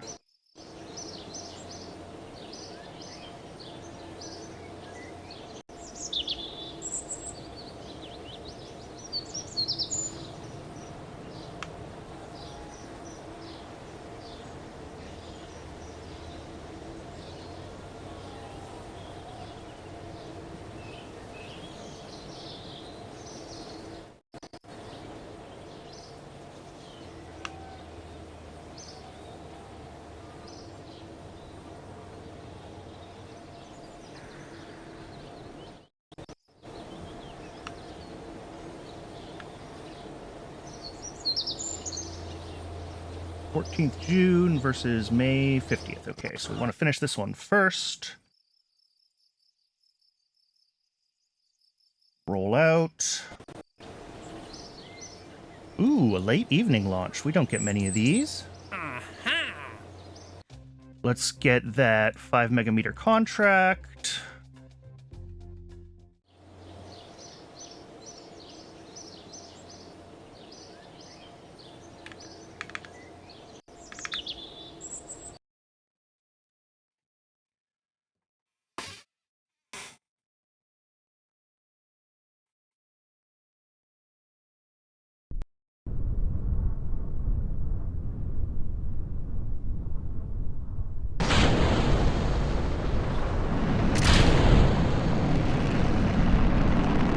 Oh, this thing is so primitive compared to what I've been working on.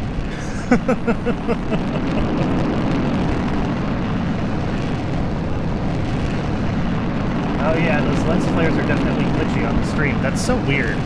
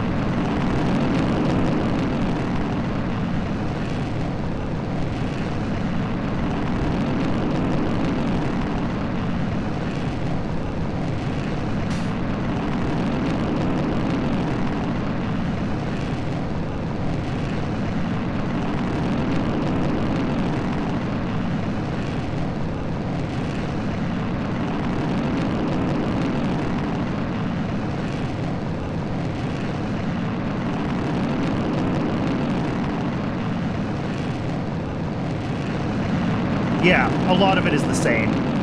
That's one of the interesting things about doing the KOS stuff is that, like, I'm incentivized to reuse bits and pieces of what I've already designed, right? Like this upper stage, separation, spin-up, ullage sequence works, and I don't have to mess with it, and I can just apply it to upgraded engines and rockets without too much risk.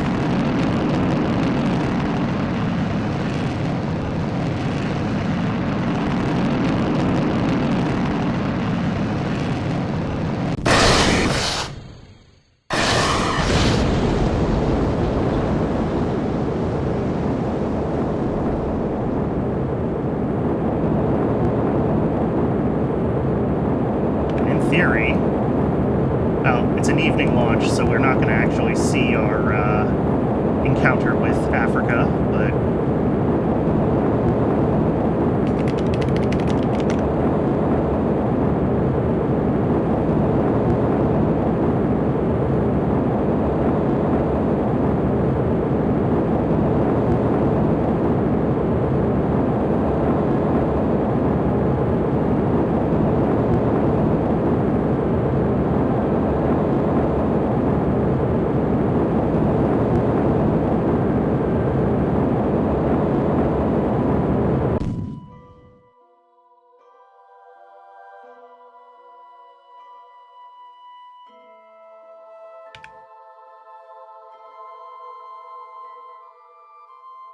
it seems fine up here on the stream.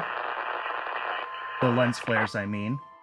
Weird, it's gotta be like an interaction between the lens flares and the sky or clouds or something that causes either an alpha channel thing or an HDR thing with the video capture.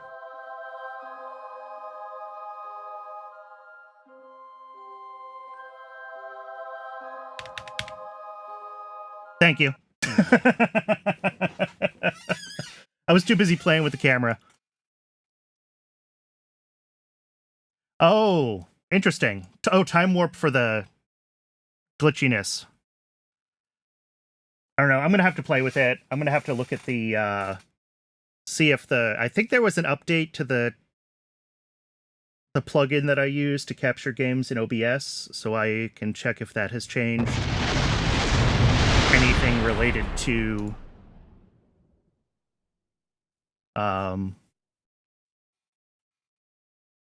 that capture, because I don't think it did that the first couple streams. I think this is new. Contract complete. Contract complete. Oh. Wait, did I not get the 5 megameter contract?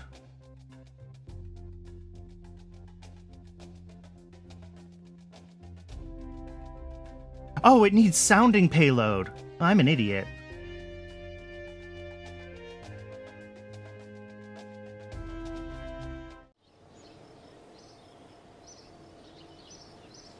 I do apparently have this chief designer that I never assigned, though, so I should figure that out.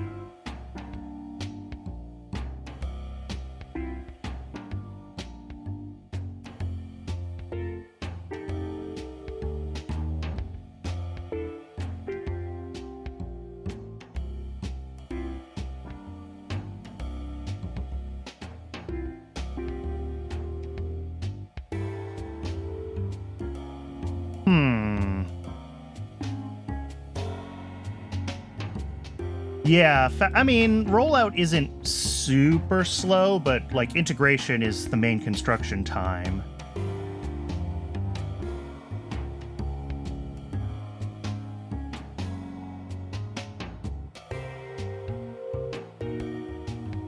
Command modules. Hydrazine.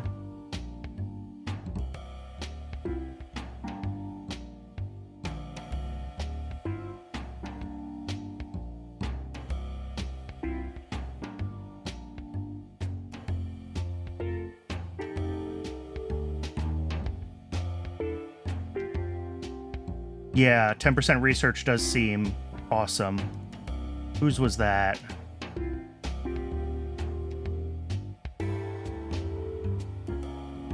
That was command module research speed. Bombron. Oh yeah, research all tech, yeah. And an extra bonus for Hydrolox on top of that. Which is, if I'm doing American engines, is Hydrolox.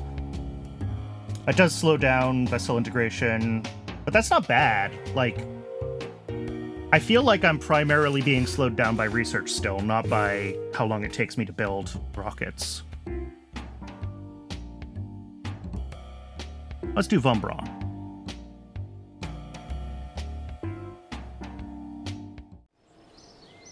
Okay, so I need to rebuild that rocket with some sounding payload on it, and then double check that it can still hit 5 megameters in sim, because I'm an idiot.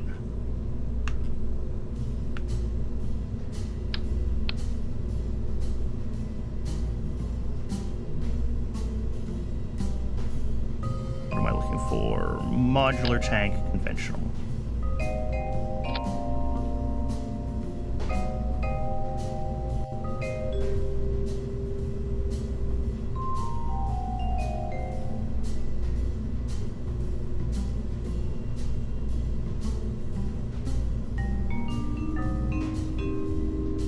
Yeah, there's a plugin that does that, but I never think about it.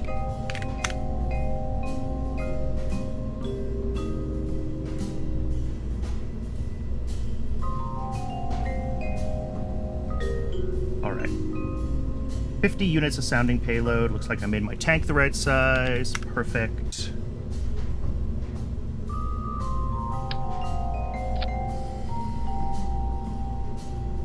Recoloring GUI, store pattern, coloring GUI, load pattern. There we go.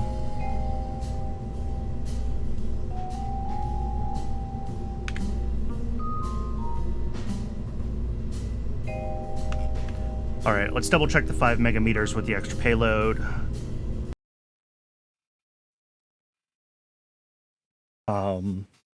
I do have a little bit of breathing room still if I retool the upper stages in the new isogrid tanks.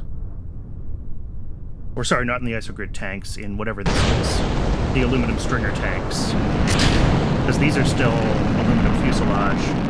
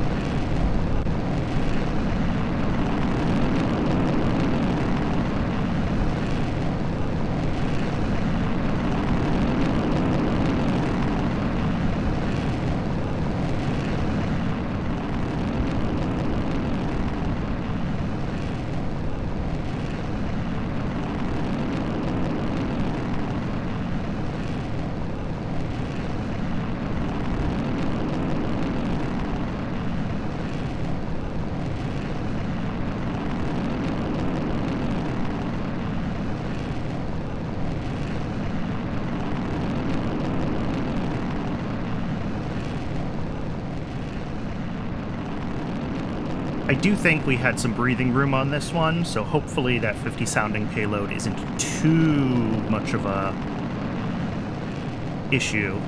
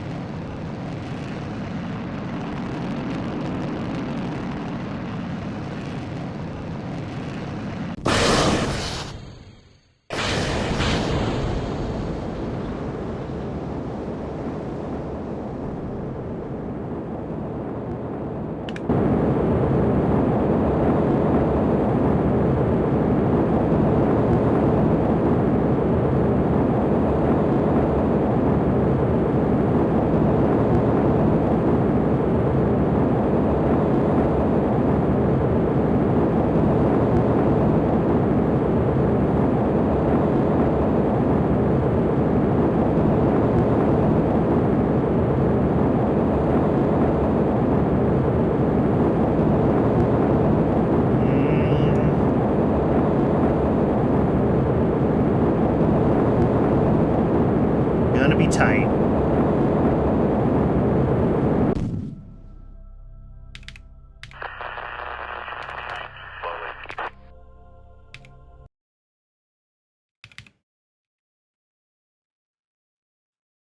Four 4.4.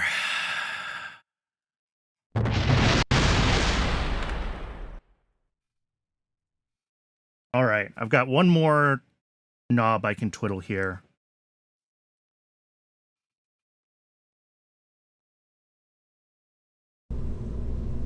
And that is these tanks can be stringers.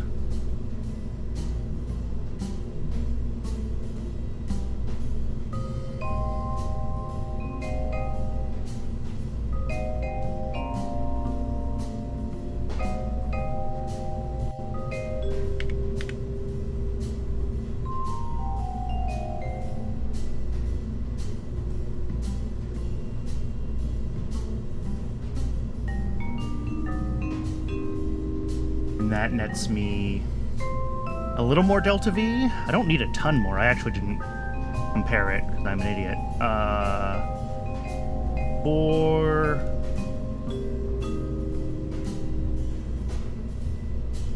Okay, so it's well over 100 delta V. Okay. That might be all this needs to be back over that 5 kilometer.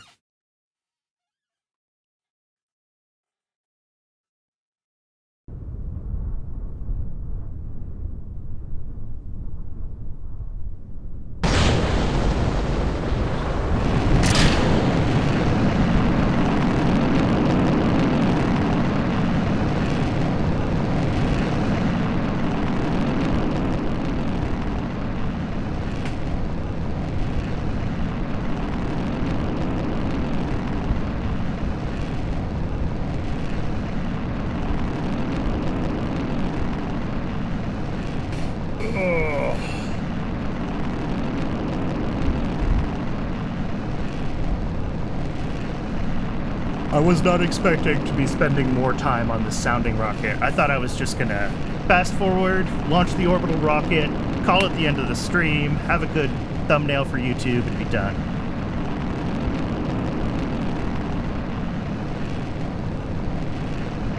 But there's always something I miss in one of these things.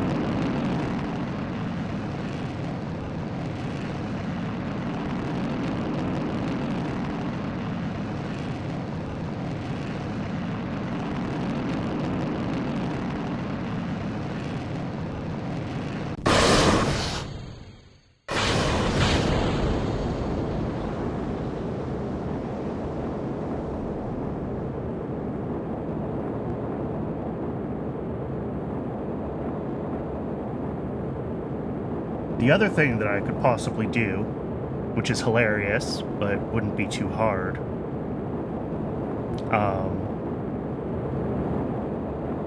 I could definitely just drop a solid on top of this thing, and that would almost certainly kick us up over the 5 megameters. But that seems silly.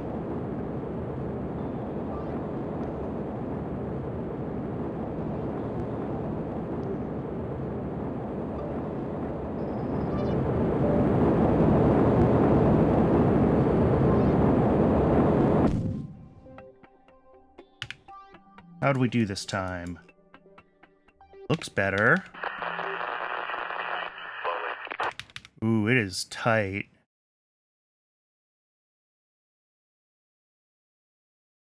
Ooh!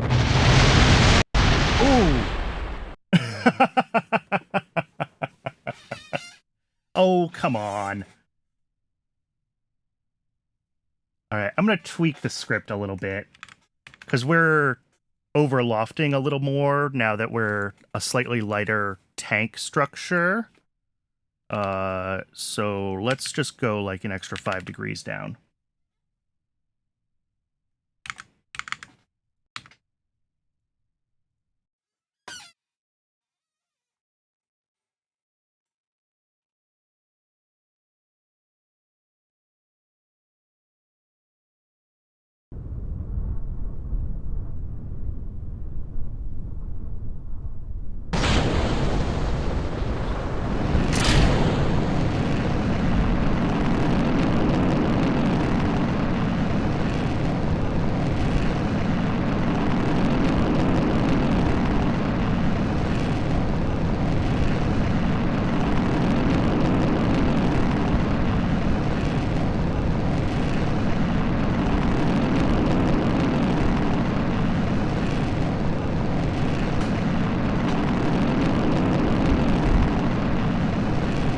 Alright, I'm hoping, tilting down a little bit further, we're pitching over a little more,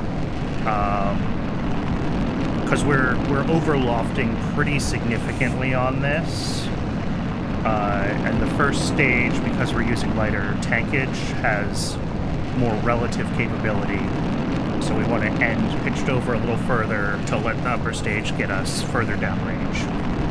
And if that works, this will hit 5 megameters pretty easy, and I can stop retesting the same rocket over and over and over.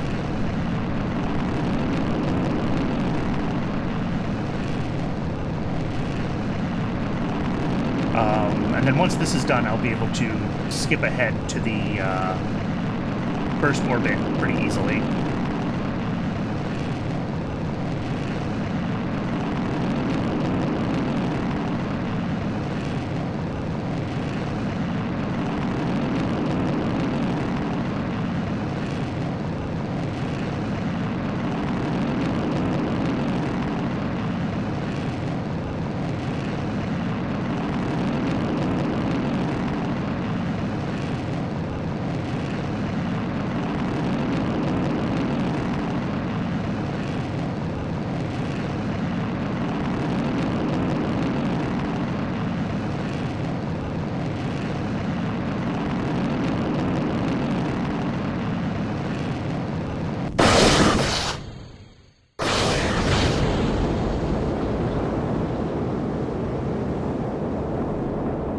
Alright, let's see if this is a little more successful. The AP is looking much more manageable than it has been. That's a good sign.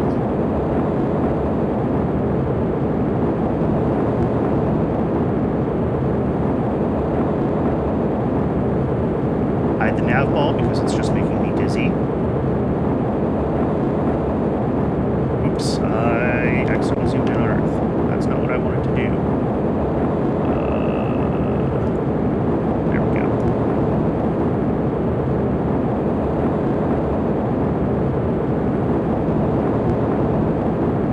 That's looking more like 5 kilometers to me.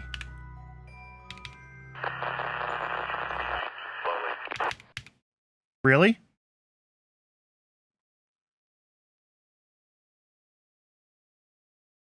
It's less. How is it less? Ugh.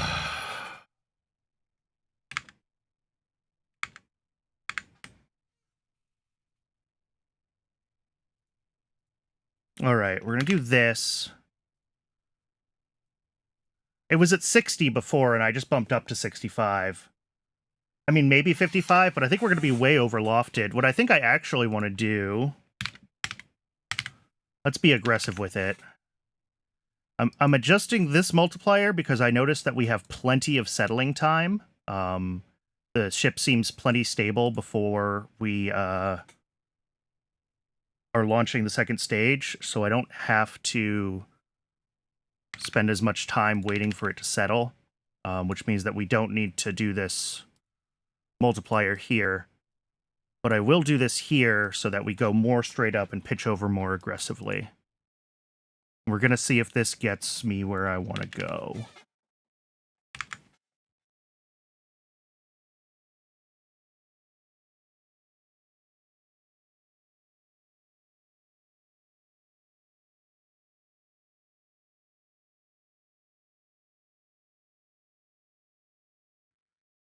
All right. My roommate just came and knocked on my door and let me know that we've been told that power outages are possible and probable in the next, I don't know, half an hour or so. The storm's probably rolling in. Apparently you can already hear thunder. I can't hear it over my headphones. But whether or not we are successful with this, we might not see that orbital launch today, because I'm going to, I think, wrap up after this launch. Oh... Ha!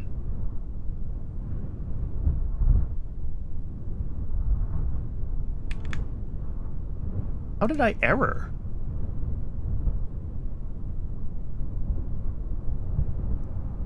Unexpected token W found? Oh.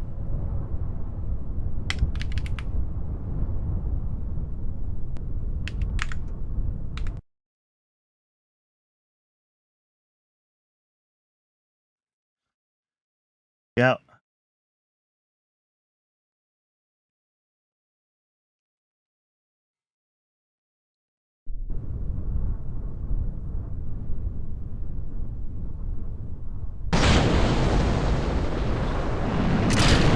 There we go.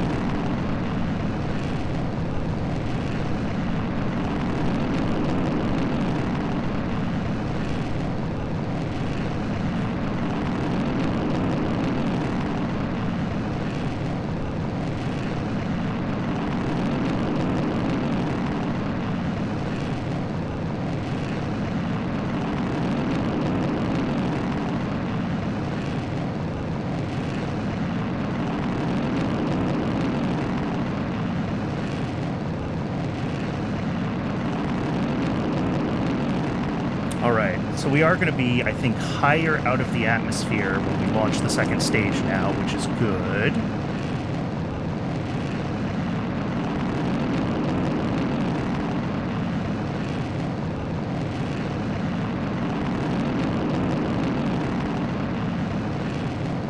That is a pretty aggressive pitch over at the end there, but that might be fine.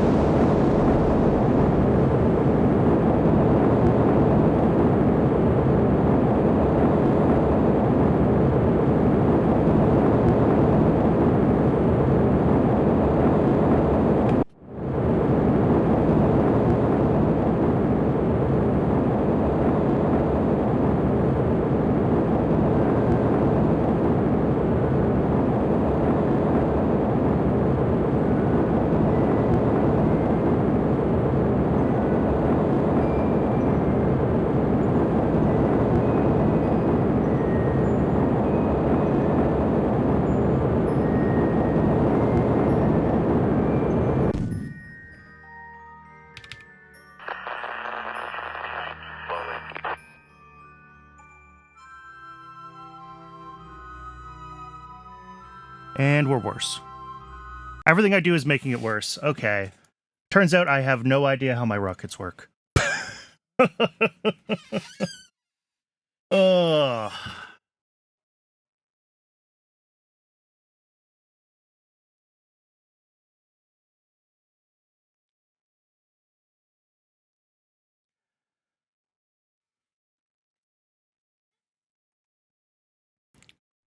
Yeah, coming in 4.4. Maybe we do want the higher pitch. Yeah. I'm going to try the smaller exponent. And I'm going to pitch a little less aggressively. I'm still worried that we're going to be overlofting ourselves, but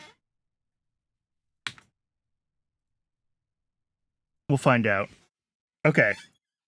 And then this really does need to be the last one of these. Yeah. I thought this would have made it, and it did make it until I put the 50 payload on, and now it doesn't make it. So I'm trying to see if I can dial it in with the same rocket.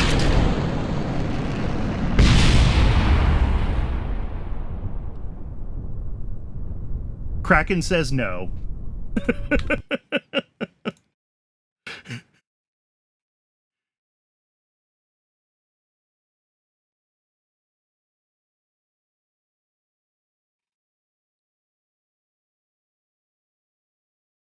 Yeah. I got 5,000 without the 50 payload on it because I didn't read the contract closely enough. And then I was like, cool, this'll work. I can design my orbital rocket. So now I've got to do this.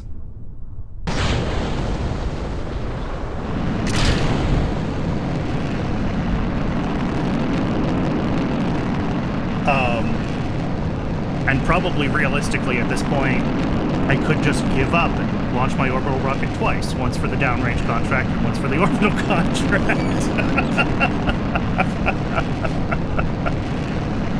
But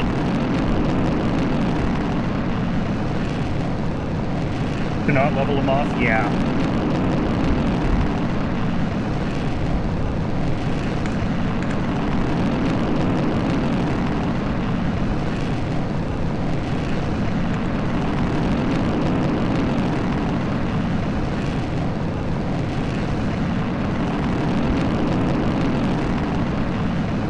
Yeah, and maybe that's the issue, as I'm trying to apply too much orbital thinking to a ballistic launch.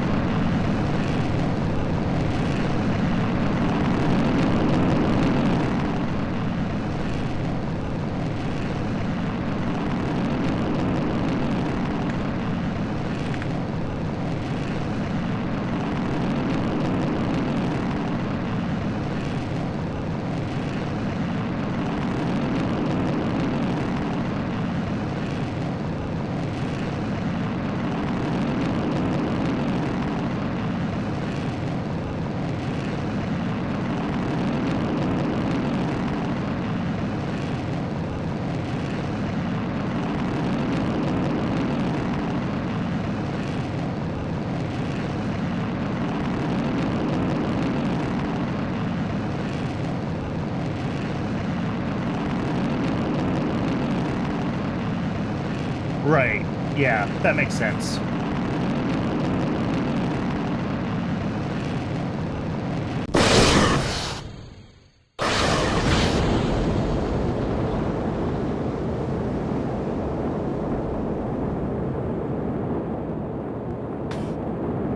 Yeah, this is at like 30, so we'll see. I can definitely try sending it up further. I guess the 5,000 is still, you know, only a fairly small chord of the Earth.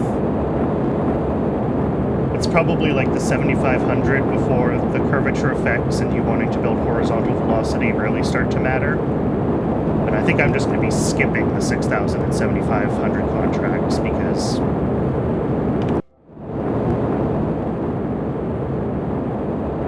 I already designed my orbital rocket, so why bother?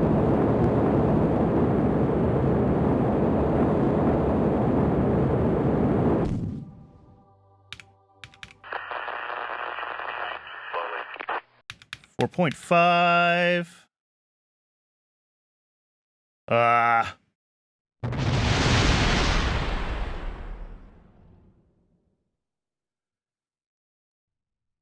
Well,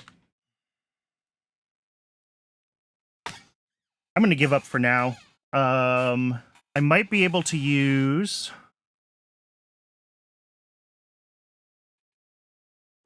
What engine is in this right now? What variant? Just the regular A6. Okay, and I don't have the A7 unlocked yet, and the A7 needs tech. Tank also needs tech to improve. Where are we at tech-wise?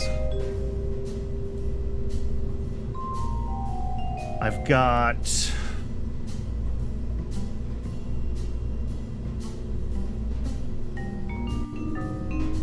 I mean, I do have the Aerobee third stage. That is an option.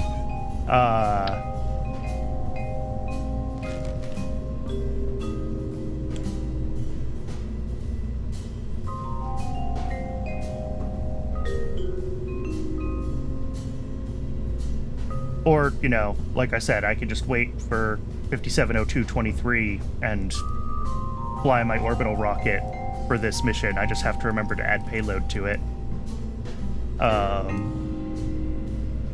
I'm sure that'll hit the 5 megameter task. Well, either way, I should call it here because I need to get this uploaded before the storm rolls in and I risk losing power. So thank you very much, everybody who tuned in. It's really appreciated. Thank you to everybody who watches this on YouTube. If you're watching on YouTube and you want to see me live, the link to my Twitch is in the description below. And if you are watching on YouTube, doing anything to feed the algorithm is always appreciated. It really does help small channels like mine. Yeah, I really wanted to hit orbit this session, but not quite. I mean, we have the orbital rocket. We saw it work. Just not official yet. But we'll get next week. We'll get this 5 megameter one sorted and orbit for sure. All right, thanks again, everybody. Tomorrow is Pyanodon again. I haven't decided what I'm doing Friday, and then KSP will be next Wednesday. That is the ongoing schedule. Ta-ta for now.